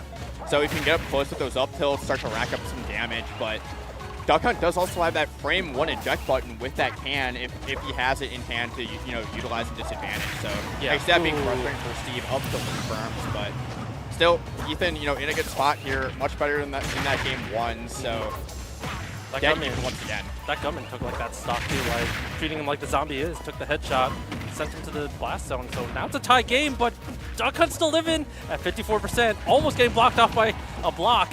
Anvil almost slamming him down too. Anvil really been the MVP for Ethan throughout this set, being able to use that to get in a ton of damage off stage in those guaranteed edge guard situations. So continues to really prioritize getting Duck Hunt off stage, so that way he can't get his feet planted under him, he can't get those gunmen set up, and he can't utilize that can. It's all about interruption for Duck Hunt. Like, as long as you have to pay attention to your projectiles, you need to know where the angles are going, and also you need to make sure that you are stopping whatever Steve is doing. So Trifecta doing a phenomenal job getting these angles in, stopping Ethan, and now Ethan has to readjust and figure out how to not get hit while also dodging these projectiles and then still mining for resources. That is a lot of work to do in a 7-minute game. Back and forth, Ethan just getting knocked left and right, but he finds his way back on the stage and knocks Trifecta off to the blast zone with that back air. But then immediately, Trifecta responds in kind, even things back up. Trifecta one stock away from advancing into that loser's top 16 qualifier. Ethan just trying to stay alive in this bracket right now. Yeah. And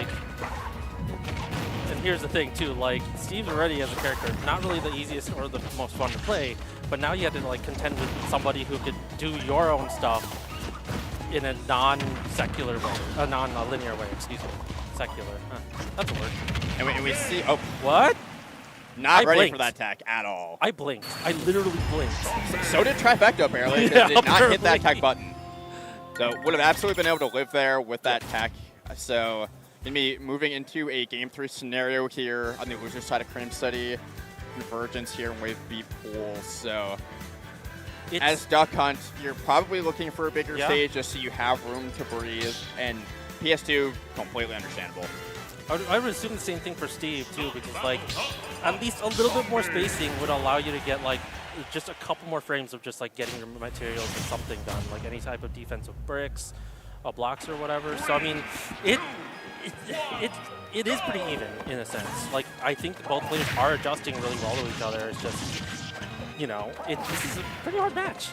And getting that gunman combo into the up air ladders to get a really healthy early lead for Trifecta. But now in that disadvantage that Duck Hunt struggles in so much, but it immediately even back up. Steve just having really high damage output. And one thing I do want to keep an eye on here, with PS2, it has that little bit of an underlip under the ledge, where Duck Hunt could maybe stay under there a little longer to avoid those anvil scenarios that have been so frustrating for Trifecta. A lot of easy damage for Ethan. Already see him lining up for it once again. I'm starting to notice that like Steve, Ethan is kind of closing the gap here a little bit, which shows that maybe, just maybe, there is a little bit of like a close range aspect here that Duck Hunt isn't able to cover. Yeah, especially those backers up close from Steve can be really frustrating to deal with, those up tilts. So just a lot of like kill power and damage output, but great spot for Trifecta right now. Crazy trade coming through. Everyone's bleeding, but everyone's living. Trying to get that can, and we're gonna get everyone's dying, everyone's exploding. Dragon Ball Everyone Z gets a can of moment 37. That was like, they're just tying it up right now. It's a fantastic set here on the loser's side. Both these guys absolutely deserve to move on. Yeah, I agree. But okay, we're getting the spike there with the fair. Oh, what do the gunmen do to you? But I mean, well, we know. But Gunman trying to help out. That diamond pickaxe doing a lot of damage. This is exactly where Ethan wants to be. With that diamond in hand, going for another spike. And that jab to fair will confirm and take him to the blast zone at 80%. Like, third time's the charm. That was the third time he did that on Trifecta, and it finally actually took the stock away. And PS2 does have more shallow bottom blast zones, so maybe on another stage would have lived that, but that's where the counter pick can sometimes come back to bite you. Trifecta needs to find this stock very soon. He still has to contend with that diamond in hand that Ethan has. And, you know, like, you see Steve playing like a sword player right now with that authority. Whoa, wow, that can is going to take that stock away. Only getting 15% of extra credit on Trifecta. Starting to hear the Milwaukee crowd come to life for Trifecta. Yeah. They want to see him advance in this bracket. Been such a good set, so back and forth. And again, Ethan is such a good up-and-coming player from the North Sun area. He's doing really well at those events, so this should be a huge win for Trifecta, who really has not competed outside of Milwaukee very much. He wants to represent the collegiate scene really well. Like, he wants to show that, like, collegiate smashers can also put up their own, and it's not just, you know, for show. Oh, my lord. Okay, I thought he was going to do the double forward air, but does get the forward smash with the gold sword. Yeah, quicker frame data on that gold. You can swat away Duck Hunt a little easier. But that diamond's going to be coming out sooner than later. Ethan's trying to find it. He wants it just to get this done. Oh, scary snare in the corner. Goes for the forward smash, but he DIs to that platform. Juggling. So that can confirm once again, but not quite going to find it. Oh, wow. Does use, like, the fall, like the cancel animation on that platform. Is able to get a back air onto Steve. Steve living at 136%. Duck Hunt sending this can out. Steve defensive, trying to mine for something here. Gets the mine card. Take it? No, he's still living. What? Yeah. Needs to get off this ledge. A grab from Steve sooner than later will take it. No diamond in hand. No resources outside of these heftier mats on hand. These blocks are saving him. A lot from Duck Hunt will take it, and that can will absolutely get it done for Trifecta. That was, woo! You could hear them just, yes. Like, that was so good coming from Ethan, though. Like, give this man props. Like, he was keeping up with Trifecta the entire time. And Trifecta was just putting him on notice. And that's, again, like, Duck Hunt just a very uncommon character, and Trifecta has just been doing better and better with this character as he's gotten more experience. Yeah. And everyone fights Steve, but not everyone fights Duck Hunt. True. That is a fair point. Jeez, that was... fantastic set. Yeah, that was really good. Trifecta's Duck Hunt, too, was definitely going around a lot of what Steve was laying out. So, like, normally a lot of players will just leave Steve to his own devices. It was probably, honestly, a big change for Ethan because, like you said earlier, not many people fight Duck Hunt. So having to be flexible around that, like, for what it's worth, Ethan caught up so well. Almost took the stock, but unfortunately, that was not going to be enough. And congratulations to Trifecta. He's going to move on to fight Jake from State Farm, a.k.a. Sean? Sean, yeah. Sean, okay. Really good, again, really good Alomar player. Has been ranked pretty regularly in New York as he was there for college. Okay. So, really, you know, again, the fact that he's in losers bracket already, he's the 4 seed at this tournament. So, really, very big upset from Agnes coming out. So, Agnes making it to winner's side again after back-to-back upsets. So, you'll get that winner's side there, and he is the one you'd be really surprised to see. All right. We're going to be wrapping things up here on our block for Wavy Pools. We're going to be getting Parachute. Is that going to be Parachute Uber? Yes, it will. Let me check. So the winner of that will advance on to face Shard and the top 15 qualifier. Shard, #1 in Maine with me Brawler. So coming out, probably staying with Danoa. Danoa recently moved here from Maine. So got it. PR player there. So Shard did go down to Raven King, you know, one of the really good players in this tournament too. Everybody knows Raven King, I can tell you that much. He came up to like Michigan a couple years ago to the Big House. I can't remember which year, but it was a while ago. It was kind of fun to see him in person. At the time, he was using Joker and Ike. Yeah, so it was so fun. Raven King is still very much on that Joker and Ike grind. Mainly on the Joker. Kind of depends on the time when he'll want that Ike to come out, but it's like it's an Ike kind of day. I like fighting my friends, or it's Joker. I like, you know, being a fan of Thief or some, I don't know, whatever meme we could think of here. Hi, it's that Luigi. It's a Luigi. And Terasu decides to pull out the Marth. Even though he has an Aegis with the sword, he has a Shulk with the sword. He plays every sword character, but no. He really needed to get the Marth out. Hey, Luigi has a sword. He does. That's there. That forward smash is a sword. Nice grab, getting the back throw. 66% on Luigi so far by Ubergrong. Getting the grab in, trying to see if he gets the combo here, and does miss, and up air does come out from Marth. So Terashu at 45%. What an edge guard, just crossing him up, coming back with that first hit of the side B, and then getting that stage spike on the up B. Really juking Ubergrong out off stage there. And, you know, Terashu has been doing a really good job of spacing with these Marth Pippers, getting a lot of them early on just to get this damage and really keeping Luigi at bay. Ubergrong known for being able to get those confirms off those grabs, but just so far not being able to find anything as Terashu continues to wall out with this long sword from Marth. And that's going to be one of those, like, if you're going to play as Luigi, you have to get those, like, one frame, like in your face up specials if you want to close out the stock. Nice ledge trump by Terishu. Getting the back air, and now it's a 2-stock game. 102% by Terishu. Luigi needs to come out of something here. Getting that back throw, getting the edge guard scenario, trying to trade with that plunder, but just being put off stage over and over. Luigi back there will do it in the corner there, but being put back off stage himself. A back throw in the corner will take it, but Terishu just showing no desire to interact with Luigi at all, just preemptively swatting him away over and over again. Good DI by Marth. I'm so sorry for interrupting you, but it looked... I saw a footstool, I saw an up B, I saw so much shenanigans coming from Terishu. I thought Uber Gronk was about to lose that third stock without any type of resistance. Terishu playing so confident right now, but getting interrupted by the invincibility on that down B. Huge lead here, but now this is where you have to be really careful around when we get those low percents. You cannot get grabbed here at 0. Otherwise, Uber Gronk will absolutely make you pay for it. He's looking for it. He's going for those grabs. Trying to get an edge guard scenario set up as well. And a 10%, that does, ironically, decrease your chances of getting a zero death. But yeah, yeah. There we go. That's one stock gone, and that Marth. Wow. Terishu really trying to make me eat my words for dunking on this Marth, but we'll see if Uber Gronk can get a feel for these openings, maybe get working some parries to squeeze into these openings in the zoning wall. But he needs to be able to get more of these guys, maybe put out some more fireballs, just try to outspace this one. Well, like, here's the thing, too. Like, Luigi, like, you've seen so many Luigi recover. It's just, Terishu has that point where it's just like, you're going to make a linear recovery. I'm just going to punish you. And you saw that for that second stock where just, like, it goes down in back airs, because what are you going to do? Like, I'm already a stock ahead. If I get hit by, like, a random, like, side beat, you know, we're just going to be okay. I'm still a stock ahead. So, at 28%, like, you know, Uber Gronk trying to see if he can, like, kind of even up the match here.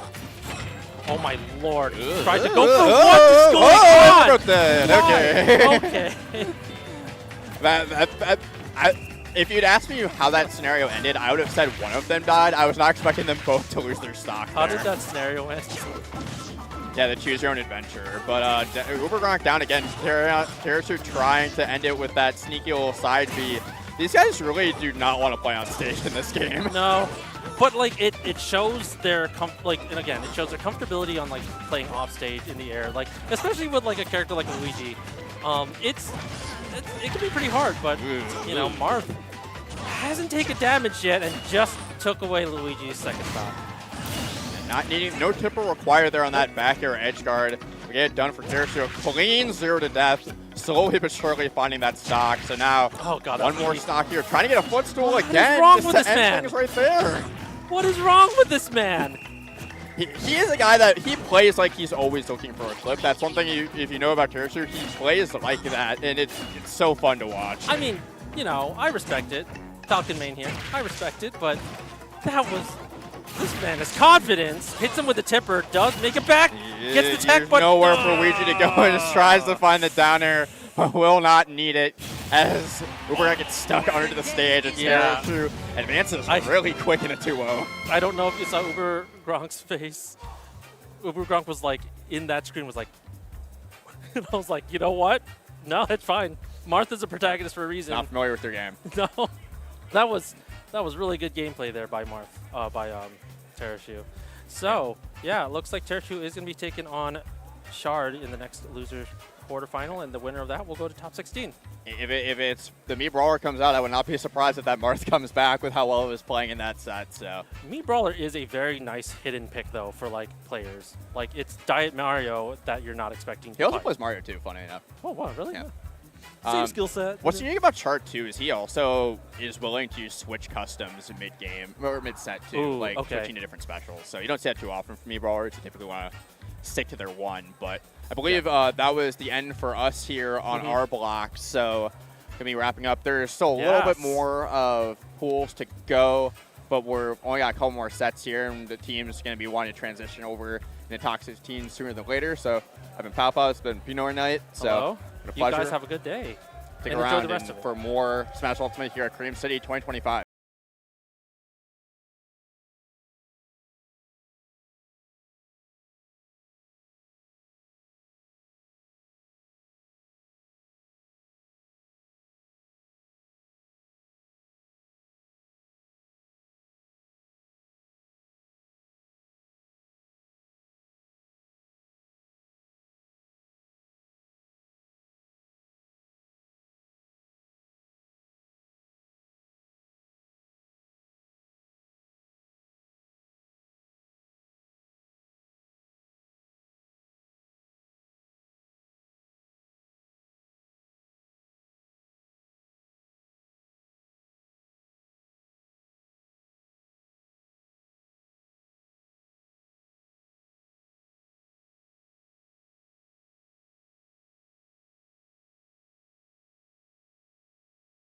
Roundhouse, September 26th through the 28th at the Renaissance Chicago Glenview Suites Hotel. With a tournament schedule of over 20 games and even more yet to be announced, this is a tournament you don't want to miss. Go to Roundhouse and make sure you don't miss standard registration, which ends August 31st.